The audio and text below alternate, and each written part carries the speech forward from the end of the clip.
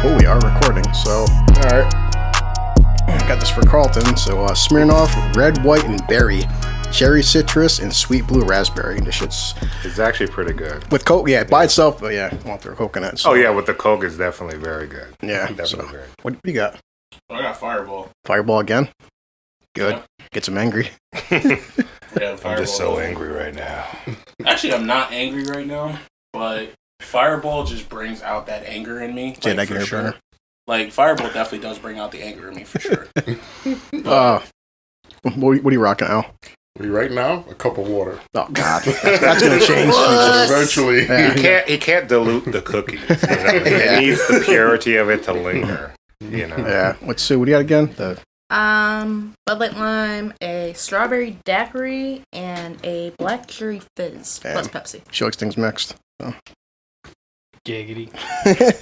What do you have, Elliot? Nothing. Jesus. I'm being sober tonight. This You- shit's expensive after a while. You want a shot of something? I got this wine here. This Red Cat. Yeah, have some of that red cat. Try some Red Cat out. I don't have a cup. Fuck the Red Cat. When your cat has a monkey. When your cat is red. Oh, you want to fuck the red cat, apparently. Whoa. I'm not sure Instead of this. chasing the dragon is chasing the red cat. I have no idea this come out, Carlton. AKA sleeping with someone on a period. The red cat. Jesus Christ. See, I was going to say the red cat was what Mark called his penis. Oh my god. Wiener. So we'll try this. I haven't tested this yet in the microphones, Carlton, but I'll pop on from YouTube and see how it sounds out since it's your first time here. But In this corner, from New Hampshire, weighing in over 300 pounds, the man, the myth, the legend.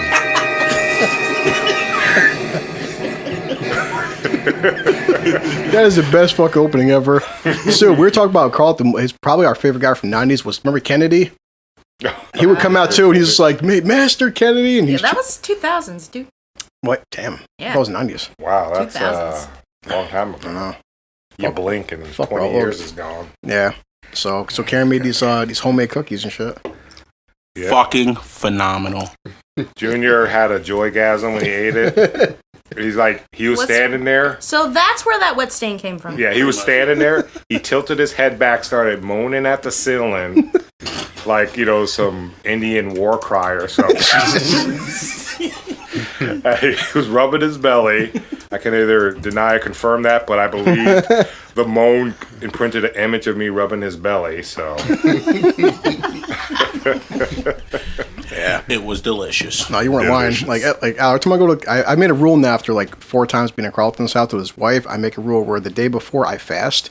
Because she sits there like, no bullshit. You wake up and it's 8 o'clock in the morning. Hey guys, breakfast, cool. And she doesn't make breakfast like a human makes a breakfast. It's a fucking buffet. Like she's feeding me and Carlton and her son, and there's just like 2 pots of eggs, 2 pots of potatoes, 3 fucking pots of bacon, a couple pans of pancakes. And like, okay, God. So you eat and you're like, all right, cool. We'll play some video games and 10 o'clock. You guys want a snack? Like, all right, Karen, sure. Why? She's like, I made a pie, like a whole pie. Like, okay, it's 10 o'clock. Then like when you call to play an Xbox, it's noon. Hey, Chris, you guys hungry for lunch? Like, Karen, for Christ's sakes. Then she's like, I'm gonna order 3 pizzas. Like 3. Jesus Christ. Carlton, I don't know if you realize what just happened, but Christopher has just inadvertently just invited me to your house. I had one time. I weighed myself before and after his place. Like, I gained 4 fucking pounds in 2 days. It's funny too because Chris eats so much that when he comes up, he sleeps 12 hours straight. Oh God! He goes to bed at 2, 3 o'clock in the morning, and he wakes up, and it's like 2 o'clock in the afternoon. That's the most I sleep. And I'm like, help yourself. One time he came up, and Elliot can contest to this. He got food poisoning because he just was so hungry. We stopped at Cumberland Farms. Stopped at Cumberland Farms. Oh, She made him homemade soup to help him with his stomach. The second he feels better, we're all eating meatball subs, homemade meatball subs. She made like a Reese's peanut butter cup pie. Oh, yeah. It's We go to bed. We wake up the next day. It's gone. Slow down. Reese's.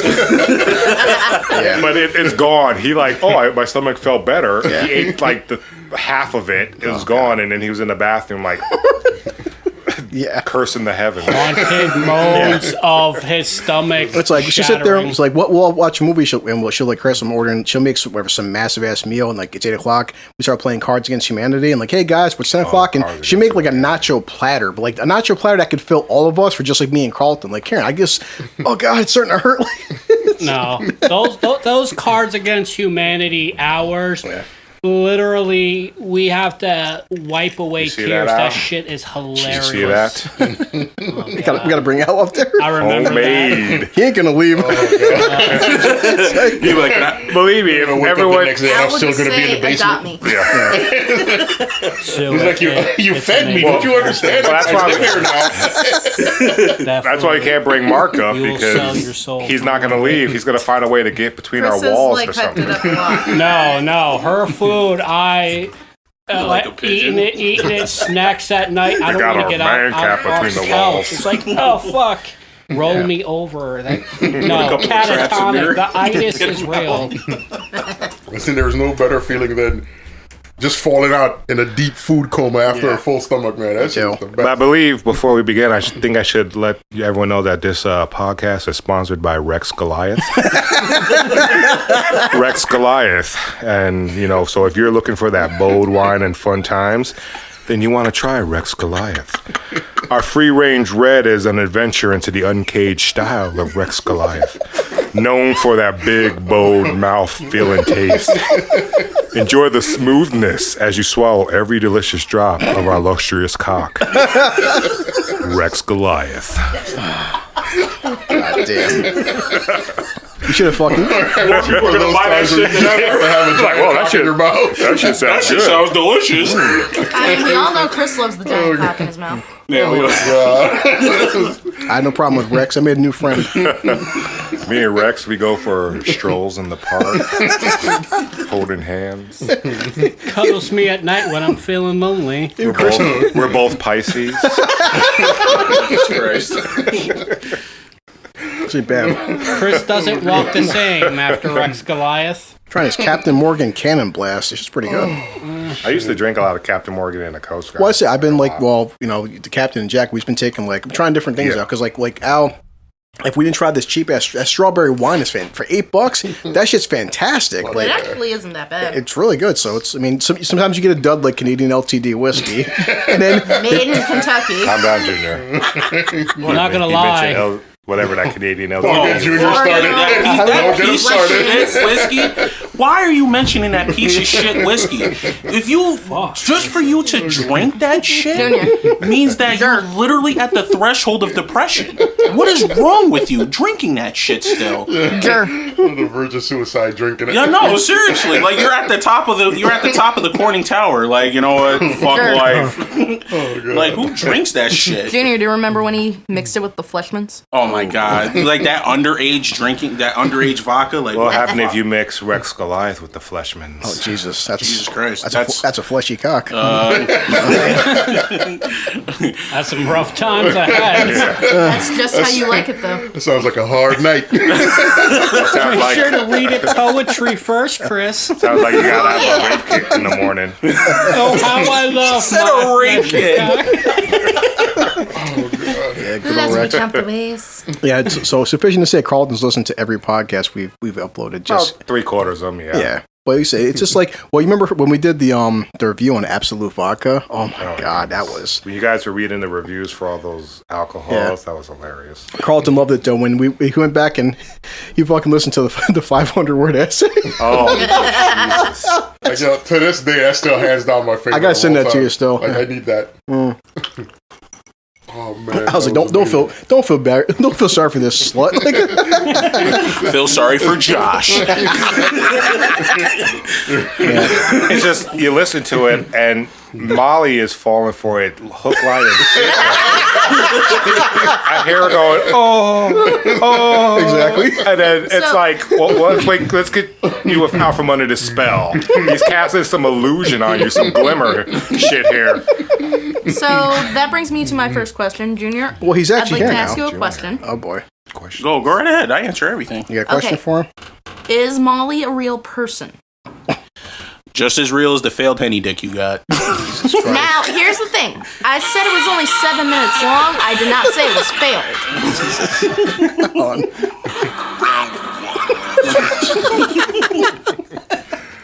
Oh, masters. So she said it wasn't failed. It was short. I said it was my shortest sexual experience. I didn't say it didn't please me. Goddamn, Still failed. 7 minutes. To Chris, Chris, you that's a didn't last 7 marathon. minutes. Huh?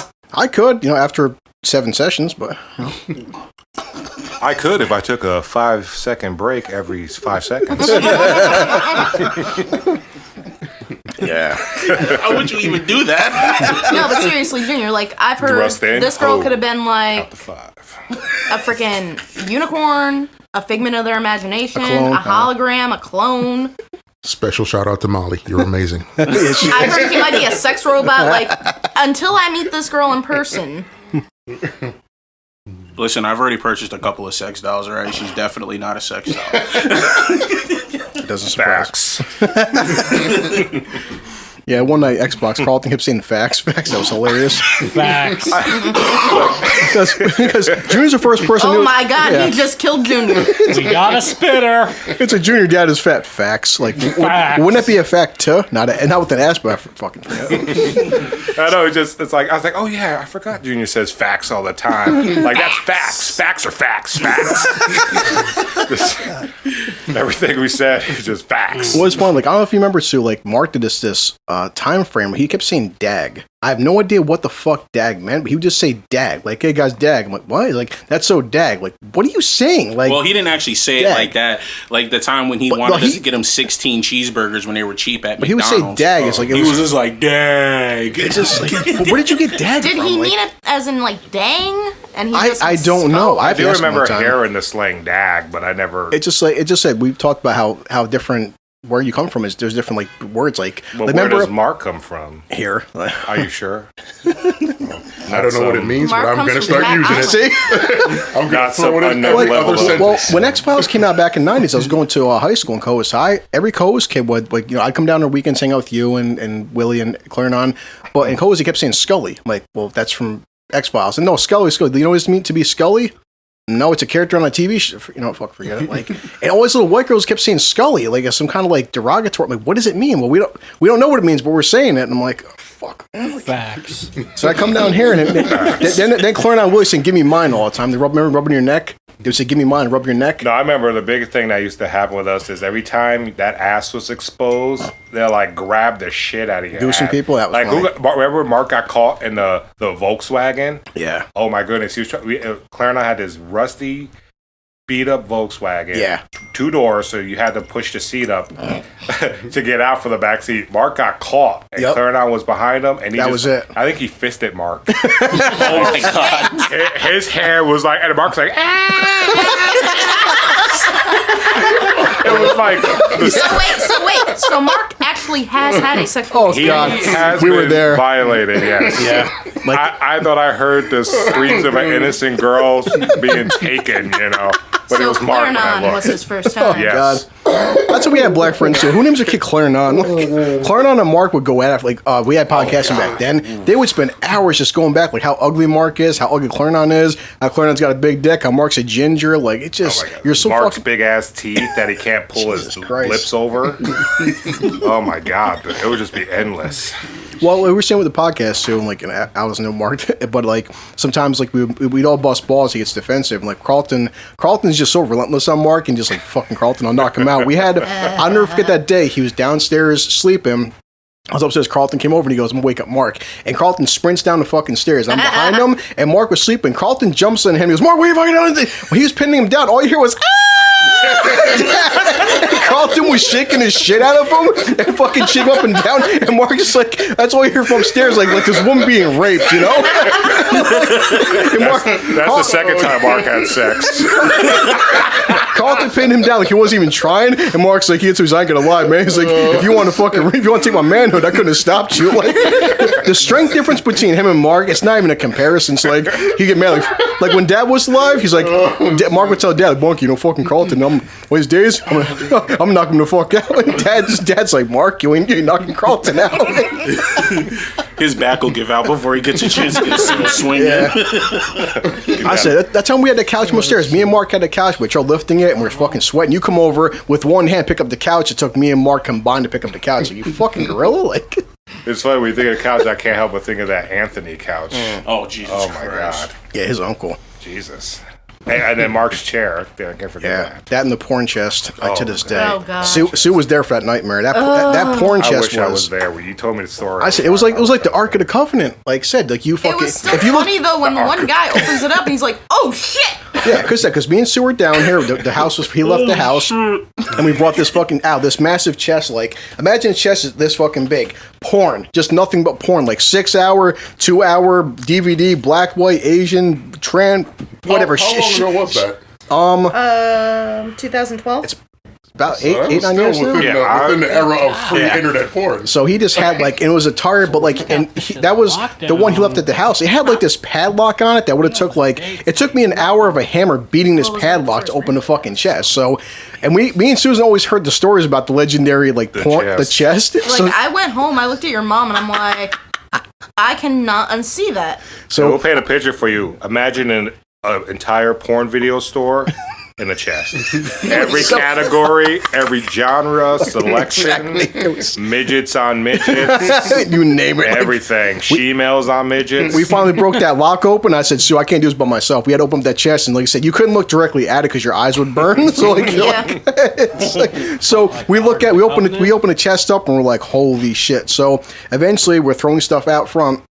I couldn't lift it by myself. That's how fucking big this chest was. I couldn't pick it up. I had to have Sue help me pick up this chest. So I'm fresh out of prison, so I'm pretty still fucking strong. So And I work at Goodwill, so I'm equally as she's got muscle to her thighs. You know, she's got the thickness, but. fuck off. So we bring the chest out front and we throw it out there thinking someone is going to find this. We know it is. So we're down to sweeping a vacuum and you hear like a truck pass by. Then you hear like a stopping and like the door opens. You hear some rummaging and you hear in the background, holy shit. So me and Sue were downstairs tickling. So I pop up my head out the basement door like, how you doing? And the guy's like, oh, what's going on? I was like, oh, pretty good. He's like, someone left this chest here. I'm like, yeah, they did. He's like, does anybody want it? I'm like, no, I'm pretty sure it's garbage. He goes, oh, this is a high quality chest. He's like, it's very durable, you know, and this is good quality material. And I'm Can't like, make this like The that worst anymore. part of it all was your poor grandmother did not know anything about what was in it, nothing at all. As I'm I getting couldn't ready tell to leave, she's like, I can't believe Chris threw away that perfectly good chest. What was he thinking? I'm like, trust me, it wasn't that good. The lock was broken. I could have fixed it. No. yeah. Some things can't I'd be help him. fixed. I'd help him load that chest into his pickup truck because it's like again, no grown man No. could lift the chest by himself. I think that was the problem. Yeah. Oh fuck. It's like, So- what's gonna happen to this midget in this video? And I can't wait to see. you knew he was gonna watch porn because he had to drag it out from under his bed. So you're upstairs, you hear the dragging of the chest. Oh, there we go. Don't go Followed downstairs by for a 2 long hours. period of silence, and then the chest being closed and shoved back under. Like, I wonder what he did. How does he even manage it by the time you get the chest from out of wherever he had it tucked away? That's half your energy spent. Like now you can't even masturbate anymore. Like I was horny, but now I'm just Yeah. gonna relax. Thank God for iMacs and computers. Now with his iMacs, he's got like a 2 terabyte iMac because you know what's on that shit. Like, Well, remember he had that one computer that started to smoke? yeah, And he found out he had a huge folder full of porn. Like I think he overdid the broke computer. the computer. God. Yeah, You have so much porn on there. You literally fried the computer. Jesus.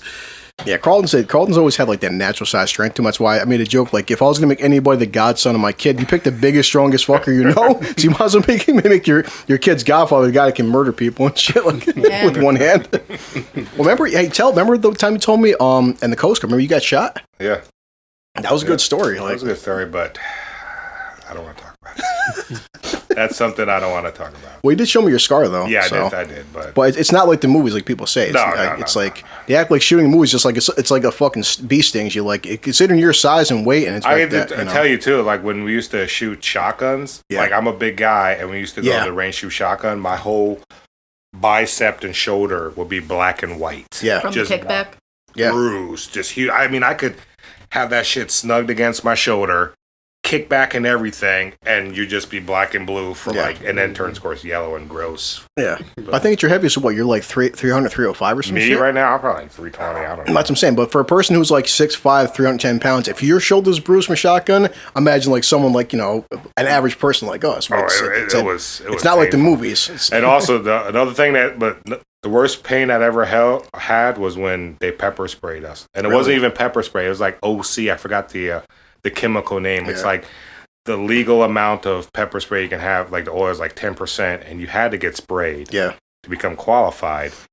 And it is liquid fire in your eyes. Not only do you get sprayed in your eyes, you gotta hold your eyes open while you're fighting a dude for a minute in a big red lobster suit. God damn. But the worst part is you have to have someone stand over the bucket that you got to cleanse your face in because you forget to breathe. When your face goes in a bucket, you forget to breathe. And then that helps for the most part. But then when you take a shower that night, you get a second dose because the oils are in your pores. Exactly, yeah. Second dose. I tell people I'd rather get kicked in the nuts than get sprayed. That shit's like, don't let them take your gun. You got to do it all over again. Like, no. Yeah. No one's taking this damn gun. Remember, it's a fake gun. No one's taking it. I remember the time you told me the Coast Guard, you said that one, it was a shark that was like twice size of your boat? Yeah. We were on a 22-foot boat, and they call it that because that's how long it was. And we were out doing patrols, and like a 30-foot shark, great white shark, bigger than the boat, was like, you could see it. I was like, Jesus. Then when you see a fish bigger than a fucking boat you're on, I'm like, oh my God. It's like of course, everyone's first thought was like, we're going to need a bigger boat. I'm like, what the fuck am I doing on the water? I mean, it was a big ass shark. I mean, it's probably like 10 feet off the side of the boat. Yeah. That's starboard, in nautical terms. Just let you know. Well, it's one thing. That's the type of situation that if I was in it, I'd still be scared, even if I'm safely on the boat. Yeah. Like, holy shit, there's a giant fucking shark in the water. I got thousands, but we can talk about it eventually from time to time. Just they'll come out thousands of stories. That's why I just remember those two because you show me your scar. And and the funny part, you had a bulletproof vest on, and even with the bulletproof vest, you getting shot, you still have fucking scars. That's why I said people. A lot of times you watch fucking movies, they can't obviously, but how seriously dangerous guns and this shit really is. But fucking dude, it's 300 pounds. You've got scars from being shot with a vest on. Like this shit's not. And also no too, joke. It's I mean, I said tons of cases, bodies recovered. Someone who tried to commit suicide after Michael Jackson was found innocent. I had to go out there. I literally choke slammed him out of the water onto the deck. I choke slammed him. I'm just gonna borrow this for a second. And the first thing I see, because this was shortly after 9/11, is he had something taped to his chest, and my fucking mind was like, bomb. Yeah, I ripped that. He bare chested. Duct tape. I ripped it off. So flesh, hair, everything. Threw it over. Found out later that was his wallet and information. But it's like he's screaming like, oh, they raped me too. I rolled him onto his stomach, and I sort of did what happened to George Floyd, thank you. I know but I didn't have it on his neck, but I had my knee on his back, pinning him to the deck because this dude was screaming, going crazy. Yeah. We had to go back to shore, and he's screaming the entire time. He gets off the deck, and deck has non-skid on it, so you can't, and he just bumps all over him. But I was like, I don't know what the hell was on his chest. I just ripped it off, threw it in the water, and he's like, "Where's my wallet?" I'm like, "Oh, okay, your wallet's gone." Oh well. I'll talk to Ryan about that when we play Warcraft. It's always that stigma. You notice that every different branch of military has their own pros and cons. But the Coast Guard, you notice Coast Guard, people underestimate the value they actually have. The shit you've gone through. They always think the Marines and stuff, and the Army's the baddest of the bad. But you think the Coast Guard just sit around just fucking on a boat playing Xbox all day. They really undervalue what the Coast Guard actually does. Like I said, I'm not gonna spend all night. I could spend hours. I got hundreds of stories.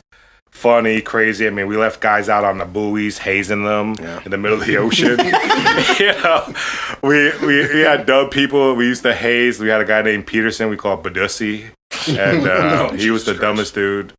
I don't know how he got above me in rank. Yeah. But some people just somehow slips by. What's my point? That like you He's said, got good knee pads and a deep throat. Exactly. Yes, petty officer.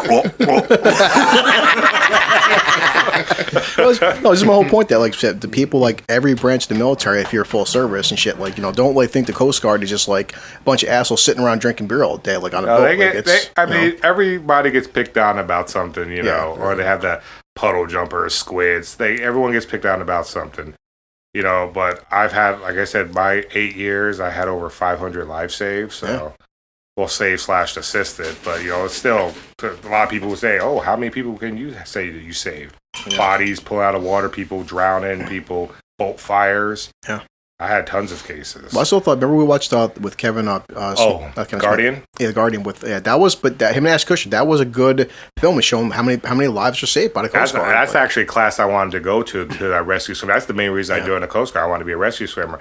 But that class, to get into it, ridiculous. Like 2-3 year wait. Jesus. And then if you're at a station but someone's on a cutter, because they were on a cutter, they actually get dibs over you. So you kept going up the list, and then you kept going back down the list. Yeah. So I'm like, forget about it. After like 3 years, forget about it. I'm going to try this on wine. See how. But enough about me. The red cat. Find out what's on. Take it before I drink the whole it's your first time, bottle. but just like because I always say anybody. This shit is amazing. Anybody's done the military, so I just I've always had a high level of respect, but I feel like I do believe this is my personal opinion. I do believe everyone should at least go through boot camp because that shit will straighten out a lot of people. Even if they don't go to service, just 8 to 10 weeks of boot camp alone. That shit will straighten some people out. At least give them some structure, Yeah. And that's one thing, that's one thing I stand by. People like, I don't think that's fair, but, what's 8 weeks of just learning how, routines and structure? So what? When I went to the Coast Guard, I was a shy guy. I was shy, timid. Yeah, I sprouted during senior year, but I didn't have any confidence, and it gave me confidence. It gave me structure, so I've learned a lot. Mark gives everybody confidence. Yeah. Take a picture of you standing next to Mark, and people will think that picture is haunted. I just caught a real life picture of a ghost. Casper the red-headed ghost. This apparition is so angry. What's it? I would like to get him down. The problem is like often I get off work, Al gets off work. We start recording at 7 p.m. Mark goes to bed by 4. So it's and also his back. He can't forget that back. Oh shit! I gotta make a comment. Let me lean it. Oh, my back. No fucking remorse. His back. Oh my god. It's just who goes to sleep at 4 o'clock in the afternoon. Unless you work overnight, you can kind of understand that you're taking a nap if you're going overnight. But he doesn't work overnight, and it's just like you go to sleep at 4 o'clock in the afternoon. Work. What sort of life do you have? He doesn't. None. Man, cat. And then you always call out July 5th, even though he couldn't do it this year because July 5th was on Sunday. Because Carlton calls Mark the man cat. Because Mark, I'll be at work, Al, and he has weekends off Saturday and Sunday. It's 10 o'clock in the morning. He goes, hey, what are you up to? I was like, I'm doing the whatever bus. He goes, yeah, I'm about to go back to bed. I'm like, it's 10 a.m. I called it a man cat. This was years ago. It's like he'll do something for 8 hours. And then he'll go to bed and he'll sleep. I'm like, damn, the only thing that sleeps more like him is a cat. I'm like, that's what he is. He's a man cat. He has he looks like a man, but he has the characteristics of a cat. Sleeps a lot, very pissy sometimes if you move its food. He'll bite at you. He does groom a lot like a cat, but, He needs in this couch. He needs his chair before he sits down in it. Instead of purring, he's like, like, what is Mark doing? Oh, he's kneading his chair. He's getting it ready. Exactly. Yeah. No, you're right there, Carlton. I said this even a while back. I think that everybody, like prison, said you can take any kind of a negative or positive how you want to, but I felt like prison, whether it's that, I always said retail, number one, everyone should have to work at least a month of retail.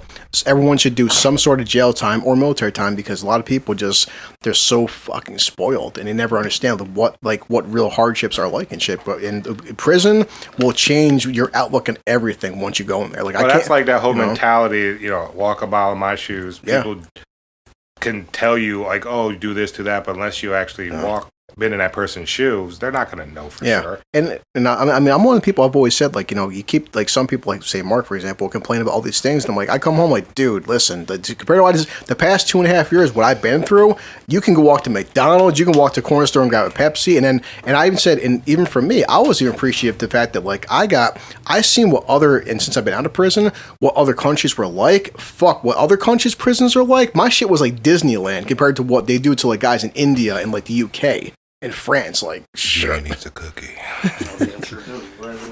Or like I said too, talking to a lot of different guys, people. I was looking at the cookies now. His eyes got my attention. You can hear it. Look at that. It's like an eye exam. I'm gonna need Chris to go ahead and slide that bag over here. There you go. But thank you, sir. But that was the thing, like, being in jail, talking to various people. Like I said, I knew my charge was controversial. It's weed, but I knew it was illegal. Yeah, but but I did meet guys. There's some guys who do, like, fucking said 10, 15 years. Guys who shouldn't have been there. Guys who were framed. That's why I've been so heavy on this whole podcast about, like, this Amber Heard Johnny Depp thing, because there's a lot of guys. We talked about this 2 podcasts ago. This man never did this. This little girl was 9 years old, which wasn't her fault. Her mother coerced her. This guy does 15 years for raping his kid. He never raped his kid. It's like, listen, I'm not going to stand here and defend Amber Heard's actions. However, she is fine enough that I'm going to go ahead and pardon her for her crimes. I'm not going to lie. She does look good. But honestly, until I started listening to this podcast, half the people you talked about, I didn't even know who the hell they are. I'm like, who's Amber Heard? Well, let me Google that. Yeah. I know who Johnny Depp is. That's a given. Well, the cool part is, this week, the fans have... they've actually named her now because the incident, they called her... After the shitting incident, now her nickname is Amber Turd. Yes!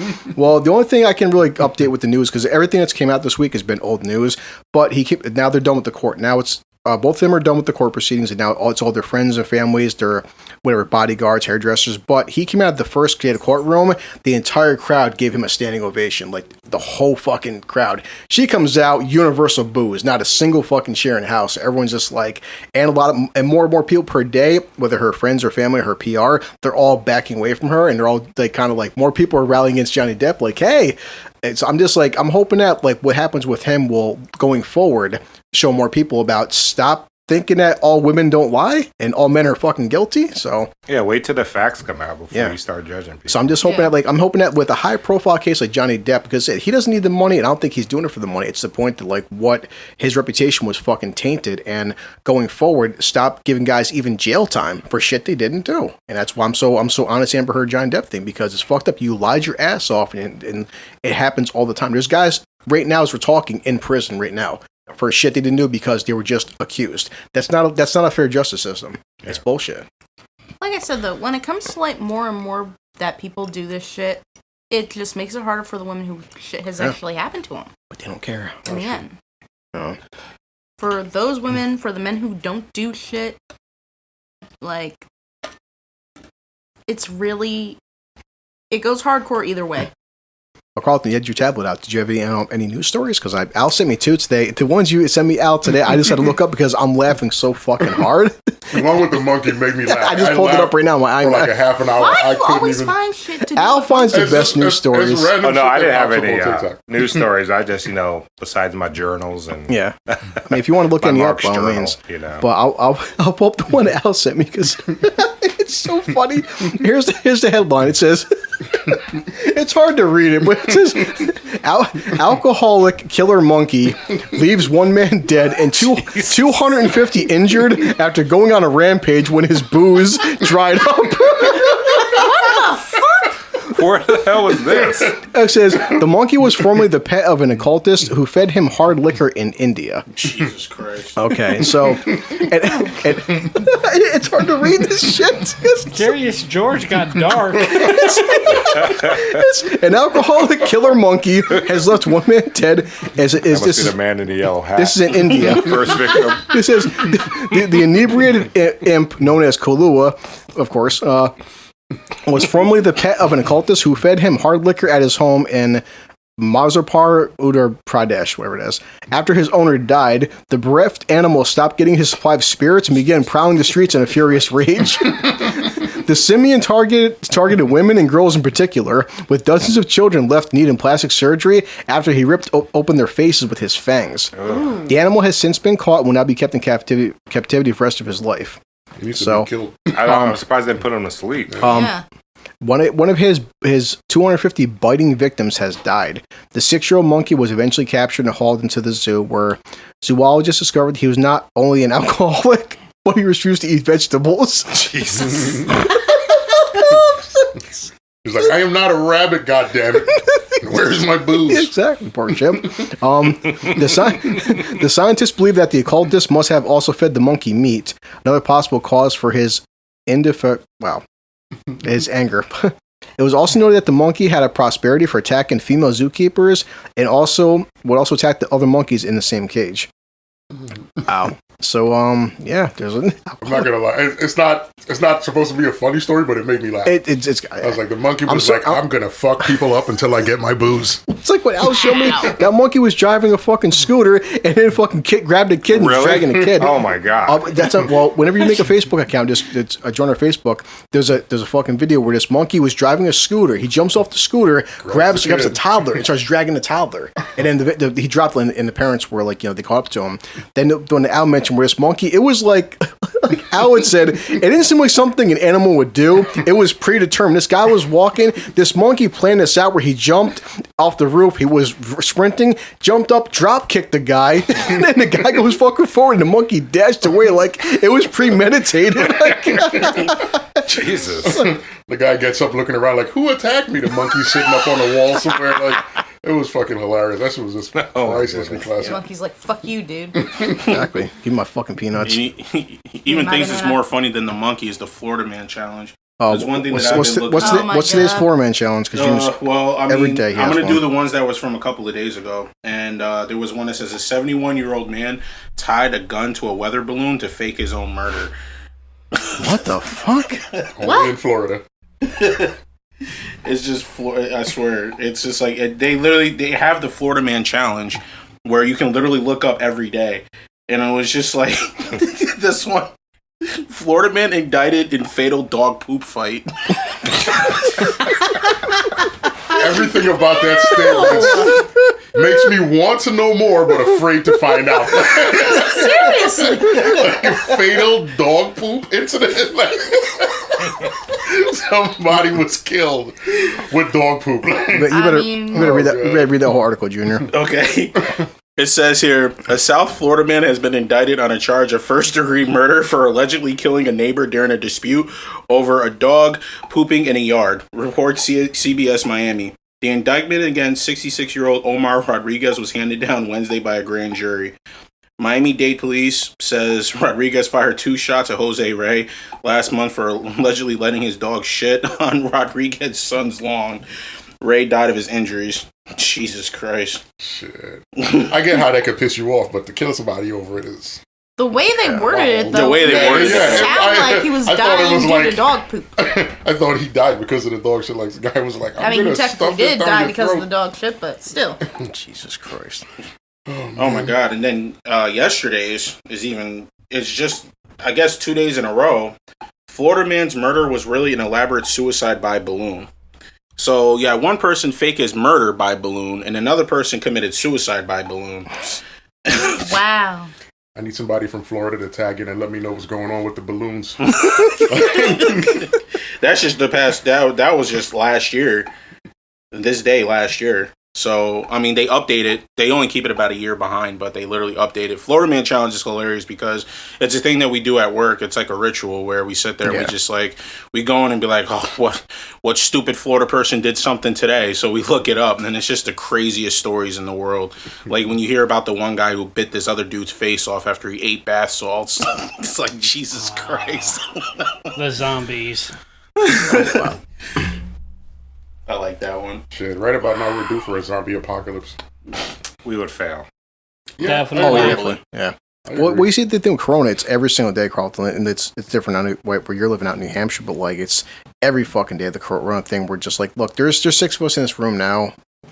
We're all fine, and like we're all smart people. We take the proper precautions as needed, whether they're over exaggerated or not. We just better be safe than sorry. But we seen this. We put this last time where I was showing this to Alan, Elliott, and Sue. Like we're listening to Howard Stern. Like where Howard was playing news clips of people. Like like just Howard's like some poor guy is working out at a grocery store. He's trying to just feed his family, go home, and some woman shows up and fuck you. You can't freaking tell me to wear a fucking mask. And I'm a free American. My constitutional rights. Blah blah. He's like, lady, I'm just trying to do my job and just put a fucking mask on. And like it became now it's like this is a communist country for asking people to wear a mask. And I'm like if we're gonna flip out this much over something that has a very low death rate. Imagine what happens when we actually do get a virus that has like a fucking 98% death rate and it's killing millions of fucking people. Like the fact that we're just this anal about this virus now. What happens when the next actual super virus comes that kills 1 billion fucking people? How we're gonna act now? That's my freaking point. This is to me almost like a test of like now how fucked we are.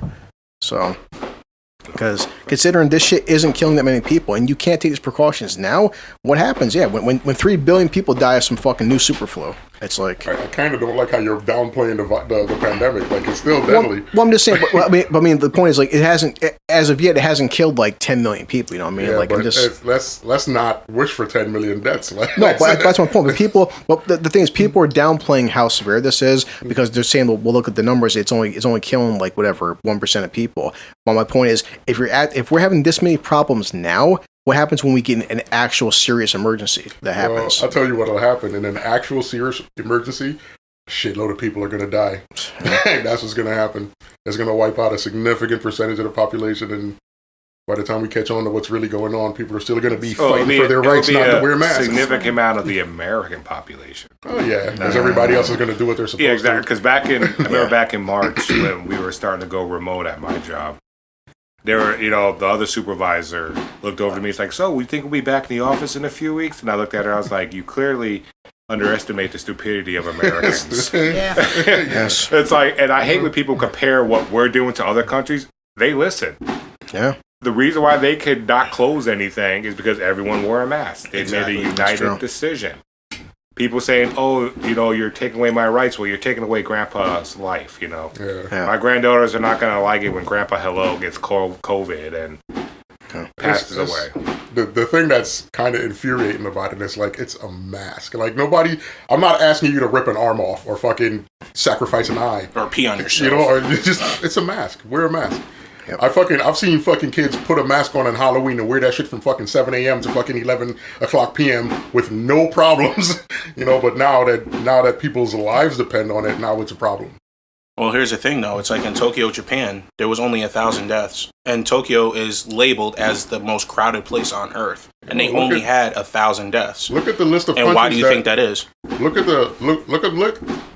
at the list of countries that's completely beaten the virus. Yeah, like India. 100%. Like third world countries that are fucking leagues behind us in terms of medical technology, just technology in general, just standard of living, and no virus. Yep. Right? And we are the first world nation leading the planet, and we are the highest fucking producer of this fucking virus. Like, it's insane. The only thing that we lead the world in is the amount of people that believe angels are real, the amount of people that's in jail, and our military spending. That's about the only thing that we're leading the world in. And COVID. And COVID cases. And COVID cases. So it's just like, at the end of the day, it's like, if people are going to say, if honestly, it's just like what Carlton was saying. If everybody would have just sat there and complied, because I comply, you know what I mean? It's like, I don't downplay how serious it is. I just know it's blown slightly out of proportion, but it is serious, and I don't downplay how serious it is. But I comply. I take health screenings every single day because I have to for my job. And, I wear a mask when I go to work. Like, from the time I get there to the time I leave. Do I occasionally take it off to breathe? Absolutely, because you try going in a 140-degree truck and breathe with that thing on you, unloading it. You're not doing it. So I take my mask off to breathe when I'm doing that. But outside of that, if I'm outside the warehouse, I have my mask on before I talk to people. If customers try to talk to me without their mask on, I walk away from them and saying either wear a mask or get out the store. It's... If we all would just comply, if we all just listened, we would not be in a situation where 4 months after all this is going on, we're still shut down. We're still partially shut down for that reason, because people seem to think, oh, I'm an American, I don't have to listen. Well, that's part of your problem, because go to another country and say you can do some shit like that. You know, you can't go to another country and say, well, I'm American, I don't have to do that. Yeah, you get shot and you get shot in the head. You'll take a bullet straight to the head. So all that I'm American shit needs to go the fuck out the window. Just comply. Facts. You know what I mean? Like, come on. Like, yo, it's like, we're not, you know what I mean? Like, it's just, why do people have it, like, they feel like, I'm entitled, it's my right. I'm like, they're not taking your rights away. They're trying to get you to comply to something so we can get back to our regular way of living. I'm like, COVID-19 is changing a lot of things already as it is. I'm like, almost, I don't know the exact numbers, but the last time I checked, it was like 2.8 million people contracted it. Is it any more deadly? No, but you have a higher risk of actually getting it than any other virus. That's what makes this virus separate from anything else. It's the fact that you can get it so easily. Like, you can get it just from walking in the space of somebody breathing. Like, that's not, you know what I'm saying? That's crazy. Like, that's what makes it so severe, is the fact that you can catch it by so many means, so many more means than any other virus. And people don't see that, they don't want to see that. It's ridiculous. I mean, throughout the whole thing, people coming out with new facts, or, people misleading with certain documents and things like that. And it's just like, hospitals, one of my coworkers, he used to work at St. Pete before they restructured. He used to work at St. Peter's, and he actually got laid off from St. Peter's. I'm not going to mention his name because he doesn't want to be mentioned in the podcast, but he wanted me to talk about this. So I'm glad we're on this topic. But he pretty much said, he was just like, there are hospitals that have money to get the sort of supplies that they need for the next 3 years. For the next 3 years, they can get supplies into their hospitals. But what ended up happening is that one of the people from the World Health Organization that was in the White House basically saying that these hospitals need more, they need more supplies for the incoming pandemic. And the White House denied them. So that's why there was a lot of deaths that was jotted down as COVID-19, even though they didn't die of COVID-19. Because, let's be realistic. In the last 4 months, you mean to tell me that 100% of the people that entered into a hospital and every single person that died in the last 4 months was of COVID-19? Absolutely not. And it's already been admitted by multiple sources that hospitals admitted, yes, we needed more supplies, and the only way that they were giving us supplies is if we jotted down people were dying of COVID-19. And it's sad that we even had to go that route to even get stuff. And but basically, going back to my original point of when I was talking about this, is if people would just simply comply, we would already be open. And it's just, seriously, we would have been open since May. Since the beginning of May, we would have been opened. But people just want to sit there and say, I'm an American, I don't have to do it. Well, it's that arrogance that keeps us shut down. Yep. Bottom line. So, I just popped on my phone right now on Google. This happened yesterday, and I'm like, I just gotta read this because it's pretty fucking sad. Like, it's good. Wow. I'm glad if my son does this, I'm gonna have to might kill my kid. But teenager allegedly spends $20,000 of parents' money on Twitch donations without them knowing. Now, maybe these parents are busy or morons. I know my bank accounts and shit. If my kids spend 20 grand in donations to Twitch, I'm gonna know about it. But it says that a Fortnite fan allegedly spent almost $19,870 to a debit card between June 14th and 30th. The mother, who remains anonymous, is not identifying her son. After several failed attempts to get her money back, she turned to Reddit for advice. And of course, she contacted the different streamers this kid donated to, and they're not giving her money back. So of course. But when I saw the bank balances were almost gone, my lips started to tingle. I had to put my head down so I wouldn't pass out. I cried at first. I can't believe he could have done this. The son was given a debit card with a nominal balance to buy school lunches, the mother said. He then began transferring money from his mother's account into his debit card to pay for the transactions through online banking. That the mother believes that her son might have seen her password while transferring money into her account for completing chores. And she was shocked when she saw the total of what he spent. I contacted my bank as soon as I found out, and they froze all of our accounts, and his debit card was canceled. Unless I press charges against my son, they will not help, as this is considered friendly fraud. So, Damn. Before Chris goes on, I would like to just point this out that this is the 20th episode that Chris has mentioned Twitch. I just popped him on my phone though. It's like this man hates Twitch. But I mean, it's I wouldn't care if his kids play. I support him in that decision. But she said, I work too many hours, have not paid close enough attention to what he's doing online.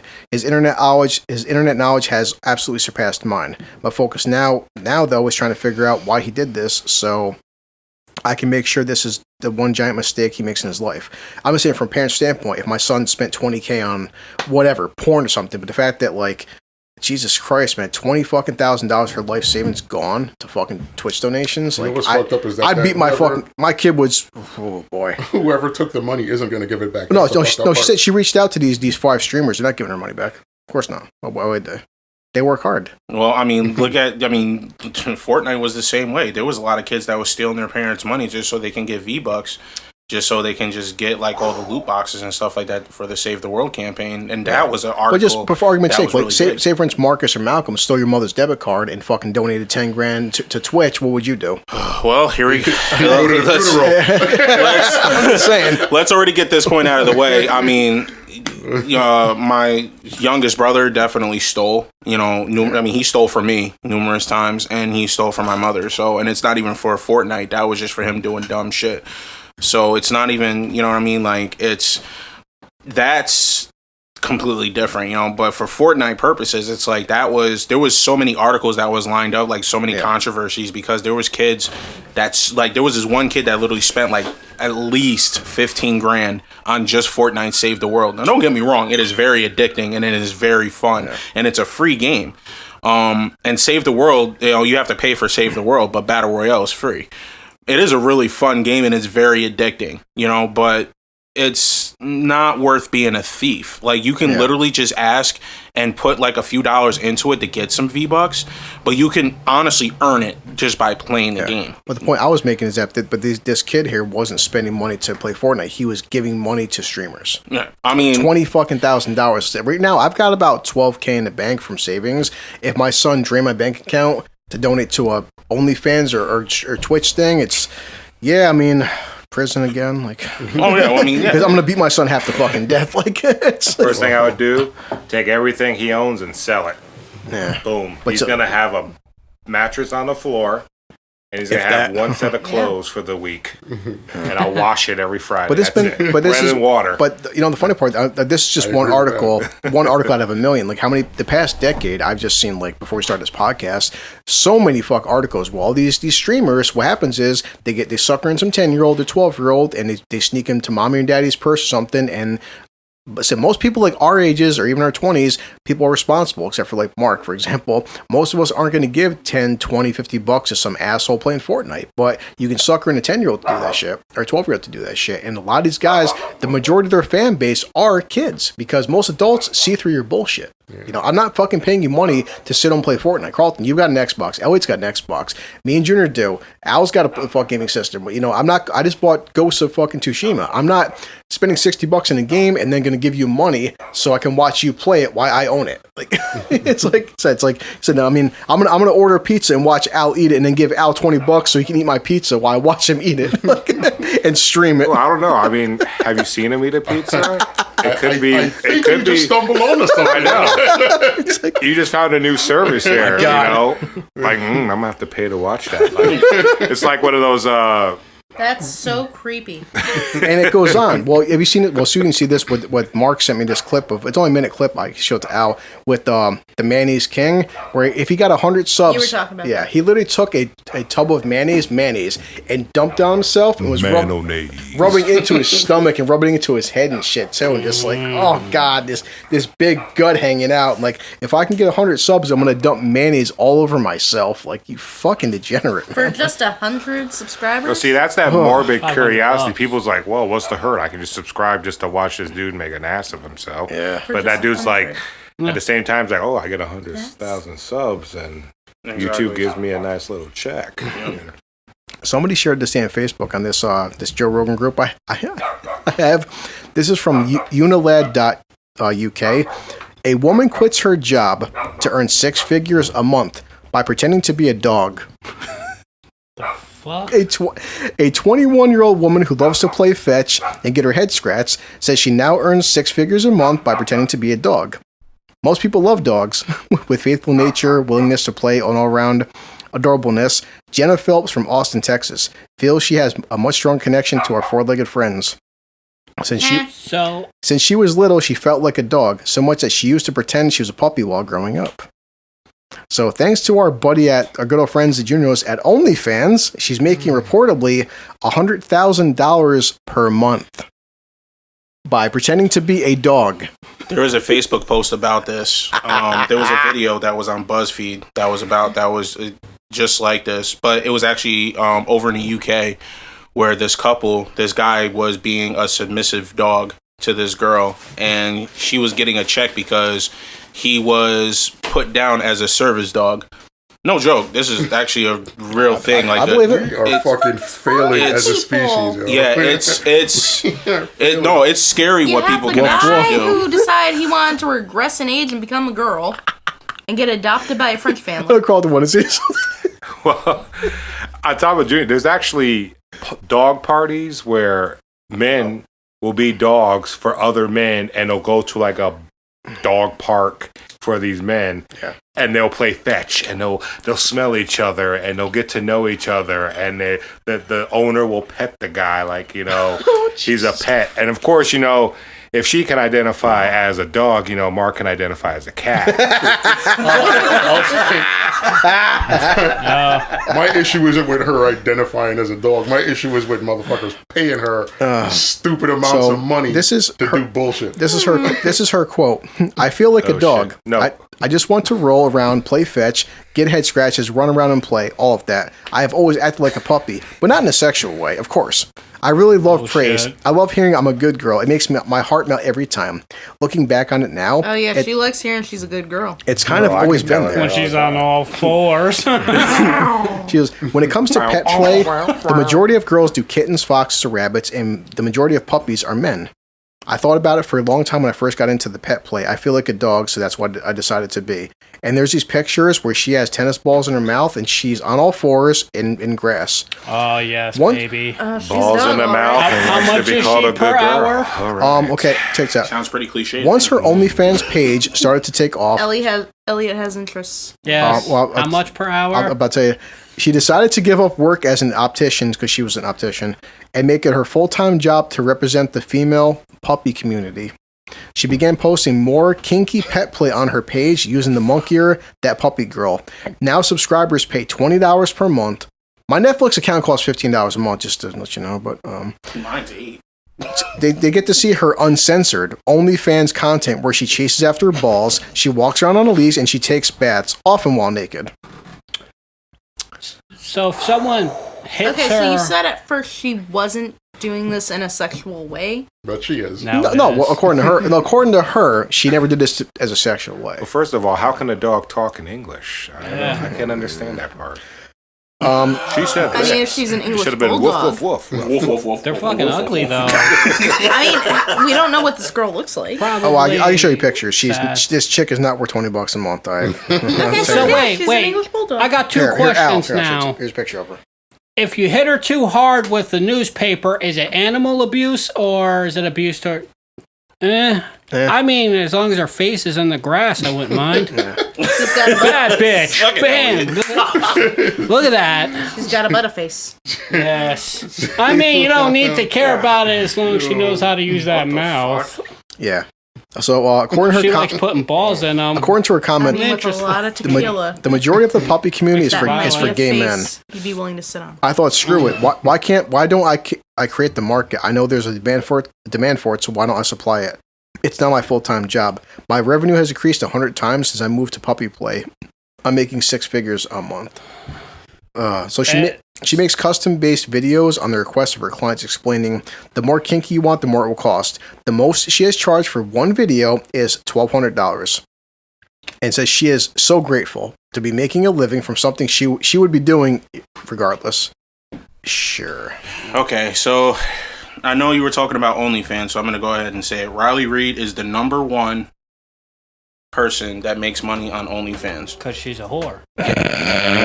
Now, here's the thing, right? There are people who, like, especially women, because, you know, you're not really going to find a lot of guys on there that make a lot of money like that. But this girl made $2.7 million in 60 days after the COVID-19 shutdown for selling feet pics. She made $300,000 just from subscriptions alone. From subscriptions on OnlyFans. Yep. When people say... That's why it's like you can't get mad at the people that's doing it because they know that's how they're getting their money. Yeah. You can't get mad at them for doing it. Like even people on Twitch, it's like they know how to get their money. It's like it's just like they know the clientele of who to go after to get that money. You know, you got to be mad at the people that's spending the money. Yeah, that's where you got to be mad because of the fact that it's like you are that dumb that you're going to spend your money seriously on something like this. I'm not even mad. I just ashamed laugh to be at a part how of the same freaking stupid like they are. Yeah, breed as them. Oh boy. Yeah, because it's just like Riley Reid. She's literally. These numbers are not exaggerated when I tell you that she made close to like $90 million off OnlyFans. She looks that like is shit. It's crazy. Like it's crazy. And she's a rapist because she raped the kid and took his virginity inside of a movie theater, and she bragged about it because she was like, "Oh, I want a dick right then and there," and took the virginity from a guy and admitted it. And of course, no charges were put on her or anything like that. It was just step forward. You can't because we live in a society where that's just as bad. Let a guy come forward and say, "I got raped by a female." He's gonna get mocked if not get his ass handed to him. Every turn. Fucking cookies. Every turn. I already have 5 of them. You can't you can smell them through the bag. The bag is sealed. You still smell them. Yeah, no, it's a thing. You smell that, Mark? Homemade. I was watching Al as he ate the cookie. His eyes like closed. He leaned back in his chair. He's just like a weed brownie. Just like, oh god. Listen, don't blame me. Blame your wife for making these delicious ass cookies. I was tapping Junior like, looking out. He was like, watch, relax. Hey, why that bag's open? Pass this. Oh, okay. Just pass them. Pass them shit. Oh yes, I get to watch Sue enjoy her second cookie. After about 3 more of these cookies, your wife is going to be our wife. I'll even pay for more cookies just to watch. That's it, Sue. We're going to make an OnlyFans. She's going to eat cookies. I'm going to take pictures, and assholes will pay me. At this point, I'm about to tell you guys to fucking do it. Yes. I guarantee you that'll make money. Yeah. It will. I guarantee you. It will make money. It literally will make money. Hey, pass that bag over. Pay for this podcast with that money, Still still. doesn't go over here. It needs to be in the center, easily. No, they do not. It's going to get heavily abused on this end, I'm telling you. Okay.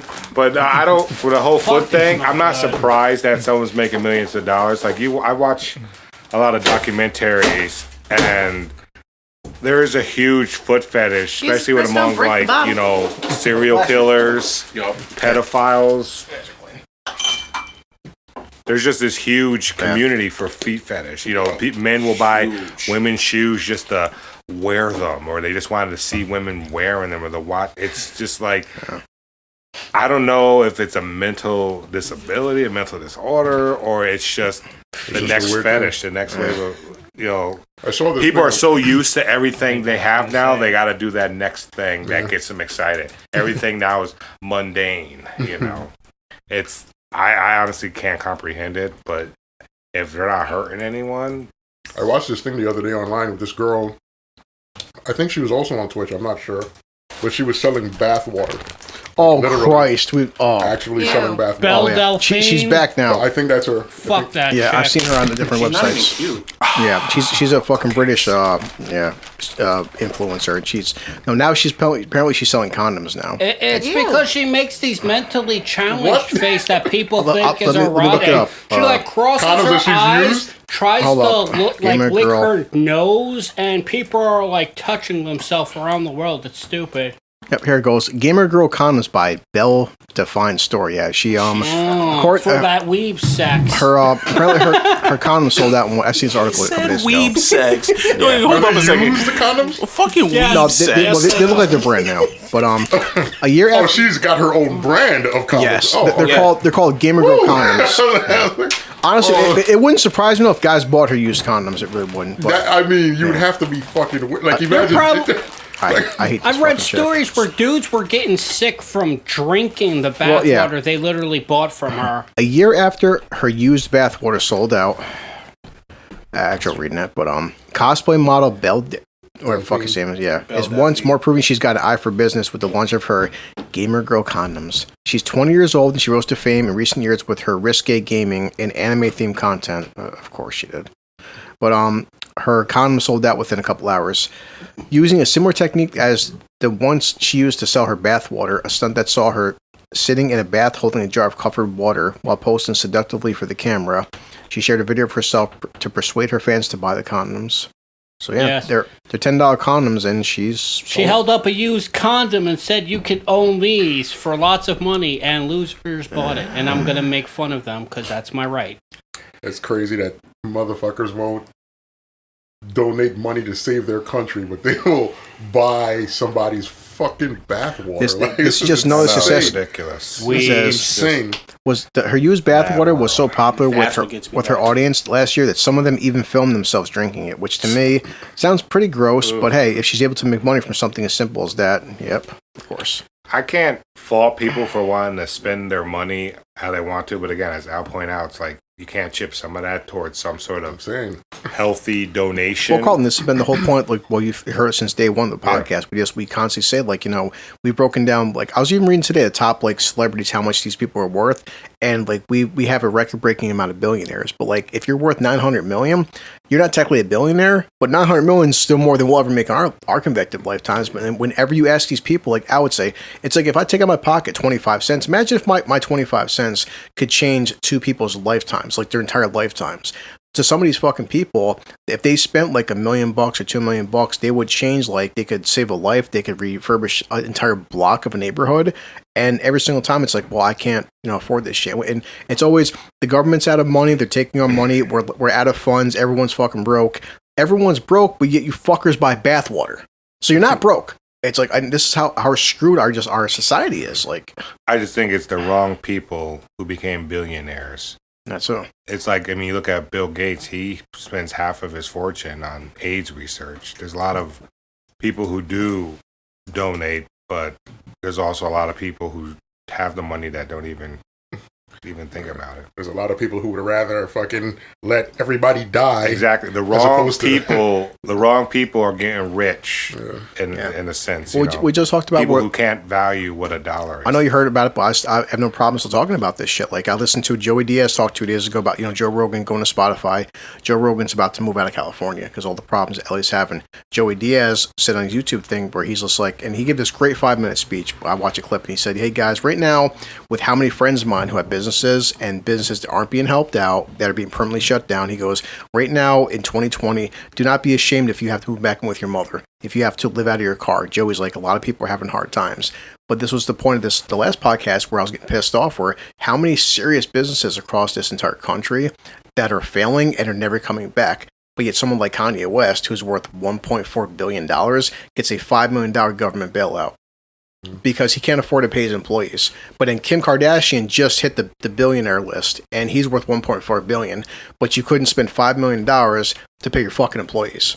But then how many businesses, even in Albany, we've seen this. I drive around, Al does Jr., how many businesses are not shut down, permanently shut the fuck down because they're getting zero assistance. So why are you giving somebody worth $2 billion money to save their businesses, but all the small businesses? It makes no fucking sense. Yeah, it'll blow your mind how many times I went online. I've had that particular argument with a whole fucking just gaggle of people because I don't understand how the argument can be made that if the middle class need money for small businesses to stay open, for the average person to pay their mortgage or pay their car note or buy food for their kids. But this is a problem because I have a bunch of people saying, "Oh, well, this is a government handout. And this is a country where we don't rely on government handouts." But you got no problem signing checks for billions of dollars to billionaires.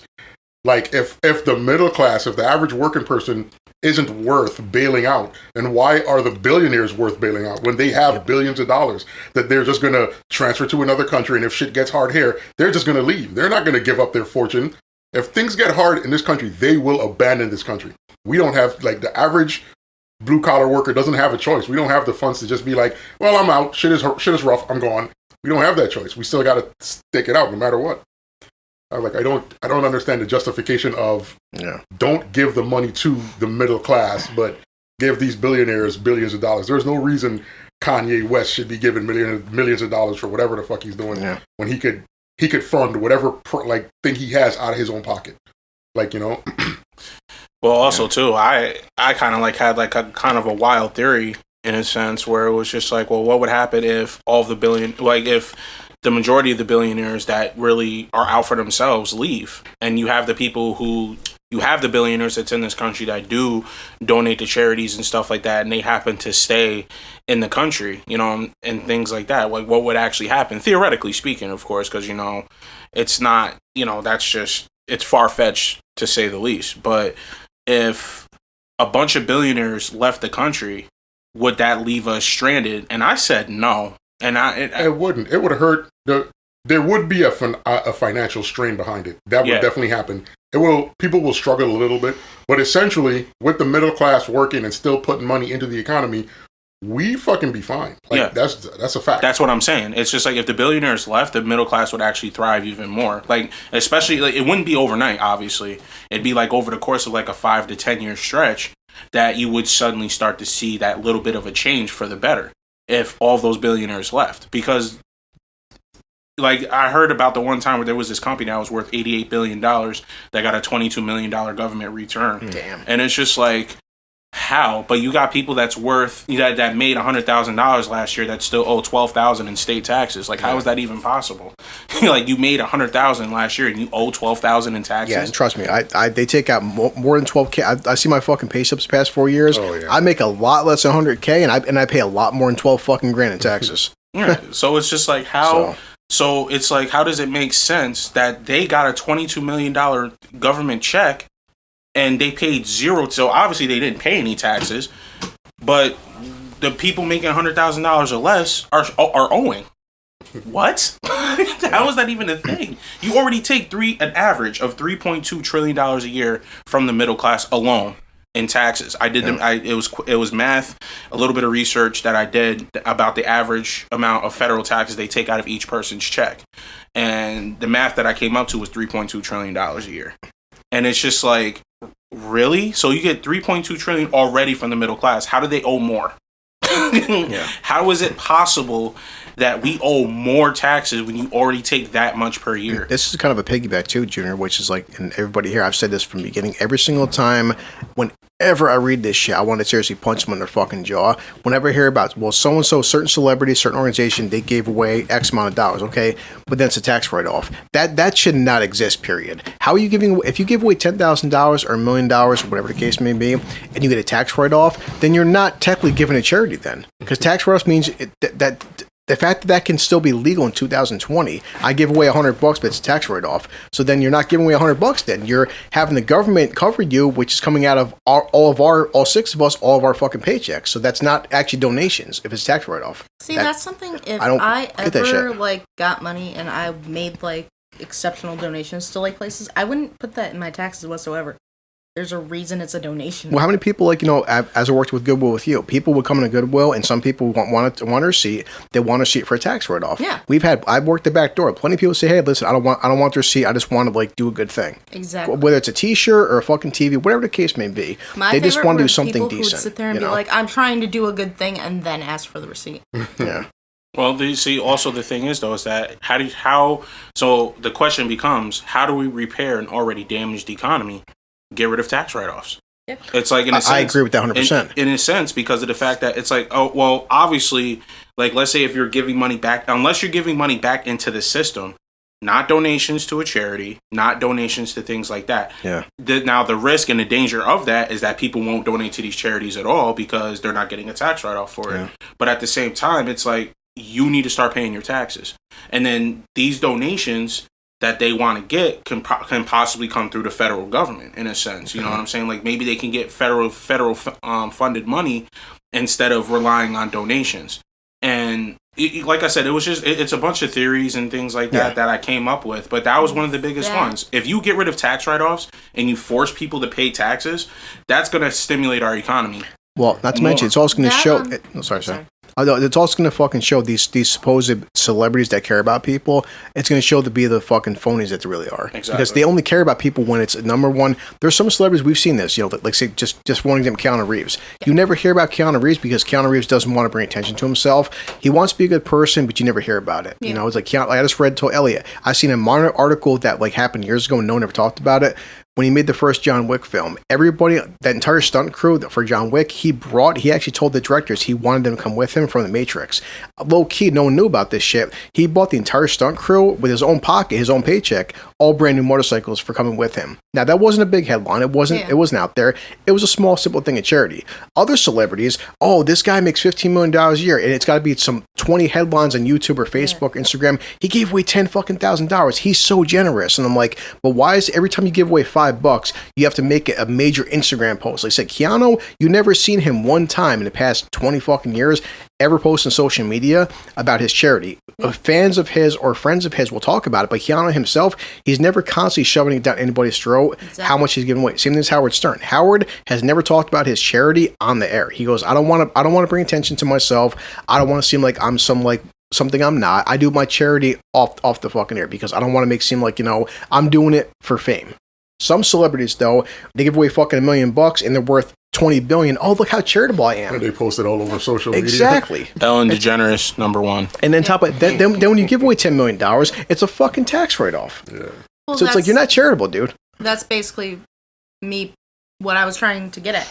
If you took away like the tax write-off that people get, you would actually see how many people actually really do care. See, the scary thing about taking away the tax write-off is then you would actually find out that a lot of these people don't care and they only do it for the tax write-off. Yep. So you would essentially be hurting the people who got the charity because now nobody wants to fucking donate or be charitable because they can't write it off on their taxes. Yeah. Yes and no, only because now there are people who are making donations to certain charities and they're like, okay, well, I'll give this certain amount because I know other people are giving it. Yeah. How many of them would probably up what they're giving because of the fact that they're like, okay, well, I'm doing this out of the kindness of my heart. Yeah. Well, here's the thing about that, though, to kind of add on with what you were saying, Susan. What's going to happen, Al's 100% right. Yeah. Charities are going to hurt if you get rid of tax write-offs.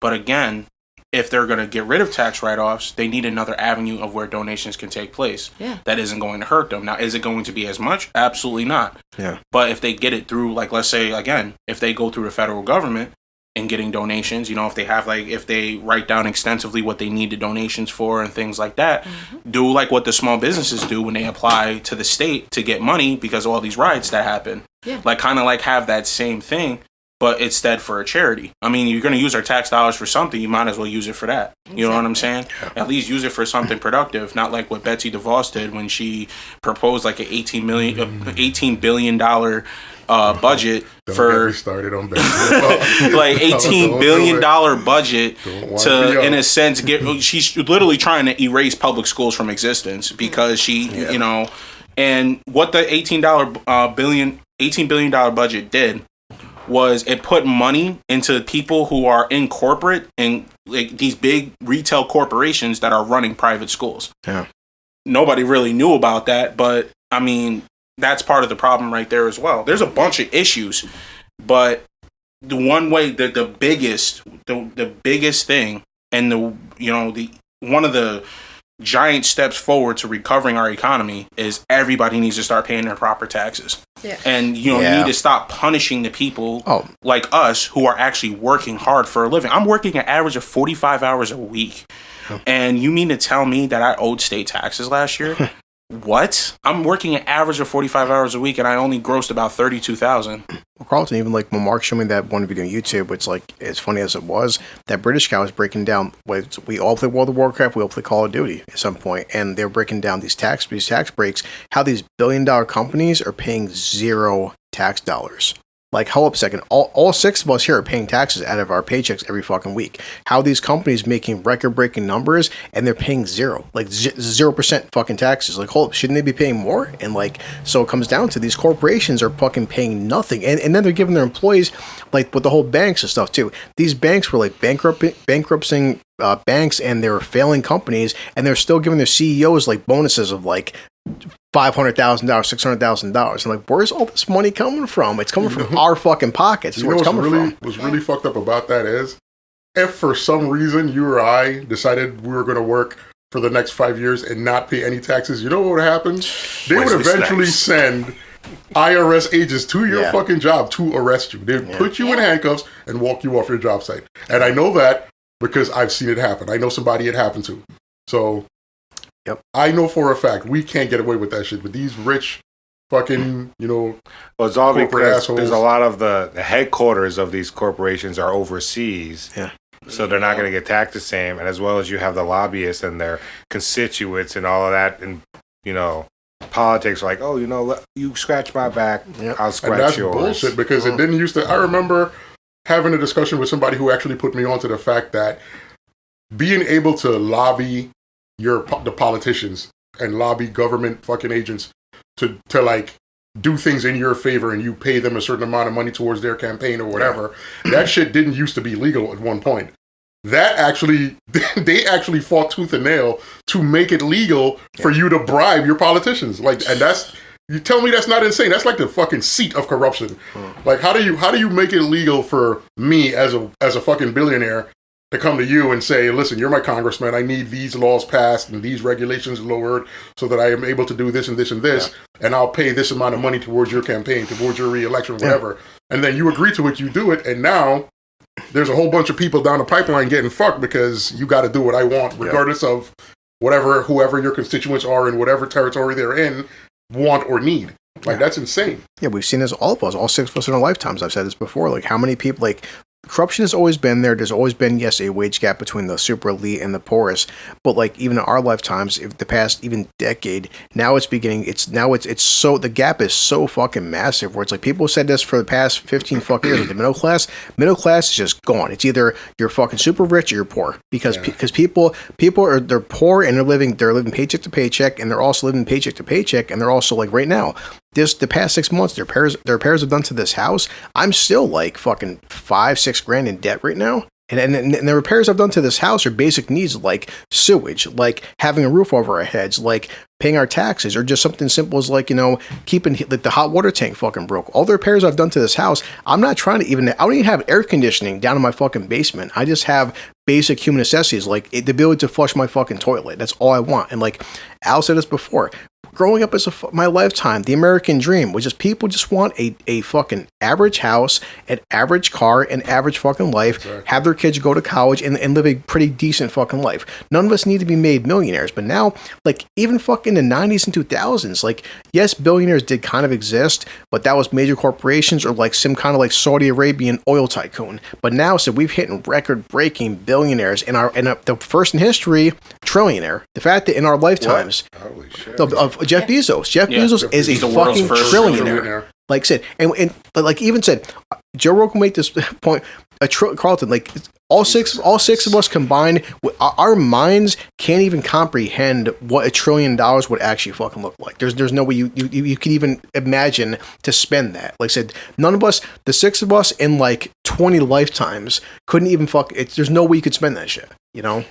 Challenge accepted. Now, there's no way though. Give me $1 trillion. I honestly don't even know how to spend $1 million if I had $1 million. But that's what I'm saying. And it's like when Al said we sit there, you read all these articles with these people. They do these people who got like what was it? Jeff Bezos bought a house. His house cost like $165 million. Okay, I can't fathom. If I sat down in a house that costs $100 million, I'd be scared to like breathe. I mean, it's like, or cars. It's just some of the things these people do. It's like, why do you need 45 fucking cars or like you said, 35 bedrooms? It's insanity.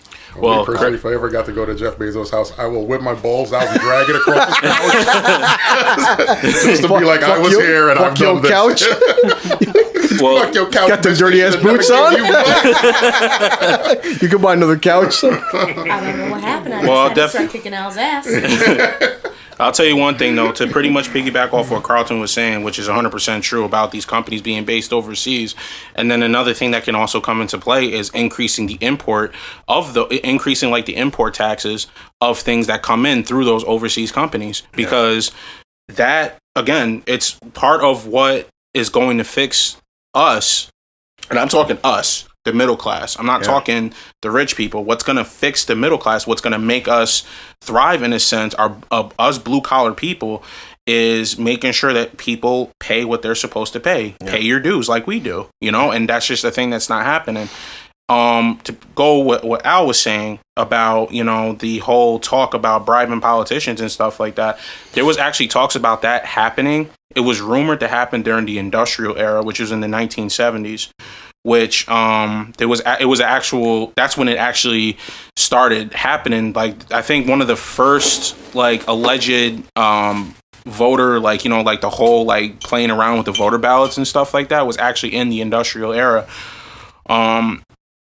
It's like what Chris was saying, the corruption it's there, and it's always has been there. I mean, we can go back in history a little bit to Tulsa, Oklahoma. A government sanctioned strike on a black neighborhood. It was government sanctioned. 300 people were either killed or arrested, off of an accusation. The entirety, at that point in time, that area, that black community was actually thriving better than the government. They were living better than the government, and they just could not have that. There was people that was making money, living great, and they just wouldn't allow that, and I've always said this before, America thrives off of conflict. Yeah. That is the number one thing. Look at the news. When COVID-19 was a thing, 24 out of 30 minutes, which was the entirety of the newscast minus the commercials, was about COVID-19. So you mean to tell me there's no other news in America that's going on right now? Nothing else is going on right now. It's all to keep us within that conflict is exactly what they want. And and all these laws that's getting passed, all these financial packages that's been sent out. Because in case you guys didn't know, 4 stimulus packages was approved, and only one of them were for us. So let's kind of makes perfect sense, actually. You know what I'm saying? So let's really get that straight right now. 4 stimulus packages passed, and only one of them were for us. We've all said it too, and we all know, Carlton. Right now, for argument's sake, if you lost your job and just Karen, what would $1,200 really do for you guys? Absolutely not. That's my mortgage for the month, $1,200. Exactly. Now let's say, I was fortunate enough, I got some money. Actually, that's not even my entire mortgage. My mortgage is $2,000 a month. Yeah. So that's not even one month payment. So. It's crazy. All the countries have been giving their people. Oh God! Germany, for example, has been giving their people $9,400 a month to sit at home because of COVID-19. You know what's scary is how often do you read people talk about and I do agree that yes, the government does mismanage our money. Yes, the government for the most part are fucking morons. They can't spend our money, but they're not morons. They just don't care. Well, I was just about to say that. It's not that they mismanage the money, is that most of it goes to their pockets, and they do a lot of frivolous bullshit with the rest of it, and fuck the working class. Yeah, but the funny part is this whole thing we talked about. We also too, it's as citizens, what's scary is we also the government is frivolous. The government misspends our money, but then we have people like us, average people who pay their fucking bills. They're spending $20 to buy goddamn bathwater. So it's are we any fucking better? When you put it like that, honestly, you can't even be mad at the government, because if we're mismanaging our money, then why shouldn't they? Exactly. Earlier today, I had this gentleman come from Windows. He looked at the window, and we spent. He's like, hey, he wanted about the podcast, and I talked to him about this. I just said, I'm just taking basic fucking middle school math. I was like, just take one of these girls, for example, this girl on OnlyFans, and say she's like, hey guys, I want to charge $1 a month to subscribe to me. All 6 of us are like, what the hell's $1 a month? $1 a month to us is fucking nothing. But if you got 10,000 if you got 10,000 fucking fans, that's $10,000 a goddamn fucking month, and that's the fucking issue. It's these people don't deserve a penny of your fucking money, let alone $1. Or some people are getting this one chick, she's spending $20 a month for a subscription. I'm like, with all the things you could do with $20 a month, so you won't give it to something that actually fucking matters. So it's the government is screwed up, but then also as society, we're screwed up too. See, I don't care if people does something positive with their money, I don't care what they do with the rest. If they like, okay, I want to watch this gerbil spinning around, Yeah. and a person in a gerbil suit or whatever for $1, but as long as they do something good, it's True. It's their money. How they spend it, we can criticize as stupid because the way we think, our morals, our ethics, our values. But at the same time, I'm not going to fault Elliot if he wants to watch feet videos. but if he's also, doing something charitable for the society. Me eating the cookie. I fucking hate feet. The cookie. If I ever became Literally. a serial killer, I'm chopping feet off. They disgust me. I've heard people make that argument a lot, and I agree 100% that each individual person has absolute right to do whatever they want with their money within their discretion or whatever. But there is a moral obligation to fucking take care of your country, take care of your countrymen. Like, as American citizens, we should want to help each other and protect each other. To better ourselves. And exactly. If you, like, I don't understand the concept of, I love America and I love my flag, but I hate my fellow citizens. Yeah. And I wouldn't donate money to a cause that's going to help the neighborhood I live in and the people that live around me, but I'm going to jerk off in a closet to some chick in fucking Japanese clothes on the internet. Like, it's wild right, to me. though. Like, it's stupid. Like, No, he's right though. He's right. No, he's 100% right, but that's a funny example. No, because Carlton You is. know you would pay Elliot the money to watch me. This is a problem, Carlton. It's like Elliot turns me there's on. people out there. Yeah. It's like I said, people we can't tell people how to spend their money, but this is the issue. It's like we have in my house. It's like saying, okay, I have 2 or 3 kids, and like my kids are eating ramen noodles every night because instead of buying my kids actual fucking dinner, I'm spending my money on some cam girl, and this is the fucking issue. It's like instead of or your local neighborhood, like when the riots first happened in Albany, the first thing I did was I took Christian and I went to Paisans. Paisans, we've seen this on the news. Paisans has been there for 20 some odd years. The whole fucking store was trashed. It was broken into. They're rebuilding. I spent $30 to get a pizza and wings for my kid. I give these guys a $5 tip because I wanted to help a local community that was suffering. Like and the guy said, rioting is not covered, and Junior knows this, because Junior's trying to open a small business. What happened to Paisans wasn't covered, and even if they were get covered, they won't get a check for like 6 months, a year, possibly 2 fucking years later. So instead of me giving money to some random bitch on OnlyFans, I want to give it to somebody who in my local area who actually fucking needs the money. And whenever you see a firehouse do a fundraiser, how many fucking kids in our area in schools? Kids are not eating. Kids can't afford fucking school supplies, and teachers are making $15 fucking an hour. All these different things happen all the damn time. Yeah. Nobody can afford to feed their fucking children. Like Al said, you can afford to spend $5 a month on some chick on OnlyFans. That's the issue I have, and this is why I said as being blue collar people, I said we're just so. Why should any of us ever? Carl, you know this. Your godson's 13 years old. Why should I tell my son to ever go to college, to work hard, to strive to be a better fucking person when, hey, Dad, I'm going to quit school at 15 and play fucking Fortnite till I'm 45? That's the problem I have. Look at the girls all these girls now that are saying, I'm going to be a stripper. I'm going to start an OnlyFans. I'm going to, it's wild now that this is the trend. Like young girls are now saying, fuck graduating school and going to college when I could be a millionaire by taking my clothes off. Like, that's the fucking incentive because this capitalist driven I would probably lose country. money if I took my clothes off. God damn. I don't know. I got some singles in my wallet. I personally would make sure you're rich. I would drain my bank account. Well, you're making that statement, do Chris. You have to realize not everyone thinks the way we do. No, exactly. And we can sound like reasonable, logical people, but you look at Mark, for example. Yeah. Oh boy, he's the perfect example. Get your brother. He's pulling his wallet out. He's making probably more money than some people. He complains he only got ramen.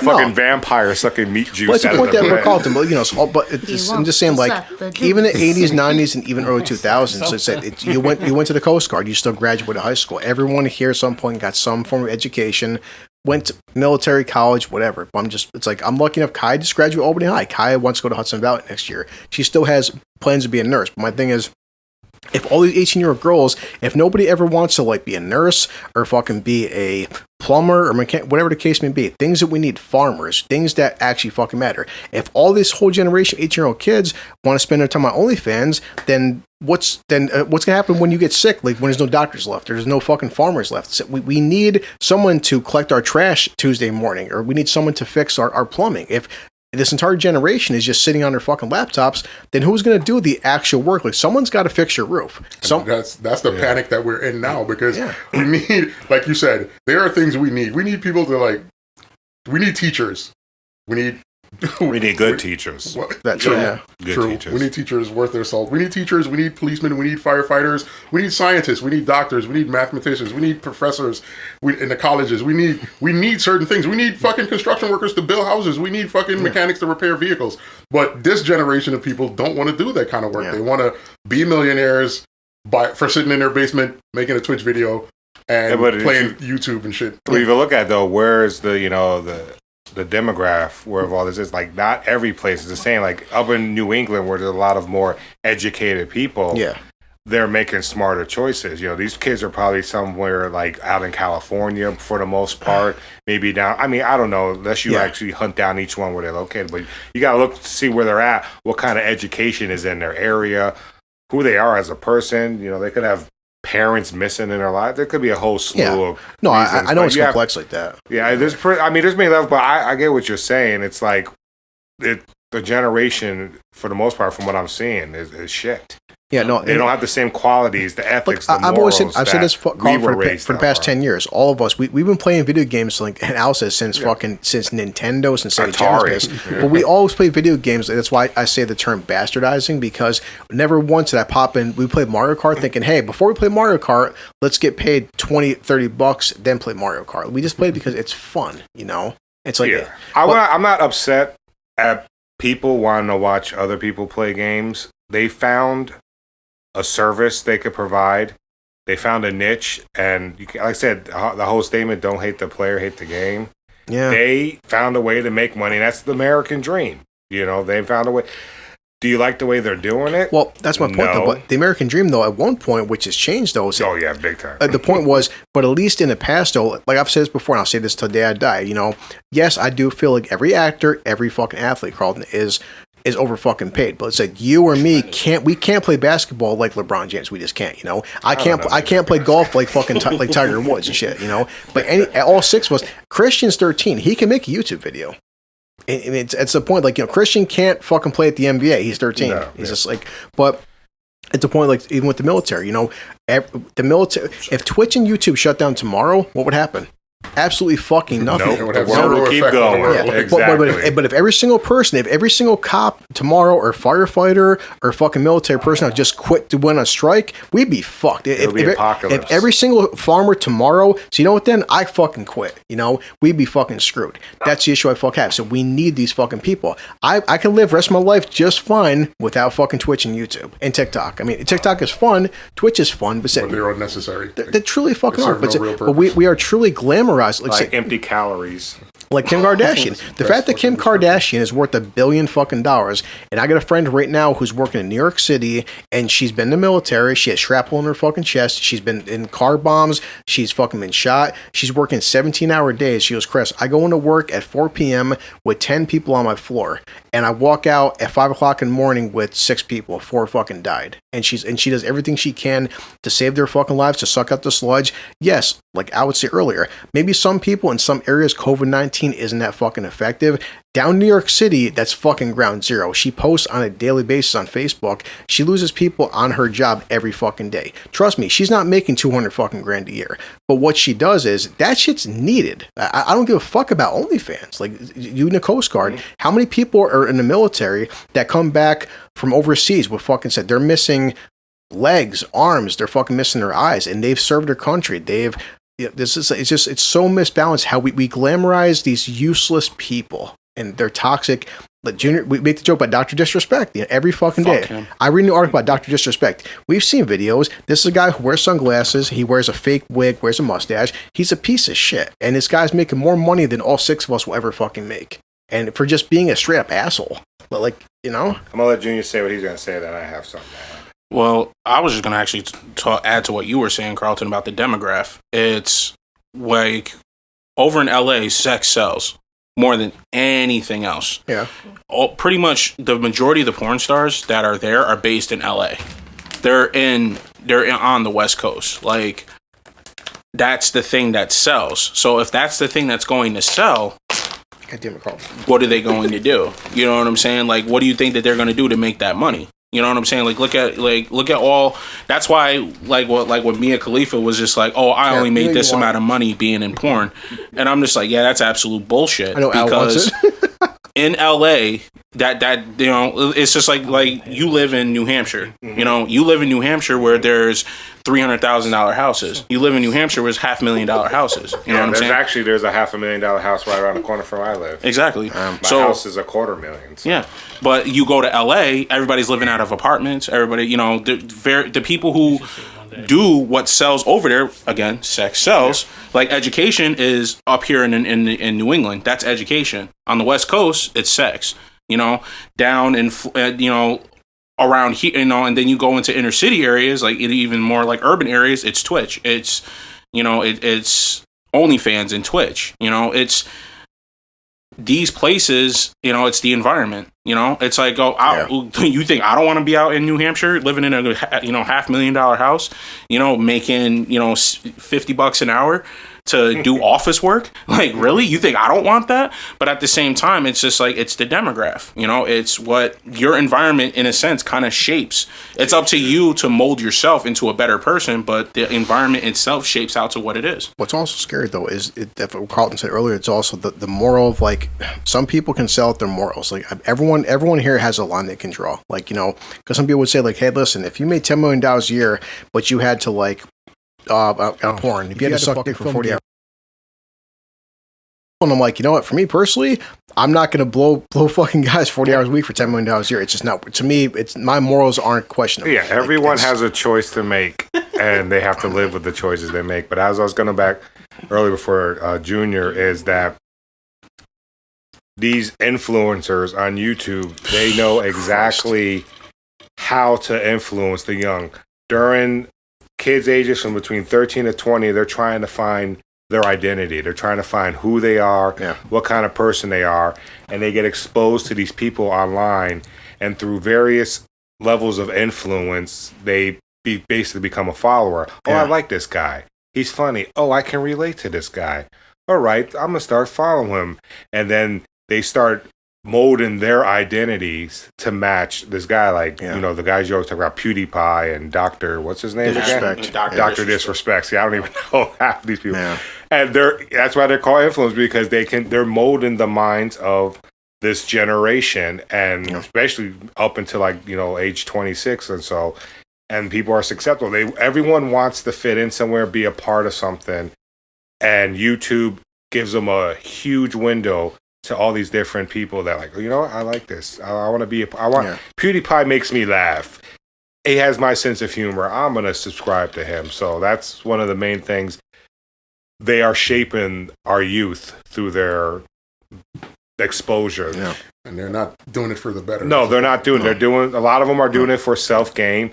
A lot of them, there could be a few out there. I don't know. There's probably millions of YouTube videos and. I want us to create YouTube videos next time, but that's a point problem. But it was a point that there was a point or a time where it's like we looked up to, like, Mr. Rogers even before shit happened. Bill Cosby, or say Hulk Hogan. It's like people that influence young children would say things like, work hard, play hard, eat your vitamins, say your prayers, respect your fucking parents. Al Bundy. Look at the influence we got now. Outside of YouTubers, you have basketball players who don't give a shit about the youth. Yeah. They shit on them. They just want your money. They do nothing to help the communities grow.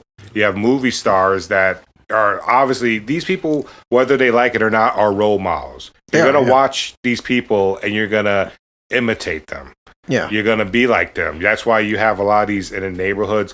Especially black neighborhoods, they want to be rappers and basketball players or sports players because they see a lot of rappers, same color. They can identify with them, the morals. It's all about identifying and being, accepted and being a part of something. Yeah. And people do not like being alone. And you just have a lot of these people who are in places that they can do a lot of help, but they don't. They don't. Yeah. It's all about me, myself, and I. Yeah. That's one of my number one arguments about the way how capitalism works, with this idea of only taking care of self You know, I gotta be wealthy no matter what. I gotta be wealthy no matter who gets crushed under heel in the process. I've got to be wealthy no matter what the hell I got to do, no matter who I've got to cross, no matter who I got to piss off. I said, and it's like, I don't mind if people make money, but if they do it in a justified, legal, moral way. It's like if you're making tons of money because you created an idea that helped a lot of people. You didn't step on people. Everyone rose with you. That's great. You're contributing. But people who basically every person in their way is a stepstone to their success. Well, that's the problem I've always had since Kim Kardashian became a household name. Kim Kardashian was a prime example. Was like now she influenced a whole generation of little girls of like, you know what? Why should I ever have to go to college and work hard? Why should I ever have to work a fucking 16-hour day when I can just like blow a fucking guy in a hotel room and hope to get on a shit reality TV show and become famous just for the sake of being famous? Or like PewDiePie, for example. PewDiePie's example. I read this guy's bio. I always said, before I talk shit about you, I'll read your fucking bio. Your parents didn't fucking approve of your decisions. When all of us were going to high school, we played video games, but we still worked hard, we studied hard, we did our shit. PewDiePie was skipping fucking classes. He was dropping out of fucking most of his school. He was sitting around playing video games. He went to college. He was a college fucking dropout, and he sat around and he skipped most of his schoolwork to play video games and to upload YouTube videos. That's my fucking point. He never had to work hard. He just hit the YouTube lottery. You know, just became, that's what it is. Because, like, is it anything, Carlton, if tomorrow, if you'd upload a video, if Junior did, if Al did, the only difference is he just happened to get lucky to get a following of mostly morons. Because his videos, I've seen his videos, they're not smart, they're not inventive. He's not teaching nobody, at least, like, you know, Miss Rogers taught kids how to, like, brush your teeth, how to, like, tie your shoes, how to do your ABCs. I've watched different videos where it's like this guy, Jeff, for Athlete X, he said, hey guys, during COVID, here's how you do a push-up routine. Here's how you do a bicep routine. He would teach you home workouts. That's informative. This kid, Matt Ward's like, hey guys, I'm a sergeant in the military. When you first join the military, this is what the first week of boot camp is like. This is the second week of boot camp. This is the pros and cons. There's people out there who would teach you something, how to learn new recipes for cooking, how to teach you how to whatever the case may be. PewDiePie is like, oh, I'm playing Xbox, I'm screaming like a bitch, playing fucking video games, and now I'm worth $10 million a year. Like that's not. You know? I blame it completely on the type of content that was created for consumers in the era that we grew up in. Like anybody that grew up like as a child growing up in the 80s, where most of the things you watched on TV was like a moral-based educational show. Like no matter what show it was, you could think of like He-Man, G.I. Joe, Transformers, like any show you watched. At the end of the show was some kind of moral. Like it was the bad guys that were like completely scumbags, and then it was the good guys who had like this exceedingly high moral fucking compass. And every show was telling you, you know, be fair, share, don't discriminate, do the right thing, and then we fast forward to now, the generation after us, like 2 generations down, all these guys see on TV are like fucking, you know, video vixens and rappers, fucking thugs, billionaire criminals that are fucking breaking the law to be rich. Yeah. And they see all these things and everybody just wants to be rich right now. Nobody wants to work. Nobody wants to fucking do anything that is productive or hardworking or anything. It's like, I want to sit in my basement. I want to make a shitload of money for doing the fucking least amount of work I could do. I'm going to make this video. I'm going to upload to YouTube. I'm going to do OnlyFans. And that shit's, it's frustrating just to see it happen because it's going to affect the generation after. That's, you know, like to watch them now just destroy the fucking world that's been handed to them. Yep. Like even like they showed this a few weeks back where like remember Carlton it was kind of before our time, but like back in the 70s, the Munsters, and the Munsters was an older show with the Munsters, but they showed this old clip back in 1970 something, and Herman Munster told his son like, hey, like it doesn't matter if you're black or if you're white or if you're green, or like he was the, you know, the Frankenstein monster, but he gave this big huge speech, a minute speech about how to be against racism and bigotry. Even back in the Munsters in the 70s, we're talking about how to treat everybody equal, even if you're a monster, even if you look different, you know. Just simple things like that. And it said all of us, we grew up with fucking Fresh Prince. We grew up with Family Matters. We grew up with The Cosby Show.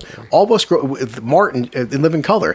We all, it's like Al said, these things, if you actually watch the old He-Mans, even Teenage Mutant Ninja Turtles would say something simple as like, Donatello was like, hey, he's telling Raphael, hey, turn off the sink. Why? Because he's like, you're wasting water. Carlton, Captain Planet told us how to recycle. You know, it's like, when your powers combine. Yeah. It's like, it would be a badass show, but everything from the Turtles to Transformers would still have these messages to kids to be a good person, to work hard, to play, to respect your fucking Hulk Hogan. Hulk Hogan was 80s. He would tell kids, eat your vitamins, say your fucking prayers. You know, respect your parents, treat everybody equally. Now that's fucking gone. Now it's just like sit your dead ass in front of a fucking video game, sit there and play all day and beg for donations. Because donations, I have said this before, if all 6 of us go to Denny's or IHOP or Red Lobster, we give the waiter a tip based on their performance and their ability to take our order, to deliver us good food, to get our order fucking right, and how they do this. Now it's just like, well, I'm on fucking Twitch or TikTok and I need money. For what? Because I worked hard all day. You worked hard all day by watching Dragon Ball Z. Like I've seen YouTube videos where there's some girl that's sitting on her bed watching anime. And well, I deserve $5 a month for Patreon for doing what? Because I sit and these girls will do a 20-minute video, not say a single word. She's watching an episode of anime. I love Susan, girls? But I'm not paying fucking Susan to sit home and watch The Mandalorian. Is it Black Clover? You know? Any anime. I don't know. Susan, I'll pay you to stay home and watch The Mandalorian. I mean, if she's showing episodes I haven't seen, I might pay for it. I mean, like, what else does she do in the video? Nothing. Yes. Like no. Like all she has to do is sit there in her pajamas and watch The Mandalorian. Anytime like that's it. Susan, people pay for that. Susan, People Disney Plus. You've watched Gargoyles. You watched X-Men. You watched Spider-Man. All you gotta fucking do is hop on your phone. To, like, Okay, hop on your phone, create a fucking Patreon, and just upload to YouTube, and you'll get like $10,000 a fucking month to sit upstairs, you know, eat a fucking bag of Doritos and just watch anime all day. That not everybody gets that opportunity. But the premise of what they do is, I understand the premise of what you're saying. the point is this is something all 6 of us do as everyday fucking life. Yeah. You know, said Junior, how many times we play Call of Duty for 4 or 5 hours? But Yumi didn't pop it. Hey, this is Will and Chris. Before we play Call of Duty, I want like $10,000 to fucking play Shoot House 24/7. That's bullshit. I'm gonna go ahead and say this, and I'm gonna summarize all of this of what you just said in just 3 simple words. Capitalism is toxic.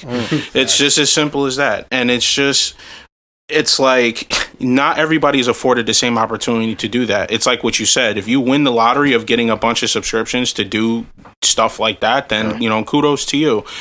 The message is still out. The message that you were talking about earlier about, you know, respecting your elders and, you know, taking care of yourself is still there. Nobody hears it though.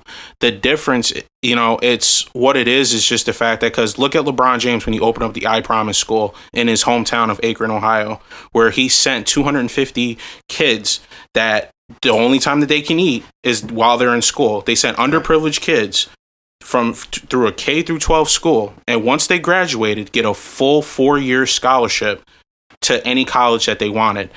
He set that program up. It was a multi-million-dollar program that was mentioned one time on local news for 5 minutes, and then after that, you didn't hear about it again. But that was one of the things that was one of the biggest things that he's ever done that changed the community. Scottie Pippen started a basketball tournament for, you know, troubled kids in these bad neighborhoods. Nobody talks about these things though, because that message that you're talking about is still there. Nobody wants to hear it, because what they want to hear is, how am I going to make this money? What they want to hear is, oh, what's going on Twitch? Like when Dr. Disrespect got, you know, he's back now. In case anybody didn't know, but he's back. And when he was banned, everybody want to hear about, why is Dr. Disrespect banned? You know, but nobody wants to hear, did LeBron James expand the I Promise program? You know, it's that the message is there. Nobody hears it. You know, sadly, and like it really is sad. Yeah. People thrive off of chaos more than they do off of something like decent, good, wholesome, and like just all around like a good message. Yeah. That's why all those bullshit fucking gossip shows fucking succeed so well. Really. People thrive on chaos. They like to see that bullshit. In the same way how the federal government goes off of conflict, so do we. In the same way how the federal government thrives off of conflict, so do we. In the same exact way. And people don't even see that. You know, it's the people like us that stay out of the way, that mind our business, that, you know, work, that we see it from the outside looking in. And we're just like, you're fucking idiots. But This is I talked about this in about like a dozen episodes ago. There is something that's called the invisible truth. These people live by it. They will look. The people that are standing in the inside thinking that the shit that's going on is okay is the ones that's living this invisible lie. Well, it's a pretty visible lie, but it's the invisible truth to them, where they say this is right. What's going on is, the economy is fine. We're doing okay. This is right. This is what's going on. But you see us from the outside like, holy fuck, when are we actually going to start putting money into our neighborhoods for things to get better? When are we going to start? I have a statistic for you that's pretty scary. In the last 28 days, there has been 77 victims, 55 shootings, and 11 homicides in exactly 28 days. How do we fix this? It's one of those things. Why aren't we talking about these things, though? But you want to talk about, you'll talk about things like Kim Kardashian and what she's doing and her fashion statement, and Kylie Jenner about how she released a freaking lipstick, and for her, freaking ballooned up lips and stuff like that. You'll talk about that, but you're not going to talk about how to fix a neighborhood. Well, we talked about this, but that pissed me off a year ago when I heard about Kylie Jenner. I don't care if she got $5 or $100,000. I can fact check the exact amount, but like a fan made a GoFundMe account because they wanted to help her become the first billionaire. The first 20-year-old billionaire. And I'm like, the fact that she got a single penny for this shit is why I said we are fucked as a species. Imagine how insane that is. They wanted to give her money to add to the insane amount of money that she has to make her a billionaire. Like, that's insane to me. And she's never worked a day in her life. Nope. Nope. Man. She got a bunch of plastic surgery. And this is why I keep saying, like, and because she got a lucky because she's Kim Kardashian. She got a reality TV show because her sister fucking blew a rapper in a hotel room. Because their stepfather went through a midlife crisis. And... No, that's her actual father. Oh, really? Yeah, that's her actual father. Caitlyn, the man Jenner, is her actual father? Yes. Damn. It's kind of creepy when they're all starting to look the same because of the plastic surgery. Yeah. Wait, is that a woman or a man? I recommend think that's his wife. On Netflix, check out when Joe Rogan made fun of that. Joe Rogan's like... people are going to come at me Joe that's Rogan's, a woman. No, Joe Rogan's like, Bruce Jenner's like, I can't become Woman of the Year. And they're like, irrelevant. Yes, you can become Woman of the Year. When a man is better at being a woman than a woman, we got some fucking problems, people. I still think about that the Dave Chappelle joke. He was like, she was gonna pose for Playboy centerfold or whatever. He was like, yes. I just have this one word to say, yuck. I laughed so fucking Bruce hard. Jenner became a woman in the first place was to get out of charges for killing somebody. Well, not to mention, it was funny. I was actually checking out about good old Brucey Boy. I seen Brucey Boy's net worth before and after his transition, and it's amazing how he was worth one amount of dollars, and then after transition, his net worth like went up by 10 times. You mean his mental delusion? Yeah, but it's like he was worth like $20 million before the transition. After he came out and said now he's a woman, now he's worth like $200 million. And want to get away with coincidence. Well, keep in mind when he did the transition, he too had a reality TV show of his own. Yes, he did. And now isn't he dating a dude who also thinks he's a chick? Well, here comes more question. If you say, Chris, listen, I'll give you $100 million to say you're a woman, I'm like, you know what? Here comes the lipstick, the perm, the fucking eyeliner. You just have to say you're a woman. You don't actually have Carlton tomorrow. I'm South Christina. Park actually ruined that. No, South Park actually already looked at. So confusing for your child. Where Cartman. But guess what? Now I'm worth $100 million fucking dollars. I'll be the $100 million tranny. So. Oh my god. Actually, no. South Park made fun of that. Where Cartman put on a bow, said he was a chick just to shit in the girl's bathroom. He literally mocked it with all the facts. You don't even have to transition. You just have to say, I identify as this. And if people don't, then they're a bigot. And they mocked it so... Here's the thing that I'm going to say about that. The reason that I can't argue about anybody that feels like they're trapped in the wrong body or whatever is because if everybody in the country right now, in the world, could agree that race is a concept that you consider a thing, right? Scientifically, race doesn't exist. Race is a concept that was created to divide people. There are no races of people. We are different shades of the same fucking color. And shades. Right?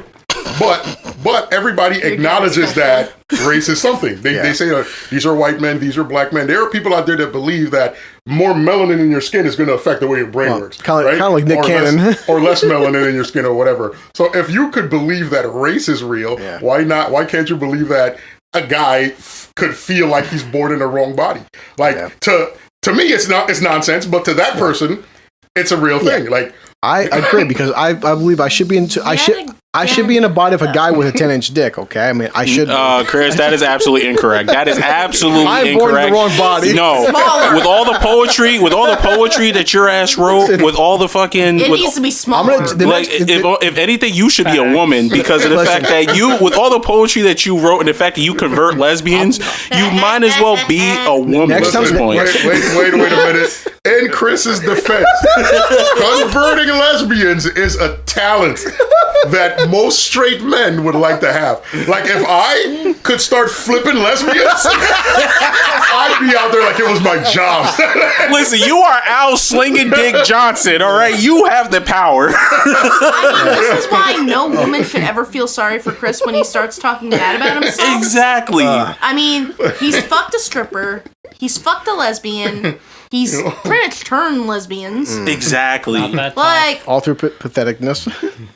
Yeah, so you say you bullshit. That shit is just a genius fucking formula. Like, just identify as a woman already. Just identify as a woman to begin with. But any woman listening to this podcast, do not feel sorry for Chris. Ever. He's a slut. Your entire life. Thank you, Al. I do have a full head of hair, so. I mean, yeah, at least his hairline's not receding, but. Double fact. We won't. If we're gonna get into this, certain people are at disadvantages because of their genes, and I'm one of those people that's at a disadvantage. All right. Junior's trying to fight so hard because every day he looks in the mirror, he's like, "Damn, I'm looking more and more like my father." Here's one question I do have. I'm starting to lose my eyesight. Junior. Oh God, here comes. Sure, I do have one question. There we go. All right, here we go. There it comes. Is Molly blind? Jesus Christ! Damn! Shout out to Molly. You're wonderful, Molly. Twice you're in trouble, Molly. No. I do have a question. Is she blind? You said she's blind? Because if she's blind, you could get away with like having her pet a dog and thinking it's the head of your head. Not as blind as Longhorn. No one else said he had perfect sight. Oh, I can tell. Clearly. Penises do not have eyes. So. Thank you. Facts. Try to find this on Carlton. If mine did, it'd have 20/20 vision.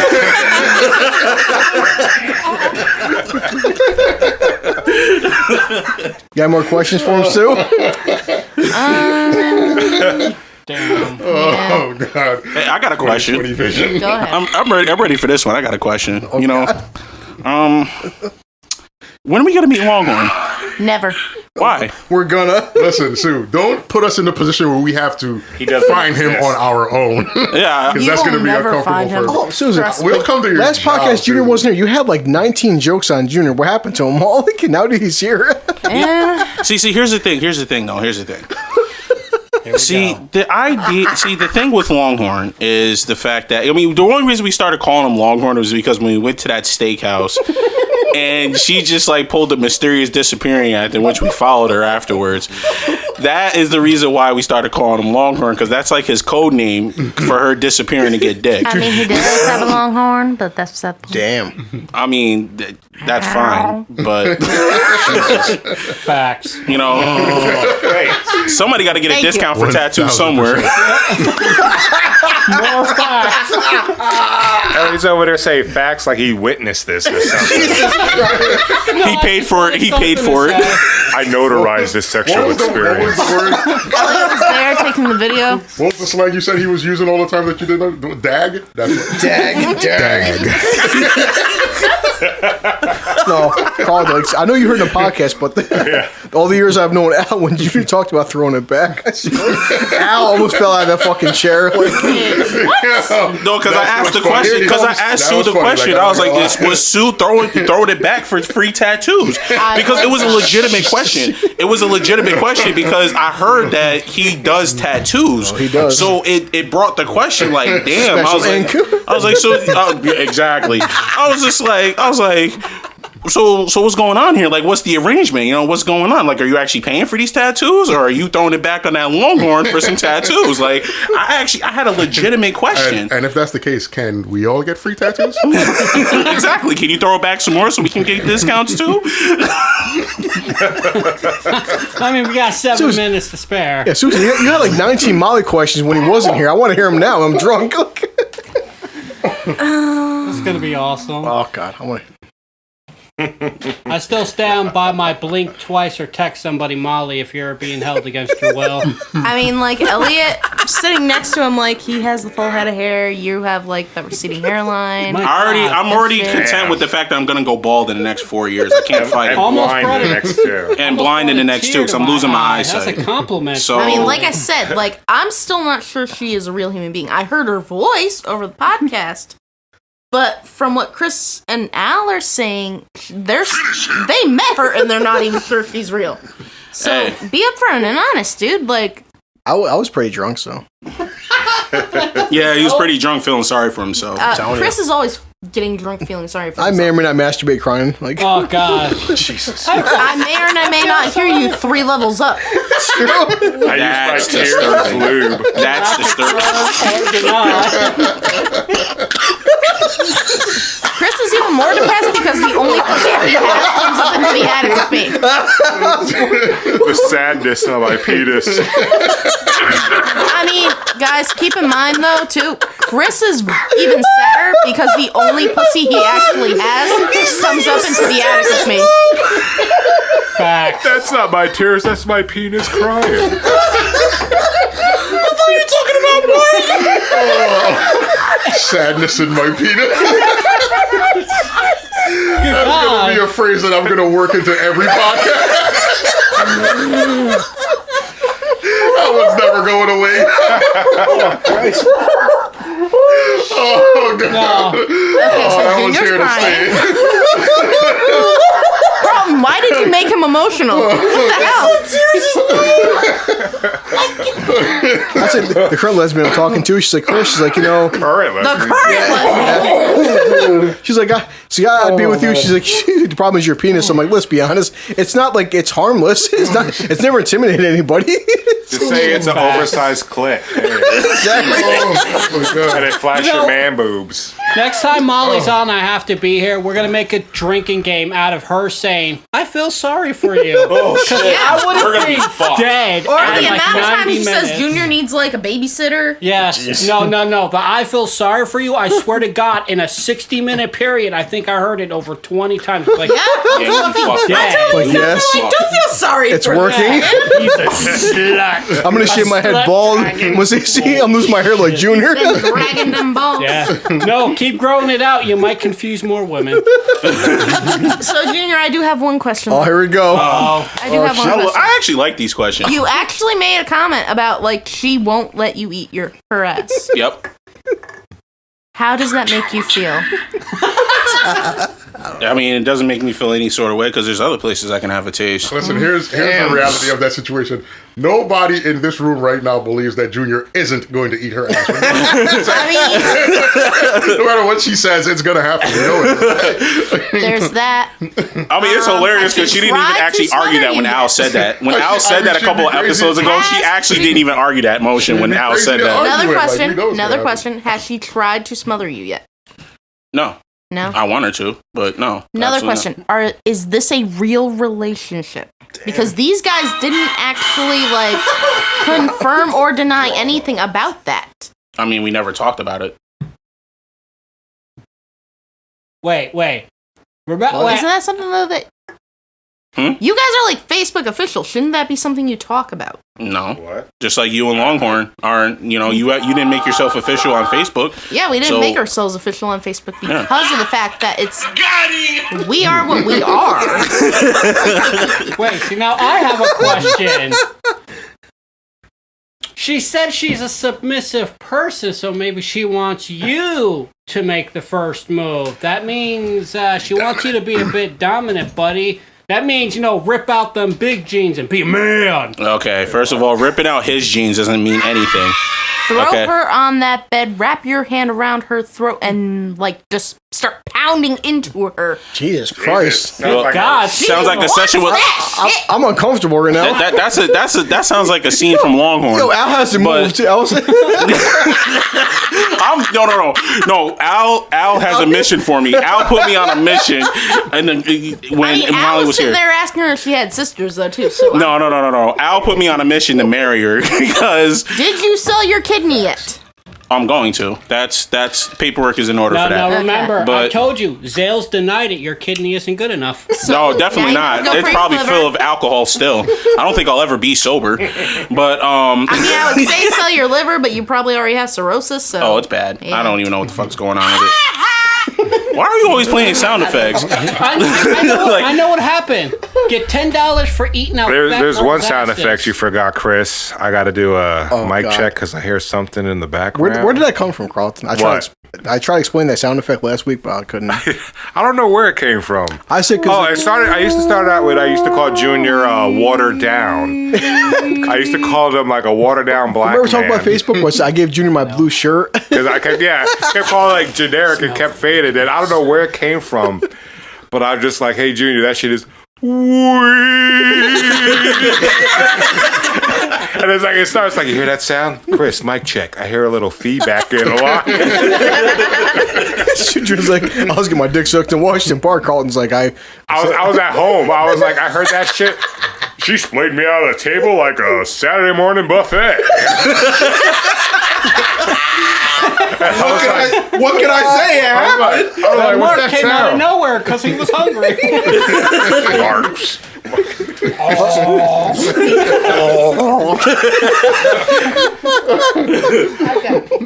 We're all gonna. Oh, well, I guess we all lost a bet. Sue was the first Yeah, I one. really was the first one to pee. oh God.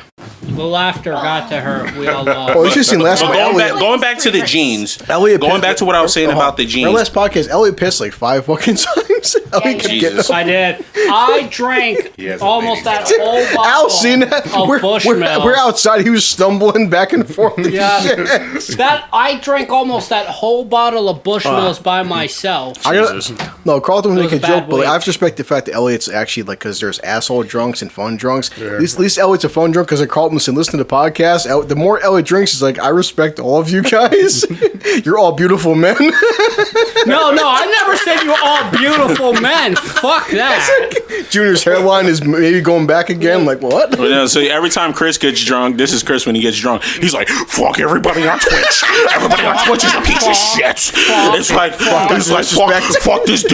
this bullshit. Like Jesus. It was funny because I actually counted how many times he said the word fuck in my a minute. God. And I was like, it was 20 times he said the word fuck. He even said the word fuck after fuck. He's like, fucking fuck. Episode 1 was bad. No, it wasn't even episode 1. This was like episode 10 or 11. It's like, I'm like, Really? Holy after shit. hour 2, the amount of alcohol, it's like shit derails. Yeah. You know, Elliot becomes a woman. It's like, I love her. She loves me. When she breathes out, I breathe in. She is my everything. I was That sounds like a sentence out of a book. like, she's my everything. Elliot's got to teach me poetry. I know, right? I don't read poetry. I come up with that Yo, shit. Chris, your poetry is lacking. I'm not even gonna lie. Your poetry is. My poetry's Chris, great. Chris gets giggly, but then true. he curses. Al Yeah. goes like silent a little bit, like, and then Junior's like, "Are you that? Are you that?" And I'm licking my lips with it too, This is how he's like, like I did with those cookies. exactly. The more fireball, the more Yeah, ass he eats. yes. It's just like I'm like Jesus. It's like guy stuck in a time loop or something. Yeah. And then Junior's like, and then Junior gets serious, and Elliot's like, "It was beautiful, man. I gotta tell you the story. When the sun reflected off of her skin." Like he's on Sunset Boulevard and shit. I was like, Chris, stop this. And he probably started playing the violin. I was like, oh, thank you. It's just when he gets That definitely wasn't me then if he was playing the violin. That was Junior. That violin was epic though. That Because shit was- Al and that was Junior, Junior yeah. who got all emotional like that. I was like, holy fuck. Molly was serious. Said she. I know. Hopefully one day he'll bring her back. But yes. Yo, when are you bringing her back? She man? smells Next Saturday. she smells fantastic. Saturday, huh? Yeah, I'm bringing her back next Saturday. She's not working. Now I was like, all I need is a bag of Carlton's wife's cookies, and then I can just sit back and watch. Sit back with a full cup of liquor. And he's like, Nice bag of cookies. Junior's having sex with Molly, and he looks in the corner. Al's just like, oh, don't mind me. My adopted son is doing his thing. How many times Carlton knew he's like he wants Al to be his father, not big? Junior wants anyone to be his father, not big. Exactly. Carlton could be my dad. You can call me daddy. Jesus Christ. You kind of asked for that one. Damn, Jar, how many daddies you got now? Well, I'm the kind that beats him when he steps out of line, you know. Boy, I don't want to hear that weak shit in my house. Molly, I'm going to give up organs to marry you. No. This relationship just got weird because Carlton and I are married to the same woman. Junior's both our sons. Like, I'm gonna move in with Carlton. I just want to do the food eating part. You take care of the husbandly duties. The laying down the Rex Goliath. Gonna be my royal food tester. Everything comes to me first. Like, I'm not joking. Like, whenever I hang out with Carlton and his wife, she makes me uncomfortable because she's so fucking nice. Where I'm like, and she's cooking me so much food. I'm like, what is the hidden plot with this? Like, are you gonna stab me in my sleep or something? You know, like, it's funny too. You can't be this good of a person. Like, it's bothering me. Like, you know, it's funny too. It's like when I say, "Oh, I'm gonna go to Chris," she's like, do you got food? Are you going to be able to eat? You know, it's like, I can make you some dinner so you can eat before you go. Like, I'm eating at my mom's house. It's like, okay, I just want to make sure you eat. Yeah. You have something to drink. Because that one time I come to your house and all you had was crackers. And I told her, no, that's it. It's like, and everything was closed. And like, I got some crackers for you to eat. And then she was, every day, she's like, you got food. You got food. I mean, that's his wife is so kind it makes you uncomfortable because it's like I don't know. Like, I was just like, well, that's because all the other girls that you used to deal with. That's what Jesus I'm saying. Christ. Like, I was like the monsters. Like even Molly's like, you know, like I feel bad for you. I'm like, I'm not making this shit up. Now you think Molly's a unicorn? All right. Well, my wife cooks. She's nice. She does everything. I mean, anything that I want from me, you know, she's very grateful, very helpful, and also, you know, she plays video games with me. Yeah. Where the hell are you guys finding? I'm just telling you. Actually, I found her online. I met her through World of Warcraft. You know, it's like we started playing online. Enough said. And I send a picture. Al joins. And I go out, and you know, of course, when I first met her, I was just like, I'm not just getting me some. I told her this, like, I'm about to get me some. Second date, we were sleeping together. Yeah. And I told her, it's like, I'm gonna say whatever I wanna. And then, but after that, it's like, the more I saw, the more I got to know her. And he laid down that Rex Goliath. It's like we have a, you know how every man has like a what they call their junk, like they have a nickname, like mine's just the Kraken. And I tell people this, like I have a gong on the side of my bed that when she rings it summons it from the depth of my trousers. Jesus Christ! Holy shit! Like a fucking tsunami's about to ensue. Release the Kraken. I'm gonna find that sound effect.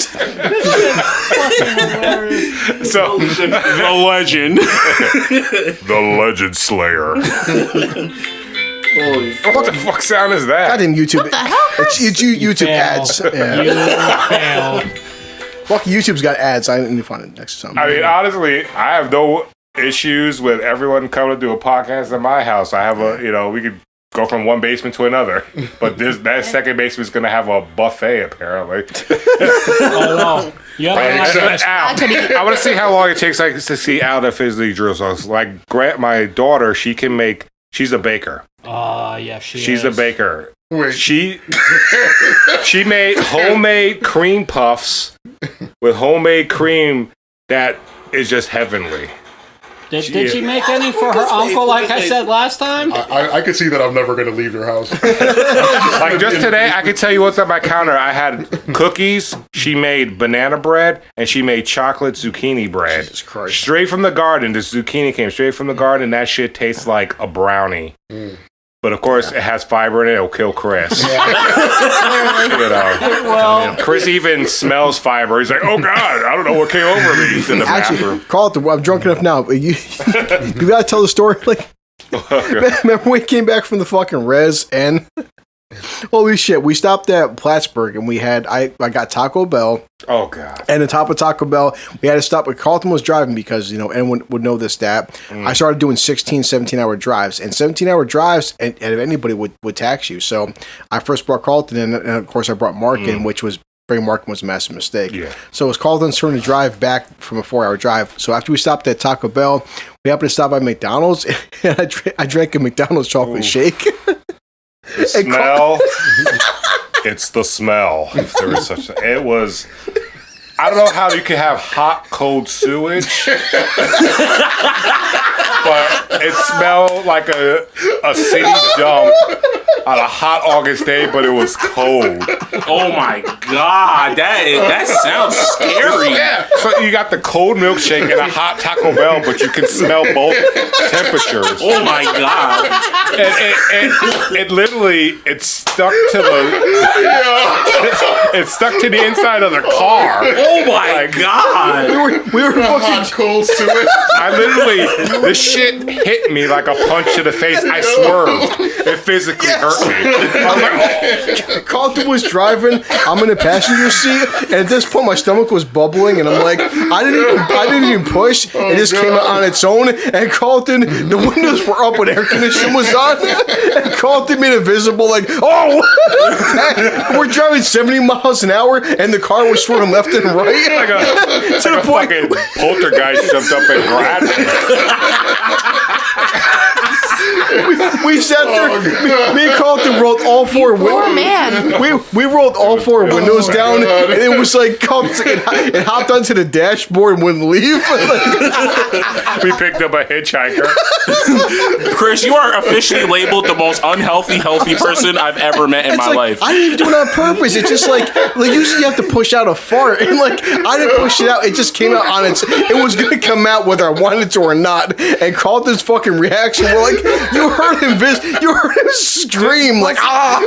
Just imagine you're just sitting there, right? I could visually imagine him like swerving the car, like swerving 70 miles an hour. He's swerving the car left and right. Just imagine it came like a sucker punch. It was a physical blow to not only my nostrils but to my psyche. I could just see his eyes tearing off, nose running, everything just get going. Back in. No, I told you, I was laying back. Carlton was driving, and like usually there's a sound, and like an after effect of sound. There was no sound. It just that was a silent killer. No, it slid out of my ass on its own. Like I didn't even like the push. Way you just said that. It just slid out of my ass on its own. On its own. And I couldn't even warn Carlton ahead of time. Like, Carlton, I'm sorry, this is about to happen. And the way Carlton just like had a physical reaction. I mean, literally, it caused me to swerve the car. It was aggressive. It was aggressive. Clearly. We had all four windows down. The whole car smelled like sewage for like 20 minutes with all the windows down. We're like, what came out of you? Like, you never mixed Taco Bell with McDonald's chocolate shakes? That was like 12 years ago. We still talk about it to this day. It scarred me. And that's one of those flashbulb memories, Yeah, no. Chris does smell horrible with his fucking farts. Like there was times like when I was at his house on Yarborough, I almost threw up a couple of times. Like some of his farts, like I said, the unhealthiest healthy person and the funny I've part, ever met in my life. My son's mother, it's probably what's led to our breakup, where it's like I would hold it in purposely. When Christina would go into the shower, I would sneak in, open up the door. When it was like I would lock the door, I'd sit down, and she's like, "Oh, you hear us screaming from the shower, like Chris, are you in here?" And I'm like, "Maybe." I witnessed it once because I actually lived with him for a little bit, so I saw it happen. Oh my God! I almost threw up a couple of times when he farted. I was just like, "It's Jesus Christ!" That car trip though, that smell, it hot and cold. It's just like. I think about it, and it just takes me back to that night. Those hairs start falling out. Exactly. He's got PTSD. Exactly. I'm like, if tears to your eyes every time. I can't drive by dumps anymore because I start breaking down. How my body was able to produce that kind of smell, like I literally thought he died. That was the stench of a dead person. All right, before we go any further, there is a section of the podcast that we need to do that we are specifically putting to the side for this man sitting next to me. This man has a memoir about a man that we made fun of for years at a time. And I have to set aside a few minutes for him to read this journal entry of this ginger that we make fun of on a daily basis. poor Mark. Thank you for that introduction. I was gonna say this for the end of the podcast, the outgoing notes, but a couple years ago I started writing like Chris, just the event of what it's like to go down into the basement with Mark. So I decided to make it even more elaborate this last week. So bear with me. It's like there is a smell that rises through the floor from the basement. A smell that reminds me of a bog filled with rotten flesh and hopeless despair. It suffocates me, robbing my lungs of even the memory of fresh, untainted air. I can't help but gag as I slowly swing the basement door open. My ears are immediately assaulted by the heavy breathing rising up from the depths of this dark and foreboding place. A breathing so labored that I could almost hear the sounds of bones groaning under the sheer weight of its fat. I brace myself, for the smell alone could drive any man insane, and slowly plunge into the depths of hell. Each step taken downwards into this abyss stirs the abomination that awaits below, its breathing growing more agitated at the invasion of its privacy. Upon reaching the bottom, my eyes start to burn when they fall upon the entity that claims hold to this cesspool. There is no darkness, no refuge to shield my eyes, my innocence, my sanity from what I am now witnessing. Jesus Christ. Its body is illuminated by the dim light of a computer screen, a light that bathes its pale slug-white skin in a sickly blue hue.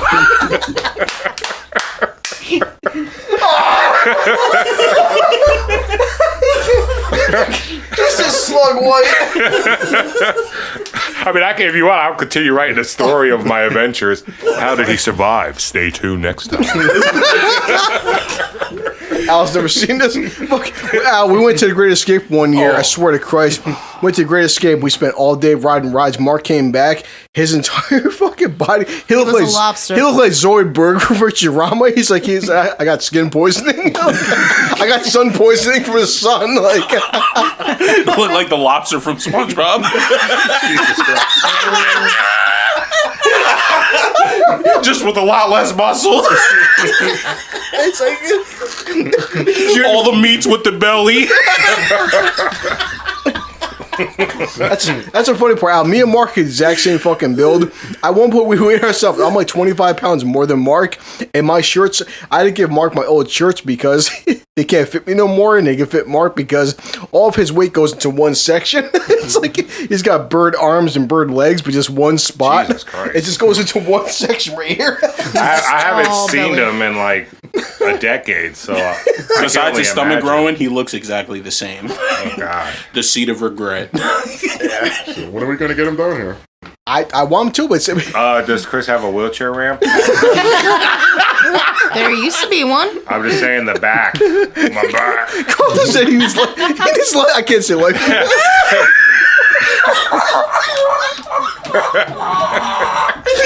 funniest thing he ever said. He said Mark is gonna have to go on life alert. Yeah, well, you should hear some of the stuff we talk about. It's like they get me going, and the shit I just come out of nowhere. It's like when he said Mark pulled his back. Like, what happens if he's taking a shit? He strains, pulls his back, collapses on the floor. It's like the paramedics have to come in, and it's like they're gonna need some therapy afterwards. I don't know what it was. I walked into the bathroom and my eyes beheld a horror. I can't talk about it. I'm scarred by that moment. How do you have PTSD from seeing a fat guy? It's like, You know how you get PTSD from seeing a fat guy, Junior? Well, I mean, yeah. Oh, yeah, Junior. Yeah, he looks in the mirror every day. So. Yeah, But not like PTSD. not like Mark though. Well, it's you know what? Like, You gotta finish that story. I'll finish it. Yeah, next Please time we do. do a podcast, I'll add a few more. Like each podcast, a couple more No, paragraphs. you said the paramedics should come in. Shit. It's like, can you imagine too? If he has like explosive diarrhea, Oh, dear Lord.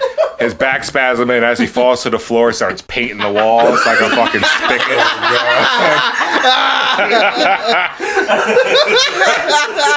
You know what? Oh, You just made it real. I'll give you. Images in my head. I'll give you a real horror story. This is back in Coast Guard. We had this female. Her name was Seaman Bobo. Oh, my fucking. Her name is Bobo. She was pale white.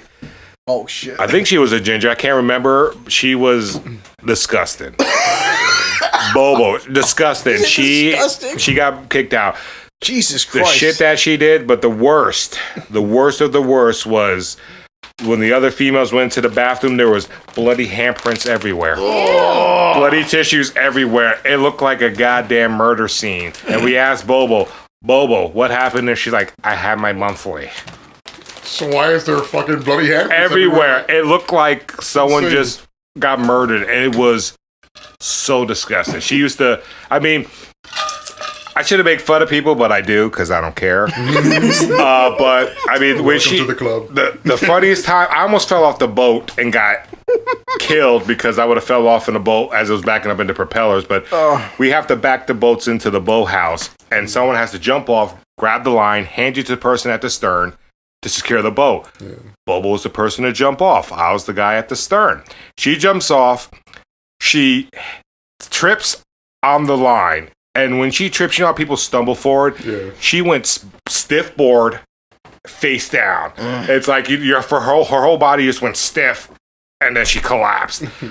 I was rolling. I was hanging on, trying not to fall off the edge of the boat. Sorry, Junior. I'm using Junior as a prop. Fall off the edge. It was, I mean, I got thousands of stories like Padusi. Oh, my God. We put a pig's foot in his uniform to see how often he changes his uniform. A week later, he goes up to another guy. It's like, hey, I found a pigfoot in my uniform. To the guy who actually did it. Oh my God. It was, and then we also put Bobo on his name tag to see how long it took him to notice that. We had a training about Hazen, showed a picture of him with her name tag, and he looked down, and he was still wearing the name tag. But yeah, so I got, like, there's so much hijinks. Oh my God, it was crazy. Jesus Christ. It was crazy. Holy fuck. Especially leaving that kid out on that buoy. Oh my God. We called him Kickin' Wing. I don't know. He was Native American, but he was a kind of special. Jesus Christ. So we called him Kickin' Wing. Jesus Christ. And we left him out on a buoy for like a half hour. We went far enough away to where we can see him through the binoculars. And then we put the boats at full speed to get the biggest wake. Took the buoy right down the middle, and he's hanging on. Hazing in the military. It can be hurtful to some people, but again, he just had his mentality. Some people just deserve it. Jesus Christ. Some people speak or say something that deserve it, and I don't know why, but I mean, it's just crazy. Of course, we get hazing training, but yeah. It's part of the military. I guess it's a rite of passage. Yeah. You know how like sororities and Oh yeah, definitely. It's a rite of passage to whatever they call that week with the damn kids. I can't remember. Week. I've witnessed some shit too with the sorority hazing. I've witnessed some shit. I forgot pledges. That's right. Yeah, so what the pledges have to go through, like with the frats and sororities. Cause I used to, when I was going to SUNY, I partied with a lot of college kids and stuff like that, and I've witnessed some shit. Like I've witnessed, like there was like this one guy, like similar to the movie where Good Boys, Good Boys, yeah, where that dude walks around with a diaper and it says "Dickless." It was really some shit like that was going on. Like it was Oh my god, I've witnessed some shit. That was fucking crazy. Like this one guy was like walking around like dressed like a full woman, and like part of the hazing for the fraternity was like he had to go around and try to pick up dudes. Like they literally like dressed him up as a woman. Is like, yo, go recruit guys for this party. Like it was. Some of the things that they were making these pledges do was just out of control. Funny as hell, but it was just out of control. Like, holy shit. Carlton, we talked about this with Junior a bunch of times, but like wasn't it like your first wife Elizabeth? I remember there was a time frame where you were coming down here and you were hanging out with me in the bedroom, and Mark was like hanging out with Elizabeth, and Elizabeth. There's a bro code. Like Al knows, we all know this. There's a bro code. Like Junior, like I would never if.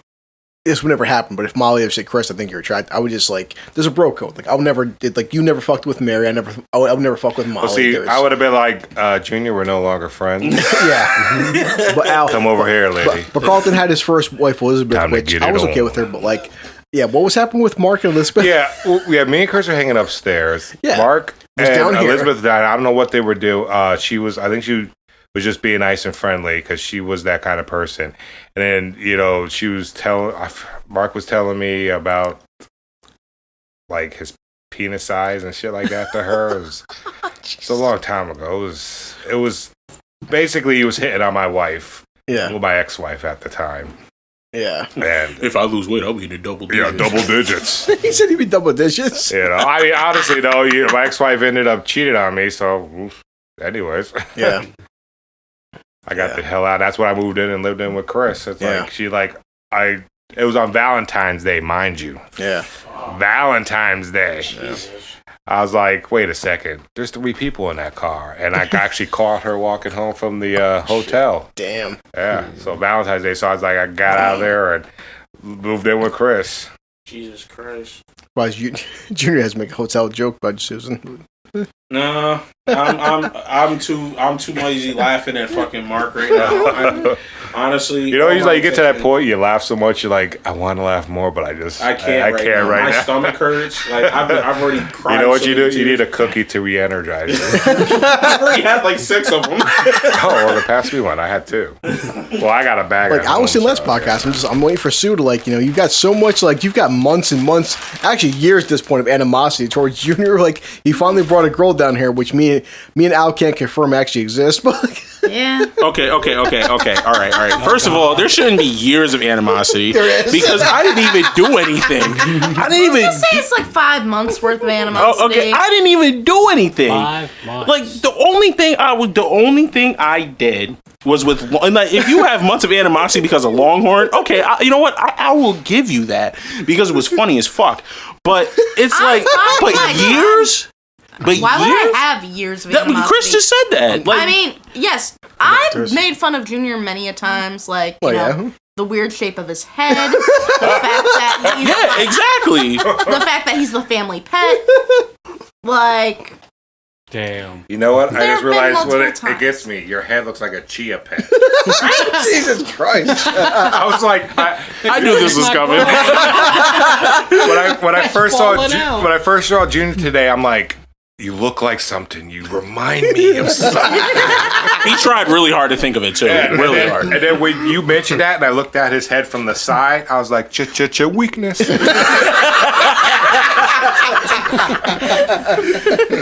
No, Carl, you missed what Elliot was standing where Junior's sitting, and Junior, every 5 seconds when I was talking, Elliot kept going like this to Junior. He kept measuring Junior's forehead. Holy Christ! It was like his hairline. I told him to get away from my damn hairline because he kept like freaking going like this. My hair. You can hear Junior podcast. Junior's like, stop measuring my forehead.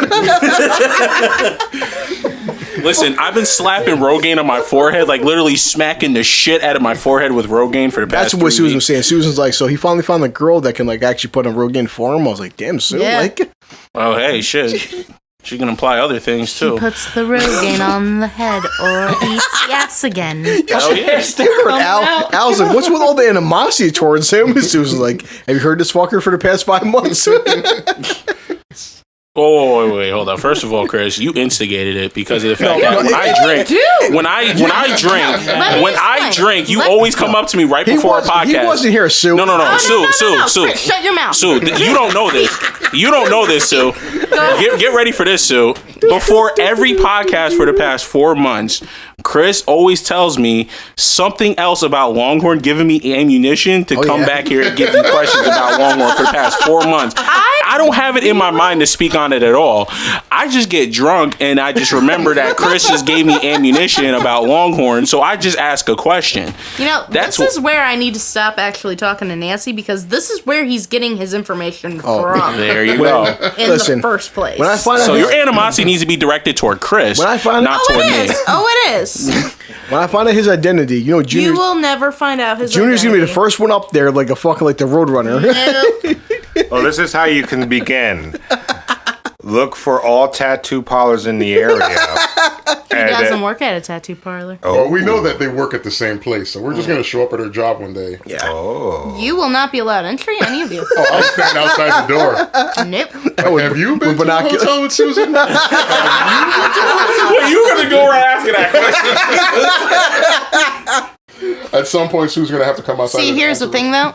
He will never answer that question. Junior, I can't make you say. Honestly. I can't make a joke by 7 minutes, can you? A joke about 7 minutes? No, he's talking about... I'm gone. Remember with the whole, like, the Henny Dick situation? Like, you know, we were talking about the podcast and stuff like that. Henny Dick? Jesus Christ. Yeah, but that's what it is, though. That's like the whole... That's like the... Like I said, it was quick. I never said it was not good. Chris, again, this boils down to what Chris told me, okay?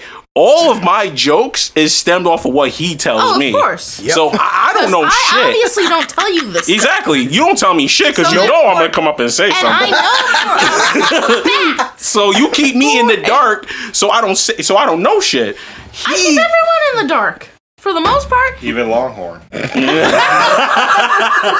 Yes. Yes, I do. Keep him in the dark.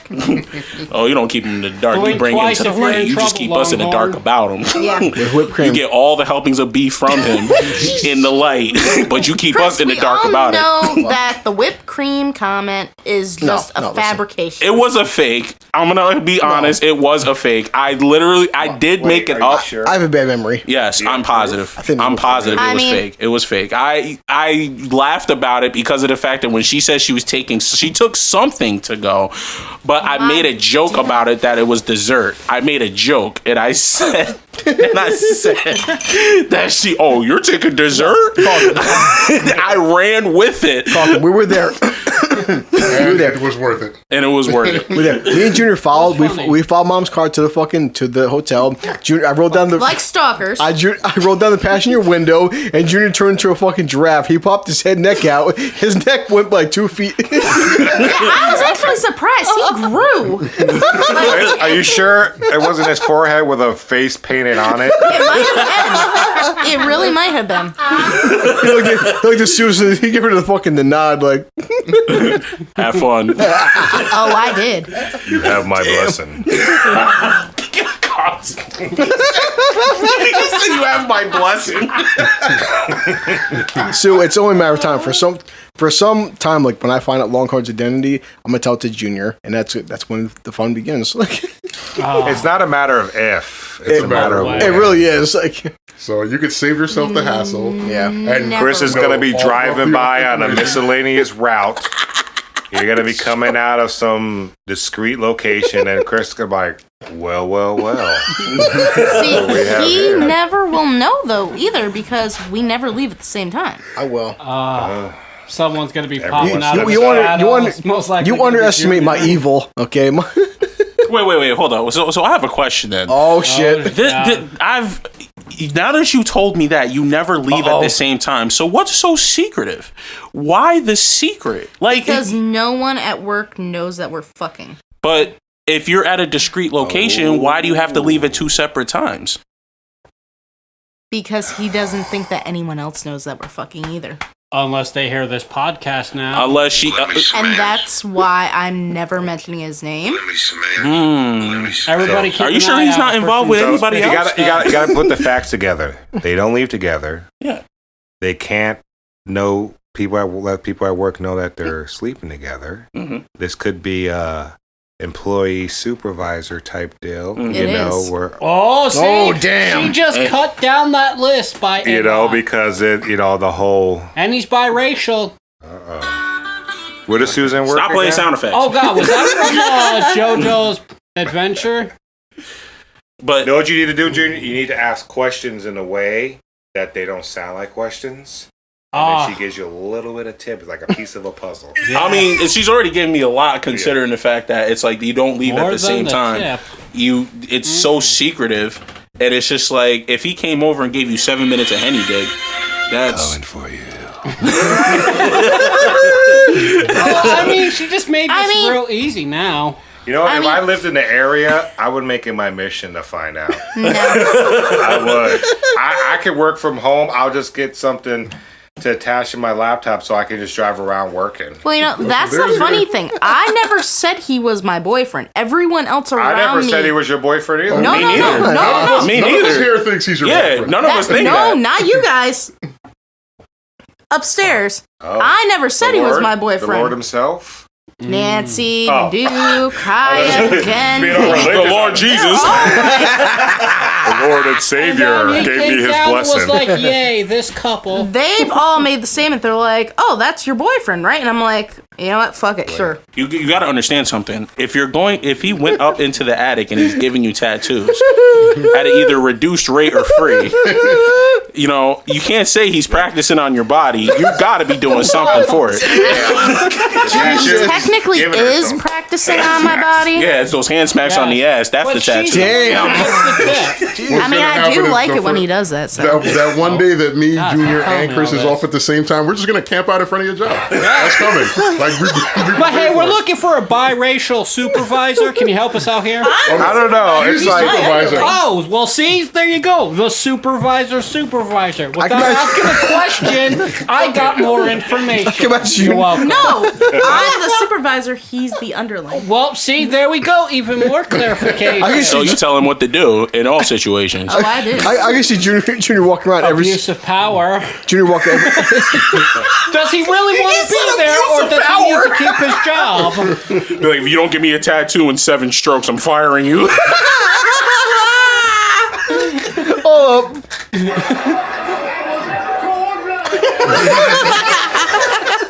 I had to pull it out.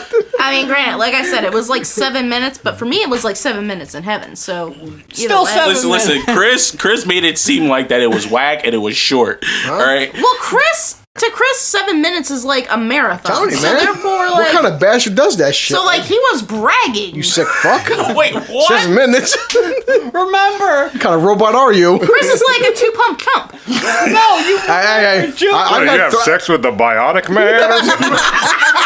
No, Junior, I got a great one. Remember, he was bragging how Mary was getting him off in under a minute here. That's What time Mary's at Chris? Is everything okay? Facts. I said, what's wrong, honey? She's like, it's been 3 minutes. Like, I'm telling you, that's a special night.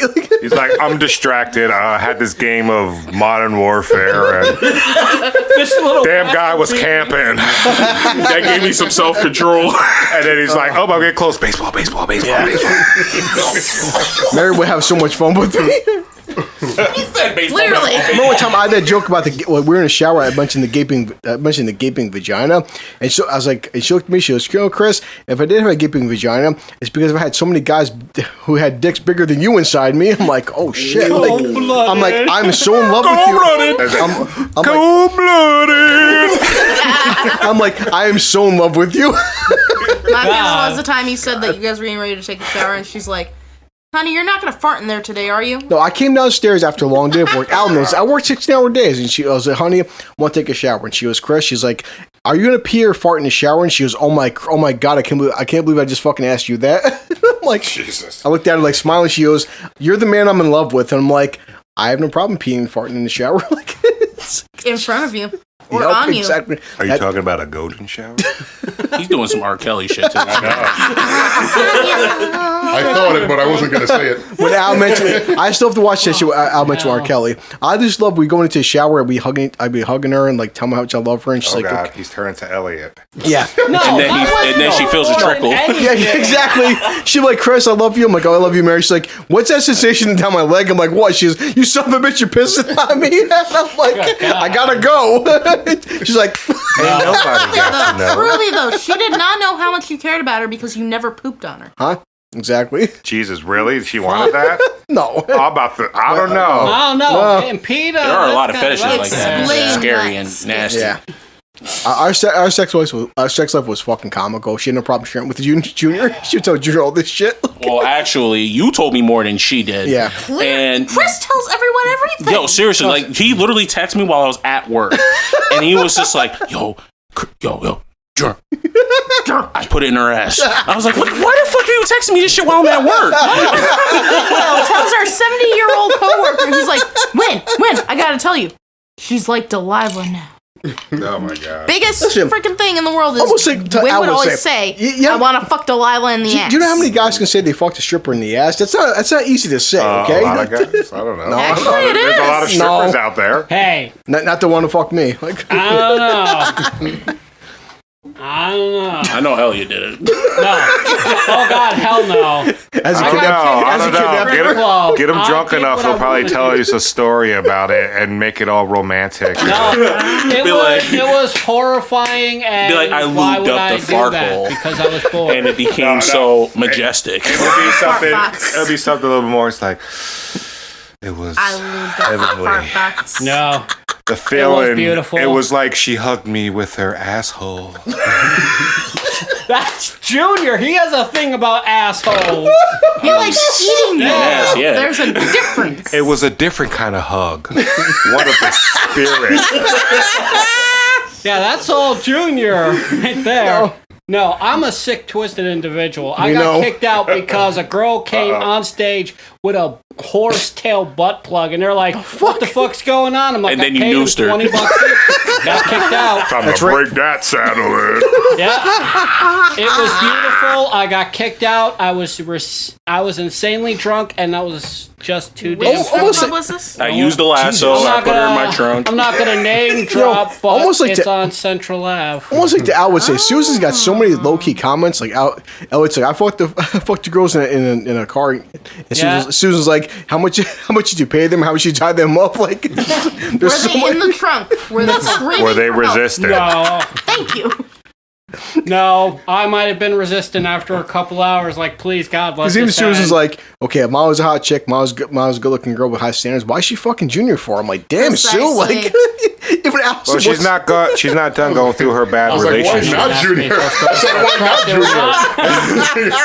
Junior? Hey, you know what though? It's like even if it's only for a few months, Yeah. you know, Yeah. you can say you tasted heaven. That's true. Throw a ring on it, Junior. Yes, get ring ain't gonna suffocated. He save it. apparently is a That's true. unicorn Ring ain't gonna and a save it, hologram, you know. so- Talk to him. They're gonna have a great time, but then she's gonna wake up and then she's gonna meet his father, and she's Yeah. gonna see her future. Burn. Facts. I'm officially going to starve myself after I'm done eating these cookies. Fuck these cookies. I mean, that's that whole saying. It's like, look at a mother to see, you know, what she's gonna look like, and it's like, why don't it be the same with the father and the guy? She meets Junior, Nightmare meets Big, fuel. and she's gonna be like, sweet baby Jesus. Oh, well, that's why Susan hasn't made any like ball jokes or something like that.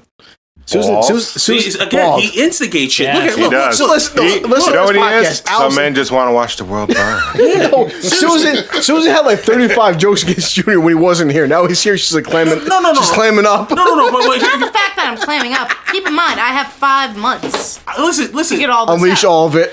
listen, Chris. I'm not We've been having unleashing such the a beast. great time, and you're instigating it. Like, yo, what are This is what he does. Exactly. we're over here talking about Mark. He's like, oh, how come you guys didn't go back and forth yet? Why? It's like we're gonna get a serious topic, and then oh shit, Wait a minute. avalanche, Party foul. avalanche, Time out This is now. what happens when you're drunk and try to get ice. avalanche. That and cookies. Cookies and ice. You had too many cookies, Al. I Cut know. off. Oh, he's putting ice in that cup. Cut off. He's got sugar high. Yeah. A lot of ice in Yo, the can cup. you hand me the ice? Oh God. I'm about to put more fireball in this cup. Can somebody pass the cookies? Yes. Yeah. It's like Thanksgiving I dinner need over to here. get out my camera and make my money now. Only with alcohol and cookies. All right, Susan. Now I want you to One eat it thing slowly. better. Get a little direction. Give Al a cookie so he can watch. Now when you're eating a cookie. Al has a cookie. Oh shit. Now when you're eating a cookie, you want to make eye contact. Yes. You want to Talking about connect. me having cookies. It's right there on the edge of your table, behind your cup. Oh shit! I have a cookie producing table. You know, it's like that Taking us scene, like that scene from what is it, True Lies, when Arnold's in the suite. Yeah. Now you want to eat it slowly. yes, like that. Now turn around. You want to pass these over? The crack cookies. Here we go. Yeah. Chris is holding it in. Look at the suffering pain Oh, on his face. Macy's got to order pizza because I'm messed up. So. Your mom made goulash. Fuck goulash on pizza. Goulash. That is poor people food. You said that shit with such feeling. Poor people. Fuck goulash. God damn, man. Not gonna lie, What Elliot. you got against goulash? I'll tell you what I got against goulash. Goulash to me, it's like big to Junior. All right. Growing up, and Ellie could contest, my mom will make goulash so much, like a big pot of goulash that we'll eat all week long. But you put it like 2 hot dogs diced up, and those hot dogs are gone in the first night. So we just got noodles and pasta for the rest of the week. Whoever got to the goulash first. Where got the did this hot dog. analogy come in? That goulash to Chris is like me to makes dad. goulash. Okay, if we're gonna make that comparison, right? The one thing I never understood about dad was his healthy talk. I never understood the healthy talk. It's like Christ. you're 400 pounds and you're talking to me about eating salad, and you never eat. I lived with him for 3 He's never eaten a years. salad in his life. No, He's allergic he to never had a bag of gluten. salad in the fridge ever. God. He like had some carrots. You know what killed me though about the one previous episode where you're talking about how he's blaming you for the cinnamon roll? Yeah, When he listens to his dad having Was sex. it a cinnamon ball or a honey bun? No, it was a cinnamon roll. It was just like how it's like I was starving myself back in 2013. Yeah. When I can attest he was skinny. He was thin. No, he was no. When back in 2013, He was I was barely eating. I was working so much so I can get out from that house that I literally wasn't eating. Boy. And Chris even saw me one time. He was like, "Oh, are you sick? Are you okay?" Yeah. Like I looked like a cancer patient back in 2013. You know, of course, yeah, I'm fat now. I don't give a fuck. But here's the thing, right? He woke me up at 4:00 in the morning. And he was like, jerk. Damn near broke down my damn door. You eat my cinnamon roll? I'm like, what? You don't have to be a pussy. You know, if you ate it, just tell me. I'm starving myself so I can leave faster. What makes you think I'm eating your shit? It's like, it was mind-boggling. I was like, how do you eat so much you lose track of what you eat? Yep. Like, you don't even remember, I ate this? No, my son had to eat it. What? Look at me. I'm about to die from malnourishment. Carlton's been big several times. He knows Junior isn't exaggerating. This is not an exaggeration. It's all real. Like, I am mentally scarred by that man. He broke rides at an amusement park. Single-handedly. He heard his dad having sex. Like, I heard my father have sex. I mean, at least he had a sex drive. with Sue. Remember Susan, I remember. the 96-pound raptor? Oh my god. Yeah, the Velociraptor. Who had 3 teeth? She looked like a damn fossil. It's just like, what the... That's Did you hear those the bed sounds. creak when he laid on top of her? I mean, clearly, like, she had to be on top. Otherwise, he probably Okay. would've I killed. don't know. I heard a lot of grunting. I heard a lot of bed creaking. Oh god, a lot of bed creaking. And I heard a lot of the just grunts. And it was just the most disturbing, and a lot of burping too. I mean, and it did was this just give you PTSD? He also heard the Sue calling out for help. Because of the sheer when she was going. Oh my god! just imagine. her lying there, and he gets up and he starts crawling across the bed, creak, his belly swaying as he approaches her. And then when he's in position, he just lies on her. Can somebody please give me a can of Coke? And the belly just spreads out like oil. I can't cope with this shit. No, seriously, you gotta understand the sounds that I heard kept me up for about 3 days. Literally, I had to do coke to stay awake, because it was just so bad. Like, Jesus. I didn't sleep for 3 days straight. I literally fell asleep standing up at my job. It was bad. I never in my life have I ever experienced such a horror. And it sounded like I saw it. If that make any sense to you. Oh my God. It was just the images that were coming in my head were horrific. I had to leave the house. What if those images were so visual it's because you actually watched? No, oh hell no. I'd fucking kill myself if I actually saw that standing in the doorway. You're so mortified you couldn't look away. Well, something that is mortifying, people tend to watch. Yeah. That was beyond mortifying. We watch Mark. He's like a train wreck.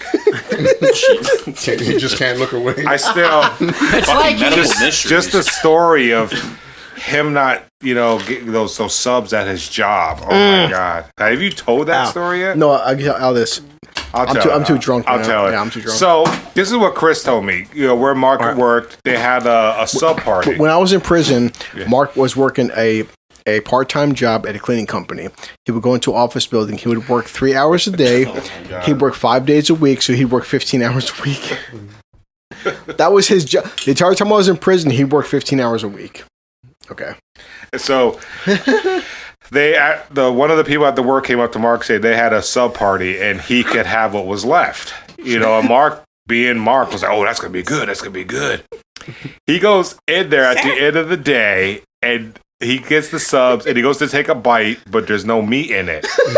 Somebody went through all the leftover subs and took the meat and cheese and just left the bread. So that's why I come up with that statement where Mark be sucking meat juice from bread, because he went through and just knowing that the sheer devastation on his face. He said sheer devastation. Just imagine you're a starving man, and there's this banquet laid out before you, and you go to take a bite, and it just turns to disappointment and resentment on your lips. It's just vegetable and bread. It's not even that. It was just bread with the juices from the meat. I swear, he told me the story. I was fucking in tears. He's like, he bit into a piece of bread, like, "Yo, I'm about to get some dinner tonight." He bites into the fucking bread. Everything was gone, but just like lettuce and mayonnaise. Like he could taste the meat juice. He's like the guy. He's like, who the fuck takes all the meat and cheese out of all the sub sandwich? You gotta be an asshole to do that. I mean, like, really? Who the fuck does you're just gonna be like, "Well, I'm not gonna eat the sub, but the meat and the cheese. I'm gonna bring this shit home, put on some bread of my own." Hell yeah, that's just a shitty thing to do. He called it. Oh, you know what would be even more fucked up is if they saw Mark eyeing that shit for hours, and they purposely took that. Like, you know what? That is a creepy motherfucker. He ain't getting nothing. When he goes to bed at night, that's so plausible. Oh my God, I could actually. Oh, you want this meat and cheese, bitch? Oh hell no! Let's have some meat juice.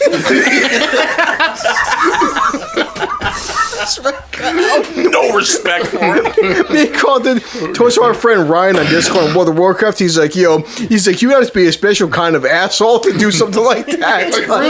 really, you do. Because Mark, no doubt, he went to the break room like, "Yo, I'm about to get a fucking feast." He bites into a piece of sub like, "Yo, what happened to all the meat and cheese and just lettuce and mayonnaise?" And he was told this early, so he had hours to let that just salivate. It's stuck in his mind. He's like, "Oh shit," he's probably dancing like, "I'm gonna eat tonight. I'm gonna feast tonight." It's like, oh, that's lunch for tomorrow and dinner. And then he takes a bite. disappointment becomes all too real. I mean, he's like shimmying and shit as he's mopping. He's like, oh shit. It's fucking Junior's face right now. Yo, Alex, wait, told me that shit. I would have just loved to been there to see his face. Like, he has this huge smile, drool, saliva, dripping out his mouth, and he takes a bite, and then you just see, just confusion. Slow motion. It's gonna be confusion first. Like, did I take a correct bite? Maybe I need to shift the meat around. This is the correct bite. Like, oh, there's the wrong section of the Maybe sub. I need to attack this stuff from a different angle. Let me turn it sideways. Wait a second. Holy Christ! Holy fuck! He said the shimmy. He's like, he was shimmy into the shit! I'm about to get me a sub. Yo, Al, he told me he's like the guy who informed me. He's like he probably left the building. He probably pissed himself laughing. He's like, watch his fat ass try to eat one. They probably put a hidden camera up in there. It was really fucked up. Imagine the guy who took the meat and the cheese just throwing it in the trash on his way out the door. Like, fuck that guy. And just walks out. Like, he didn't even take it home. He just didn't want him to have it. I bet when he emptied the garbages, he was sick. Like, you gotta be a special kind of scumbag for that. Like, Holy fuck! Al, he told me That sounds like something we would do, though. That really, honestly, seems like something any of us has the potential to do. Al, he told me that story. I was fucking crying. I was laughing for days. I'm like, holy Christ! I want to wait till Carlton got here to talk about that story. He told me that shit. Like, he said he fucking shimmied to the break. He said he had like the whole dance routine where he. He was ready for that sub.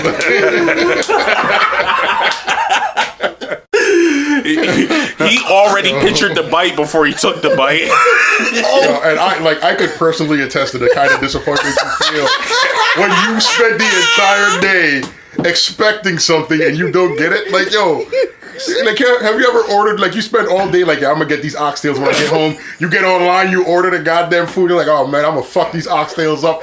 Delivery guy shows up and he's brought you like curry fish. Like, what the fuck is this? You know? No. But the thing was with Mark, though, was that I think that he was probably working a little too fast because he realized he was going to get something out of it. And people were at the office like, nah, fuck that. But Junior, all week before that, he was living off ramen noodles. So he's saying, I'm about to get a meal. No. The thing that pissed me off, though, is that every time he got paid, it'd be on Friday. He would spend like $40 on 3 large pizzas and 2 24 packs of Pepsi. And they were gone by Sunday. And when he watched Bleach, he watched 100 episodes of Bleach. I didn't fucking do that. Yo, Al, we had this one time. Me and Junior were here. Mark's like, we got before you guys hit the corner store. Give me another 2 liter Pepsi. He would take like half of a liter of Pepsi and just down it. Like, I can't chug water this fast. As fast he would chug a 2 liter Pepsi. I'm like, Jesus Christ, dude! Like, wow, Jesus Christ. Yeah, Junior, remember that story? Fucking shimmy. When that McDonald's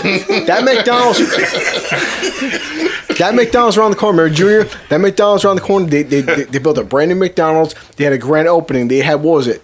Hamburgers were, what, 20 cents? It was cheeseburgers that were for 24 cents a pop. I'll never forget this story because of the fact that I've never seen his face brighten up so much in my life. Like, honestly, when a pale person brightens up, it fucking blinds you.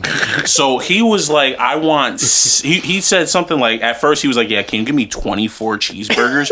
And we're sitting there looking at each other like, what the fuck? And then he was like, no, not 24, but give me 16 though. Yeah.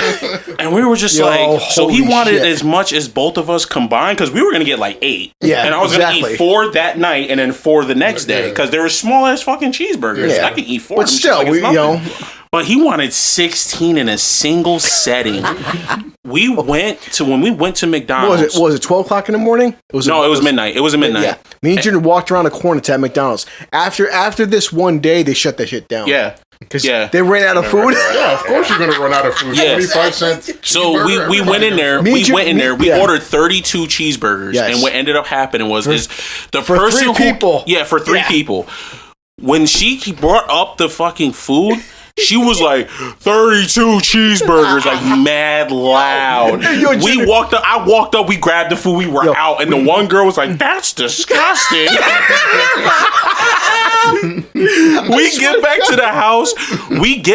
As we're walking up the stairs. Mark meets us in the fucking kitchen. Like, I've never seen him move so fast in my life. I've known Mark for a long time, but you guys known him longer than me. He teleported from the fucking basement to the fucking kitchen, and he was just like, oh, did you get him? It was just like, dude, what the fuck? We just got back here from getting fucking insulted for getting you the majority of this shit. There was like 2,000 people at that McDonald's. Yeah, it was full. Like, when I tell you it was full. And me and Junior walk in and order 32 cheeseburgers, and everyone stares. There was like 300 people staring at me and Junior like we were the biggest assholes in the fucking planet. Like, you motherfuckers gonna order all the cheeseburgers?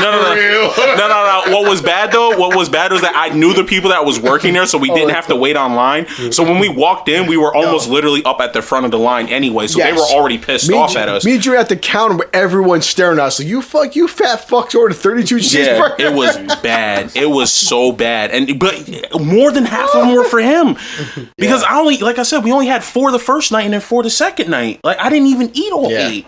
He ate all 16 right then and there. I was like, what the slop? It's like, Jesus Christ.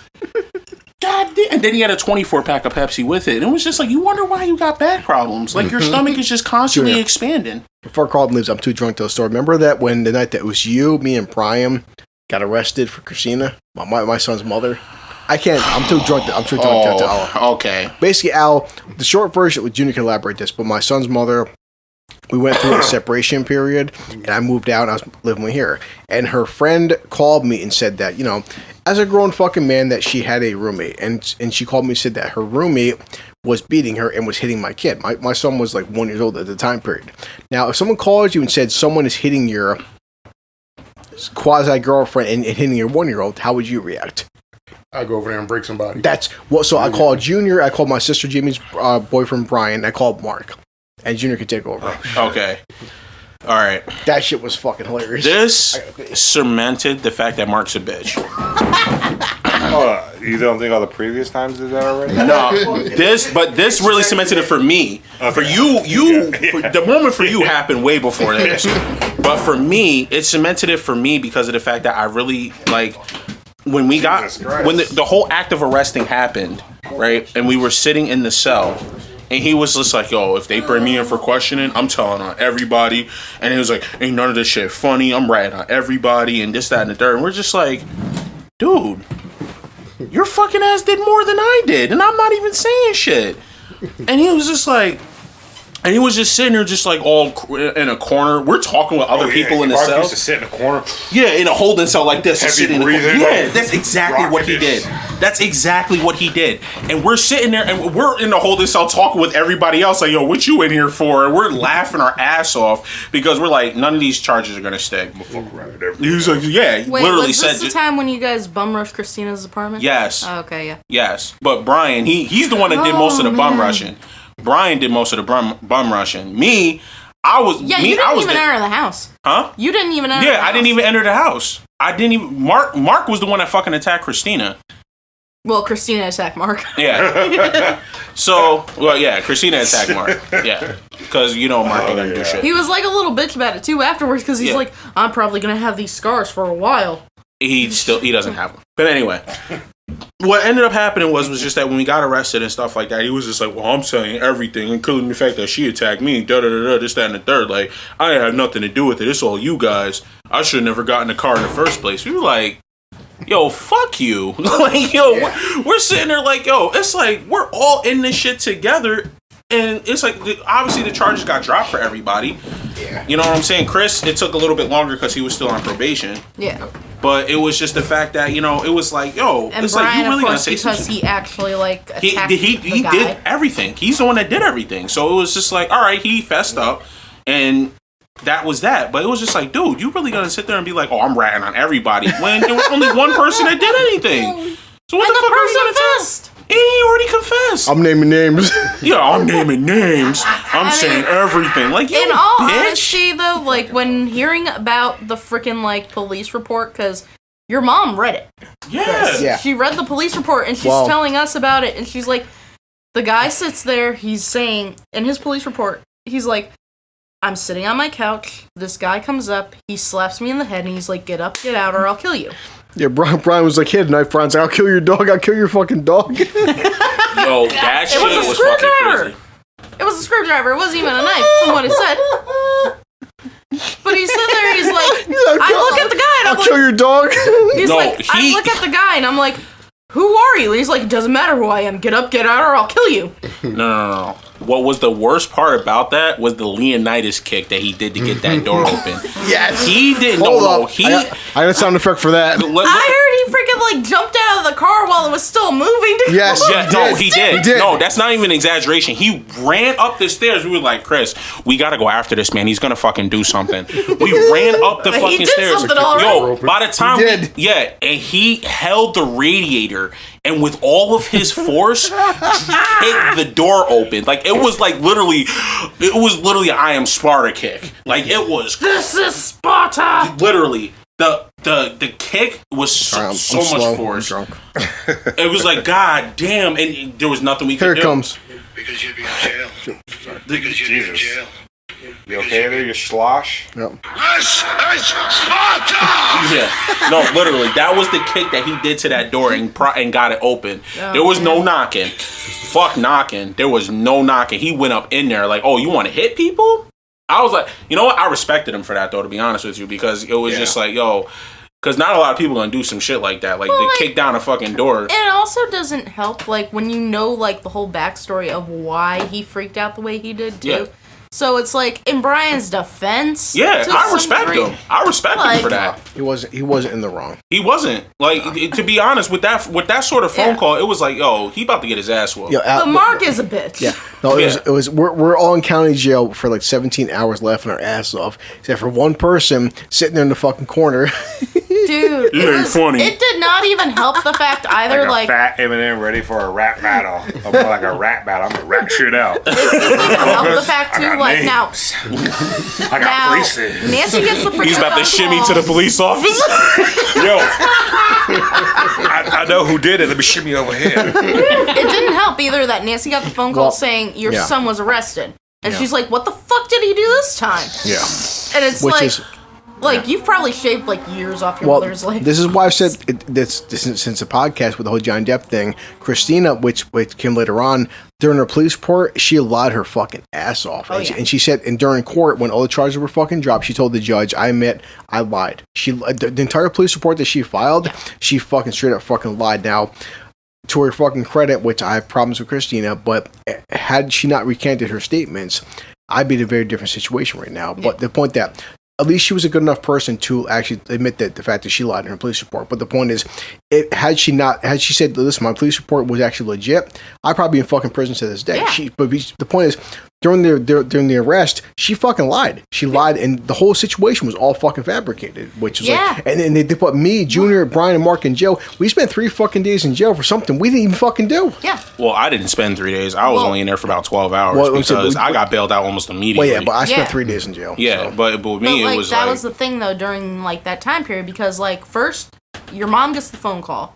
And then I said to your mom, I'm like, well, do you want me to call Christina and find out what the hell happened? And so that was a wrong idea. She's like, call her, see what she says. Even her family was pissed off too. Her family said what you did to Chris was pretty fucked up. Her dad, her mother, her sister said Chris was innocent. Chris had nothing to do with the situation. And right now, Chris is rotting in jail for something he didn't fucking do. Yeah. Which and later on, when I did go to fucking prison, I had to take an anger management class for something that I didn't fucking do, because even the fact that I had order protection put against me, that was even the order protection was dismissed. They still made me take a fucking 6-month anger management class. I'm like, the fucking charges were dismissed. Didn't care. I'm like, but like that was the thing, like that night, because I never had like so much as an argument with this girl. Like for what it's worth, like I got along with her pretty well at the time. So I freaking called her and I'm like, Christina, what the hell happened? And she's like, I'm not talking to anyone in your family. Yeah. You know, they're all a ton of scumbags. Like they came to my house, they attacked my boyfriend. Yeah, bullshit. They kicked his dog. And Mark pushed me, and I'm like, that dog lucky he didn't get fucked up. And then like she hung up the phone, and I'm like, okay, well, All because her friend. Keep in mind, I was like 17 at this time too. So I'm like, all because her friend lied her ass off. Yeah. Yeah. So then. And like I told I've seen her too the other day. Danica? Yeah, I seen her. Well, like Al said, I was 25 years old. Someone calls, hey, Chris, listen, this fucking guy living with your son's mother. He's hitting your fucking kid who's 1 year old. Mm-hmm. He's hitting your fucking son's mother. We were going through a rough patch, but I still wanted to be with her. I wanted to repair a relationship. I wanted to make things work for our son. When someone calls you and said, listen, someone's beating your fucking kid, nobody's going to fucking call the cops. You're going to show up. And I show up, of course, with Junior and fucking Brian and fucking Mark. We shouldn't have brought Mark. We damn sure shouldn't have brought Mark, because I'm pretty sure that if we didn't bring Mark, I would have been home. Like, I wouldn't even have gotten arrested. That was I'm gonna name names. Thing, though, yeah, the fuck? Like, when we heard how, okay, they arrested Chris, they arrested you, and they arrested Mark, and Nancy's like, okay, they are three of the biggest dorks on the face of the planet, and she's like, and I can say that because one of them is my son, the other is my stepson, and the other is Junior. When I went to fucking court and they dismissed my case, the guy was like, what are you doing here, kid? He's like, if anybody in this fucking courtroom, you have the you were caught stealing Pokemon cards. You have the presentation of like someone who just doesn't belong here. And I'm like, yeah, because my son's mother. But like, I said, I can't hold that against her. She did recant all of her statements. Yeah. But it's the point that I spent 3 fucking days in Albany County Jail for a situation that wasn't even my fucking fault. Yeah. But like, but this is the whole point that say she didn't recant her statements, that would have been a whole fucking different set of charges. So it's like, but this is why I said I'm so big on the whole Johnny Depp Amber Heard thing, whole cancel culture, because there's so many women out there who don't recant their statements, who flat out fucking lie their asses off, and there's guys who've lost their jobs, their pensions, their fucking careers because of a false accusation. And at least Christina, to her credit, she admitted it. I read her entire police report with nothing but fucking lies. She lied her fucking ass off. Yeah. But getting back to the whole thing too, like Mark is a bitch. That is the whole point of what we were talking about. Mark is very much a bitch. You got locked up twice, and both times you got locked up, you're talking about naming names. You have one time he didn't get locked up, but he was saying, "Oh, if it was me, I'll be naming names." I was like, shut the fuck up. That's what I said with Carlton. Yeah, hey, listen, Carlton got a misdemeanor. That was it. Carlton's got a fucking case. Carlton spent 5 days in jail. I spent the whole week. You were there for like a couple of days. I was there for an entire week. The second I got fucking bailed out of jail, I was for Carlton. I was in Carlton passing. The second I fucking get home, Carlton was bailed out the next fucking day. I said, Carlton. It's like the people come to visit. Like Chris talks to his mom, and I got Mark saying, if it was me, I would have ran out. This person, I'm like, shut the fuck up. Yeah, like you will die, dumbass. Yeah. So like the first time I fucking got popped, my bail was $25,000. Carlton's bail was $25,000, but we put the lease in this house, and we bailed Carlton up. I told Carlton the second I get out, trust me, the next day you'll be out of fucking jail. And Carlton got hit with the bullshit misdemeanor, all said and fucking done. It was the point that, at that point, before even Christian was first being born, but still, loyalty is a fucking point that Carlton proved that, and he shouldn't have had to prove that, but it's still a point that Carlton proved that the kind of person he was. And, come on, back in the fucking day, we knew what we were doing, we knew the kind of money we were fucking making, but I still felt like, if I get fucking pulled over, and say, for instance, Al and Junior and Carlton were in the fucking car at the time period, I'm not going to take all 4 of us down. I'll take the fucking heat. You guys get off with a bullshit charge, which is how it should fucking be. Yeah. All 4 of us shouldn't have to fucking go down. So Carlton, that was the thing. Like, when they freaking got you guys in the first place, you're driving. He was asleep in the back seat. Exactly. So like, all he could really get at that time was what, like an accomplice, like And it was a bullshit misdemeanor. It got fucking dropped. It's already fucking gone. But that's the point that this is the fucking problem with the whole, like, these people in these inner cities and these people with the whole, like, the rap game, the mob game, whatever. There's no fucking loyalty. I always fucking say. I said from the beginning, before I got Carlton into this industry, and Mark too. Hey guys, I'm the head of the operation. If something goes fucking down, I'm gonna take 99.9% of the fucking heat. That's how it fucking goes. So it's like they had nothing to do with this shit too. They made some side money, but I said that's why I said I'm a big fucking fan of Dave Bautista, because Dave Bautista, he said fuck you Marvel, fuck you to guys to Guardians of the Galaxy, fuck you to Drax. I'm a fan of James Gunn. The way Disney fired James Gunn, they brought him back, but Dave Bautista was the only member of Guardians of the Galaxy is, hey, yo, Marvel, fuck you. He's like, fuck Disney. I don't need fucking Disney to have my career. He stuck loyal to James Gunn. He goes, James Gunn is a wonderful human being. He's a wonderful fucking man. Now they brought him back to direct Guardians of the Galaxy fucking 3. But Dave Bautista was the only member of that entire fucking cast. Yeah. They say, this man is a wonderful human being. Yeah, he made some bullshit tweets. He made some controversial shit. But he's like, I'm going to stand by this man's side no matter what. And that kind of fucking, like, I don't care about the money. I care about this is a fucking great person. So I said, you can't put a fucking price on loyalty. Yeah. Simple as that. You know? You really can't. Yeah. Well, I mean, as we wrap up this illustrious and probably one of the best podcast episodes that we've ever had, I would just like to simply sit there and say, I was just like, you know what? I'm glad that I have the circle that I do have. You know, I'm glad for the friends that I do have. I called to make the fucking joke, but like I said, I've said anybody fucking comes down here with Molly's a fucking new person, but the point that with it's Al, Carlton, Jr., Elliot, or fucking Sue, the point that the loyalty I have for these fucking people, I wouldn't let these people into my house, into the fucking podcast if I didn't have a certain loyalty for these fucking people. And it says, I'm family, bitch. Yeah, that doesn't mean shit. That doesn't mean shit. Yeah, blood don't mean nothing. Ask Carlton and Elliot about family. Yeah, trust me. Yeah, blood and loyalty. Like I said, they do not go hand in hand. You know, I bust your balls more than anybody. But the point that out of all my sisters, you still are the closest to me. You're a cousin, but you're more close to me than as a sister than my actual fucking sisters. Like I said, and like, you know, said. Or Mark as like a brother. Yeah. No, it's kind of funny, but the point that you can take the beatings from Junior and Al and me, but the fact that because Jamie and Jen and Kai isn't fucking here. And next podcast, we, especially for Junior's sake too, we want to get fucking Kaya to meet with Al and Akala Moody for his bullshit. Come on, Moody. Quit picking on that poor kid. No, I'm not picking on him. Yeah, I'm ready to pick on Kaya. I am you mean ready Xena for the Warrior Princess? Yeah, I'm ready Carlton for it. hasn't seen this. The fact that this poor kid, at some point, he gets abused. They were going to permanently. Yeah. They were going to permanently break up. I want to get him down before they permanently break up because that shit's not going to last. It's not going to. Oh, you know what they did? What? They got a hotel room for 2 days. Shit. You already know what's gonna happen. She probably beat him over the head with one of the. No. They had fun. I bet they did have fun at first. Yeah, at first until he decided not to give her 5 extra strokes, and it was over for him. She probably tried to choke him with the blanket. It was like, didn't I tell you to keep stroking? He's over there screaming like a little girl, like he's getting pegged. It's what Sue. No, he's got a black eye and a knot.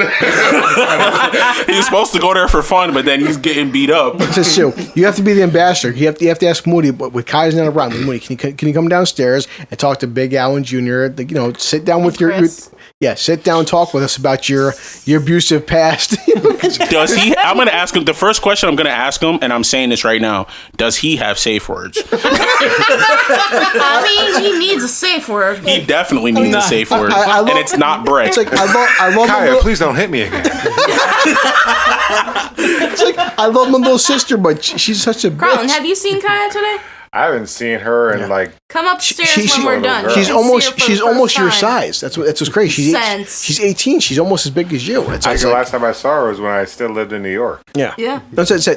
Kaya is bigger than me, and her boyfriend is like my size, but she's your size, so it doesn't make any fucking sense. She's not that tall. She's pretty big though, but she's not a small girl. I know what I do to women with my size, so I can only imagine. Okay, so here's the thing. I'm pretty sure his safe word is curry. But Junior calls her Xena. His safe word, his safe phrase is "I build bombs." IBB. Susan, praise Allah. Praise Allah. Susan, this is for Allah. This poor kid didn't come to this country to be beaten by his half-breed girlfriend. I did not come to America to get beat up. That's what the situation is. This is what the problem of it is. Straight getting slaughtered. In all seriousness, like I'm pretty sure, like what the problem of it is he is set in his ways. Like he tries not to be, but he is to some degree. Getting his ass whooped. Like he doesn't want her like hanging out with her friends. He thinks all of her friends are a bad influence. Like he doesn't. As long as she's like out, if she's out with like Nancy, me, you, like Jen, Jamie, whatever, Like, he's fine. But if she's, like, but, like I would say, I want Alan Jr. to meet this kid before he becomes a part of our past. Because a victim. A victim of circumstance. No, we'll see him on the milk cart. You know what? I've seen this train of behavior before. Like, he starts off with just fierce words and yelling and beaten, and then hospital visits. And then he's gone, you know. There's just this mysterious disappearance. We're already at stage 3. There's brick throwing. But here's the thing, though. You're gonna be like, you're gonna find the dog digging something in the backyard. Like, what is that? And then a hand comes out. Oh shit! They found a body. He's gonna be down here Oh my with a lump God, on his there's where face. Moody went. He's gonna come down here with a lump on his face. We're gonna be like, "Yo, what happened?" She's gonna be like, "Yeah, what happened?" Yeah, that door was a bitch, wasn't it? But here's You already know I'm gonna sit there and say I'm just gonna be like, you beat him up again, didn't you? one more time, Carlton. Mark made this joke. Mark was like, he's like, there's some girl out there was like, you know, what happened to you? The husband's like, what happened to the girlfriend? The wife, she's like, I ran into a door. He's like, you goddamn right you did. Like, because you know anything about husband and wife relationships. Like, what happened to you, honey? I ran into a door. Goddamn right you did. But here's the thing, though, where that's concerned. The reason she is so abusive towards him, and not defending her because it's not right what she does. How did I raise an evil sister? It's not just He you. tries to tell her like, "Yo, you gotta be home at 10." She's like, "Who the fuck do you think you're talking to?" Start giving him elbows and shit. That is the thing. Like, she will tell your mom and dude where she's going, who she's with, so on and so forth. They know they're fine. They know she's a phone call away. Your mom has literally gone and picked her up. Yeah. The last time they got into a real altercation was because of the fact that because he didn't want her there. He wanted her to be at home. I've doing nothing. Almost piggyback what Al said. Kai has tried to bullshit with me. Like, listen, little girl. You try the bullshit, I will fucking slam you. I will body slam you so far hard against this ground. Like, as tough as you think you are, okay? Like, trust me. I've got 120 pounds on your little ass. Like, True. It's like shit. But, can I finish my comment here? Sure. So, Because Al made a good point. fucking A. Let Kaya try slumping me. Watch how fast she's gonna be on the fucking ground But twitching. there is a difference. Like, you're not going to tell your sister, oh, you can't go out with your friend. No. He's trying to tell her, you can't have a life. Your life needs to revolve around me and your family. And she's like, fuck you. I don't know how they do things in the country you come from, but in America, that's not how this goes. So, if you want to go out with your friends, guess what? I can go out with mine. I piggyback. I was playing Beat Saber the other day. Christian is beating hard mode. I'm on expert mode. Christian's catching up to me at 13. I'm like, fuck. Yeah. I'm getting so scared where he's like, don't worry, old man. I'm like one level from where you like. Christian's beating hard mode now in Beat Saber. Oh yeah, he sat there the other day and he looked at me. He's like, so Susan, I heard you were having an issue with the easy mode. I'm like, what the fuck are you talking about? Susan kept failing easy mode. My 13-year-old's beating hard mode. Like Susan's slow and clumsy. But here's the difference, though, too. I really don't play. I really don't play the stupid thing. Is it like the dexterity of swinging it around? I had to get used to it because I don't play the freaking game to begin with.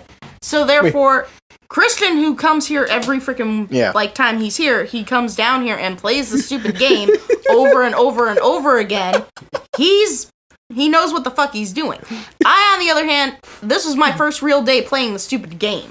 Well, I could give you some training tips to help build up that wrist dexterity, you know, with Longhorn, you know, just Jesus Christ. Pretend it, you know, use like a Beat Saber, you know, play a music like, okay, switch hands. During the Beat Saber it lasts longer than 7 minutes. I thought he caught What's the point? I told Al, he's 13. He's on hard mode. I'm only one level off my 13-year-old. He's like, oh, it's gonna take us a couple of days or months. Where it's like, you know what, Dad? Now I've matched you. Like, fuck. And that's when you just punch in the head like, yeah, boy, I'm still your father. Be like, yeah, you ain't matching shit. Except for the time where you were saying you were wrestling around with him and he actually like hurt you. I'm telling you, the past few months he's left bruises. Where I'm like, I can't tell him that, but like, I had him in the backyard. I was like, Christian, listen, I did 6 pull-ups. I'm gonna have you. I had my son doing pull-up. I was holding his legs, bracing him, doing pull-ups. I was like, see, Christian, this is what fathers and sons do. Fathers and sons work out together. They do pull-ups together. They go jogging together. No, see, that kid's gonna walk in your room one day and say, "Hey, Dad, you smell that? Weakness." Okay, there's no. I didn't see you there, Junior. Stop talking about father and son bonds, okay? This, you know where I'm going to go with this. Junior. I don't have a bond with him, okay? I have a bond more with Al than I do my own dad. Right? That's why I asked Al to adopt me. And Carlton. And Carlton. Well, I was like, see, Christian. Carlton made a joke about my fucking haircut right now, but I was like, see, Christian, as you get older, this full main head of here hair. we go again with the hair. Here we go. As Here we go again. My hair keeps getting longer, and Junior's hair keeps getting shorter. Yep. Here we go. Still okay You though. got that outdated Miami Vice haircut. And Susan was Watch like, my hair blow. And she was like, I haven't met Molly. I have to ask her. Ask her if she likes bald men. Like, Jesus, Susan, like. Shout out to Molly once again. She's amazing. Jesus Christ. No, she smells fantastic. She's gonna come next Saturday. Yeah. Sweet. When she's actually off. I have more. Ask her questions. I have more pathetic stories for her too. he's like, I got a list. But I mean, what's your time off, Al? You got Tuesdays off too? No, I got Friday, Saturday as well. Yeah. All right. Oh, We'll we figure it figure out. work something out. Yeah, because Carlton's only 2 hours away. So Yeah, I'm only 2 hours away. I'm just saying, if we talk Yeah, about Carlton, come coming back to down. my Meet place. Molly. No. Well, I me. can't come down that often. I got the Possibly granddaughters come. next week. yeah. He's talking about people. I got the What's the point that like? baby granddaughters. But at this point, we will all have like I said, we will all have a day off together because Susan isn't working, Elliot isn't working, so I do work. What the fuck? Elliot's like, I have to wake up, I have to sweep, I have to do. No, I take care of my mom, technically so that's working, but not actually a working. job. Yeah, Don't be a hater. I mean, half of my day I'm answering emails on one screen while I'm watching videos or playing games on my other screen. Haters. it's like man, Susan's like my job is waking up every morning from my bed and walking the long hard commute down to the bathroom. Well, I got to make regular visits to keep you guys updated Where on there's that like 3 thrilling other novel people I'm like writing. in line for the Definitely need to bathroom. finish that.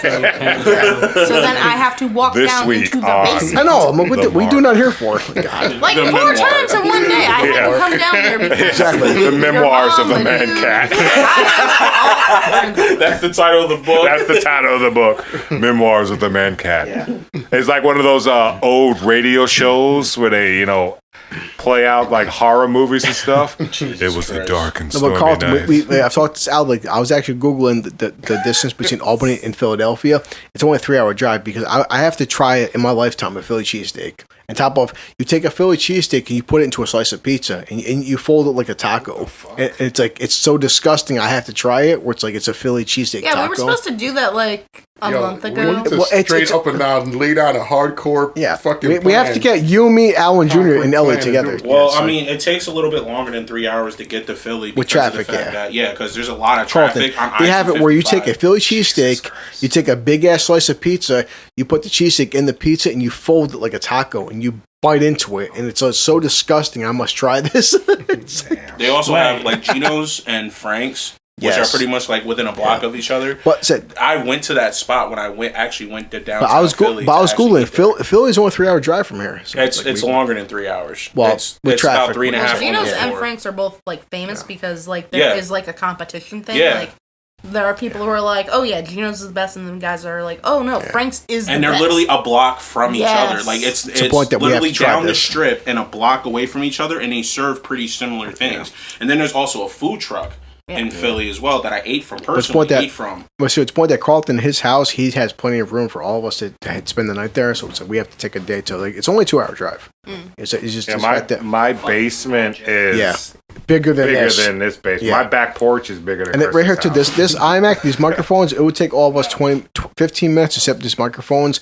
Put this in Al's fucking car. I'll hop in a car, takes 2 hours. Get to Carlton's fucking place, and his wife, trust me, she will cook enough food for all of us. Oh God! Yeah. You had me at his wife's cooking. You had me at Drinks and Cards Against Humanity. It was like food cooking. Drinks and I'm Cards in. Against Humanity. And this is Cards Against Humanity. Oh, my you need to God. play that on air. Carlton, Like do a podcast if you guys play Al, that shit. you don't understand. That Cards Against Humanity, you will fucking take It it. is hilarious. Every time we go to Carlton's fucking place, Fucking we always buy a sick. fucking 15-pack of the Mike's fucking mixed drink Yeah. lemonades too.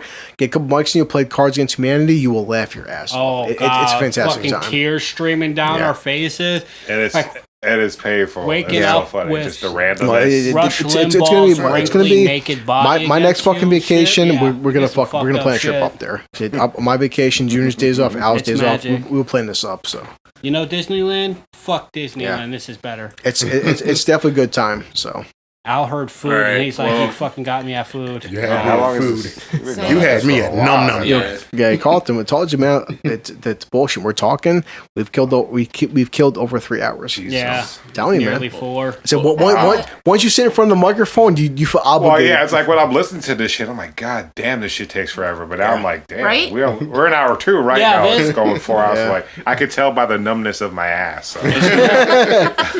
Well, I want to get more expensive chairs, but I'm buying a new window right now, so it's Oh, like yeah. in air conditioner. So actually, I'm sorry that I took the comfiest chair in the place. this actually. fine. No, Honestly, second this is a comfiest. pretty Susan. This is a pretty cool night because usually the 6 of us we usually sweating our ass off. We're not really. This isn't hot down here. We're sweating at first, but then after a while, it's like, Because we were laughing our asses off. yeah, that's pretty much it's the heat from all the laughing. But after that, So no, It no, also cooled down outside. no, Carlton. This is the first time you summer, said you met Big Al. Big Al is a fucking treasure, and like I'm glad to have everybody here except for Jen because Jen's birthday's tomorrow. Jen said, "Chris, my friend's birthday's July 18th. Of course, Jen's getting fucking drunk tonight." I'm like, "Of course, Jen. You've had a 3-month vacation. Just keep drinking because your life is hard." But she listens to all these podcasts too. But She missed out on the best stuff. Well, as always, it's that favorite time when we wrap this up and we say our goodbyes and things like that. no, I'll simply wrap up by saying, with this podcast, I'm glad that we all have our own opinions. I say this a few times. I'm glad that we all have different mindsets, and I'm also glad that we all can come on here and just be funny and just be ourselves and just share our thoughts. We actually have over 100 people listening to these podcasts on a regular basis. Wait, we do? Yeah, and Awesome. there's I've at least. been checking Facebook every day. We're getting more views on Facebook. Has anyone said they hated me yet? Well, Not yet. I've gotten a Not few yet. comments. I've actually gotten a few comments about the podcast, like actually talk face to face with other people. Some people I didn't even know that actually come up to me and talk to me about the podcast. Tell them to post on Facebook. And there's people, and there's a lot of people at my job listen to the podcast. Like there's like at least 30 people at my job that listen to the podcast. There's customers that come in that listen to the podcast. Cool. We have well over 100 people that listen to this podcast on a regular basis, and that, in a sense, fan base kind of expands every day. Who was the most hated person? Probably me. No, actually, the most hated person is Chris. Probably. But Get out of here! yeah, it's actually Chris is actually the most hated person right now on the podcast. Oh, wow. So I would have never seen that coming. so I would have thought it'd be me, Al, or Elliot. I definitely thought it would be me. I honestly No. thought it was me. it's Chris. Wow. But I thought people would have been like, he hates women. But it's that PC culture that and fucking guy. I argue with them Anime. every day.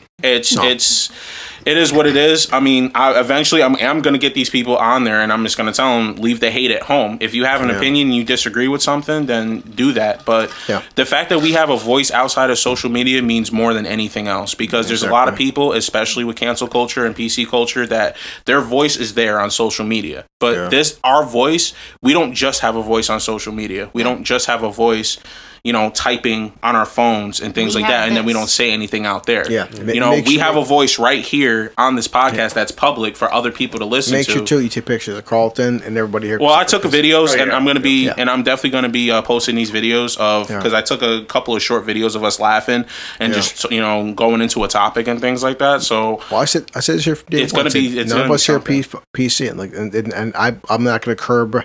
I'm not going to curb anybody here. Anybody here is fucking right to free speech. And of course not. Don't apologize for shit. No, it is what it is. Exactly. Like we mentioned this 2 podcasts where Mel Gibson's like said, Mel Gibson, I hate my son's mother. You know, I've never gotten fucking drunk and said, Christina, I hope you get fucking raped by a pack of fucking niggers. Like Mel Gibson, dude, that's fucked up. But I'm not going to say like, you know, this is what the guy said. I didn't say this shit too. He said this shit, but I'm not going to sit there and say like, well, Mel Gibson said the N word. Like, yo, guys, call it what it is. This is what the dude said. I didn't say this shit. So sorry. I mean, we're too much into a PC culture where it's like people are curbing words, and I'm like, no, I'm not about this shit. You say something, you own it. But the point is that there's never been one time where me and Junior or even Al, I've never hung out with any of these people and hopped on Xbox or fucking PlayStation or any kind of social media. I've never called somebody a derogative word as myself. I'm just quoting what other people have said. So that's if you take that out of context, that's your problem, not mine. Like I said, but the point is, words only have fucking power if you give them fucking power. But these people are saying in 2020, they're still saying this shit. And I'm sorry, but this will happen 20 years from now, 30 years from now, 50 years from now. Shit ain't gonna fucking change, guys. No. So, but I'm just quoting what other people are saying. So if you have a problem with that, that's your problem, not mine. Ellie, you got any closing remarks? Yeah. Keep an eye out for a yummy Susan and cookies OnlyFans. It's gonna be her eating cookies. I'll supply the cookies. Yes, I'll provide the inappropriate yummy sounds cookies. That sounds and pretty good. recording. I'm gonna be licking the crumbs off her chest. Yes. Jesus Christ. Hey, there's some crumbs in the bag right here. Let's go. Yeah, let's start this. So. No, let's not. It's okay. Let's get it on. Get free cookies. His name's not Longhorn. I said, let's get it on. My name doesn't have to be Suzanne, do you have anything to say? We're talking cookies, not sex. Well, we have learned tonight through me and Junior that we actually don't have a feud going. Chris is just an instigator. Yes, I am. Yeah. Damn it, Chris. Yay, Chris. Let them fight. Junior, if you do actually, though, fuck Molly, have fun. Yep. I am happy for you. If she is a real person. No, she's not. It's not a matter of if, it's when. When you actually do with Molly, get her pregnant. I'm not pulling out for shit. Seal the deal. I'm pulling out. My pull-out game's gonna be on negative 1,000. Either way, though, I am happy for you. Even if I got a gun, I will be picking on you from time to time. Oh, I know I will. But I gotta check to make sure she has a pulse.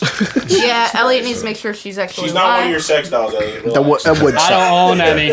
I don't need them. That They wouldn't scare stop me. And for my closing remarks, I read a lot of books. In the last 3-4 years, I read over 400 books. Yeah. Nice. And I get a lot of quotes and stuff, and some quotes really move me, and they just resonate to me. So I was like, maybe my closing remarks would just be various quotes that just really, touch me. So I figured give that a try, and if I don't like it, the good touch or the bad touch? oh, it's a good touch. It just resonates. So it's like I figured I'll read a little quote as my closing thing. Maybe someone will feel the same way I do. It says, the most important words a man can say are, I will do better. These are not the most important words any man can say. I am a man, and they are what I needed to say. Journey before destination. Some may call it a simple platitude, but it is far more. A journey will have pain and failure. It is not only the steps forward that we must accept, it is the stumbles, the trials, the knowledge that we will fail and that we will hurt those around us. But if we stop, if we accept the person we are when we fail, the journey ends. That failure becomes our destination. To love the journey is to accept no such end. I have found through painful experience that the most important step a person can take is always the next one. I'm certain some will feel threatened by these words. Some few may feel liberated. Most will simply feel they should not exist. I needed to say them anyways. Damn. That's deep. Who was that by? Brandon Sanderson, The Way of the King. Nice. Definitely fits. Journey before destination. That's the kudos you gave me on PSO too. Yeah, journey before destination. Stop what you And Chris has to go and ruin it. No. So I just figured, I have thousands of quotes. I gave him a standing ovation. Yeah, that's a standing ovation. Yeah. But just like Al, All right, the Big floor is Al. yours. You know my spiel. It's the same as always. Exactly. You know, support your neighborhood, protect your neighbors, protect the neighborhood, support the community, support the people that can help you. Donate to your local fire station, police station, hospital, library, schools, and put your money in a place where it best serves you and the people around you. Yep. Yes. So, no, thanks, Carlton. Look, it started 12:30 in the morning. So it's we killed over 3.5 hours. I told you, it's like when you start talking, you don't look at the fucking timer, the time flies by. Mm-hmm. So it's like, no, it was fucking awesome to have you here, and I wish we could have you here more often. But like, next time we get this going, we'll bring all of us to your fucking place. But listen, whether Junior said we have 100 people or 5 people, the fact that I first made this thing to make all of us laugh, and I've always said this from the beginning that like all of us, every single one of us needs therapy. I know we all fucking do. I can't afford therapy. None of us fucking can. This is our therapy.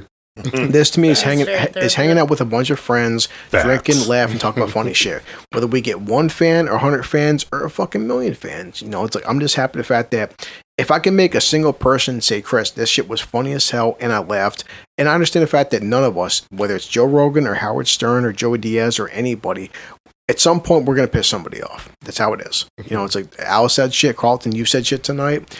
Junior said shit, Elliot said shit, Susan said shit that will piss somebody off, especially Molly. Like Al said, Molly said shit during her half hour that will piss some ultra super hardcore feminist off. Probably. Oh fucking well. You know, said she's a wonderful person. So the fact that hey, if we make 5 fans or 10 fans, I'm happy. So I'm happy to call. We got way more than that. Hey, Carlton, when you get home, you tell our wife I said thanks for the cookies. Yeah. Oh, should we listen to this once Chris posts it? I'll post this tomorrow. But listen, I'm happy the fact that we just fucking killed. Thank you. We just fucking killed 4 hours. We had a ton of fun. We all had fucking drinks. We all had some good ass cookies by Karen, and we all had and like Carlton said, we are always. All of us are always striving to improve. I listen to every single one of these podcasts after we post this. I've tried to obviously fucking swear a lot less and try to be more elaborate. But you know, once drinks are flowing, it's hard to say stuff. But the fact that we said the fact that we've gotten 23 episodes in is amazing. Like, because I never imagined we'd even get past episode 2. You know, so. Or even the amount of people that actually watch us. Like Big Al said, we eventually we got Twitter going, we got Facebook going. Every day on Facebook, I'm checking. We're getting more views, whether they're fans or not. We would get YouTube going. I want to make this last as long as we can. So it's like, hey guys, if you love us, then hey, all 6 of us here, Carlton, Susan, Elliot, Al, Junior, myself, we all got fucking jobs, and all of us have bills, and we're not begging for nobody's money. We don't need nobody's money. We're not begging for subscriptions or likes. We all got our bills to pay. So the whole point of this podcast, we've mentioned this several times, even tonight too. It's like we don't need people's help to pay our fucking bills. We're doing this shit because we're a bunch of friends having fun. That's it. So it's like, we know there's tons of people out there who are too fucking lazy to work an actual fucking job. We're not one of them. So we're blue collar people. Anybody comes down here from Junior's friend Molly, any friend that Al has or Carlton has or Elliot has or Susan has, if you're not blue collar, don't waste our fucking time. Because I'm sick and tired of fucking people out there who are supporting these douchebags who never worked a day in their life. If you're not blue collar, don't waste our time. So, but hey, Carlton, we killed 3 hours and 50 minutes. So it was awesome. All right, bye.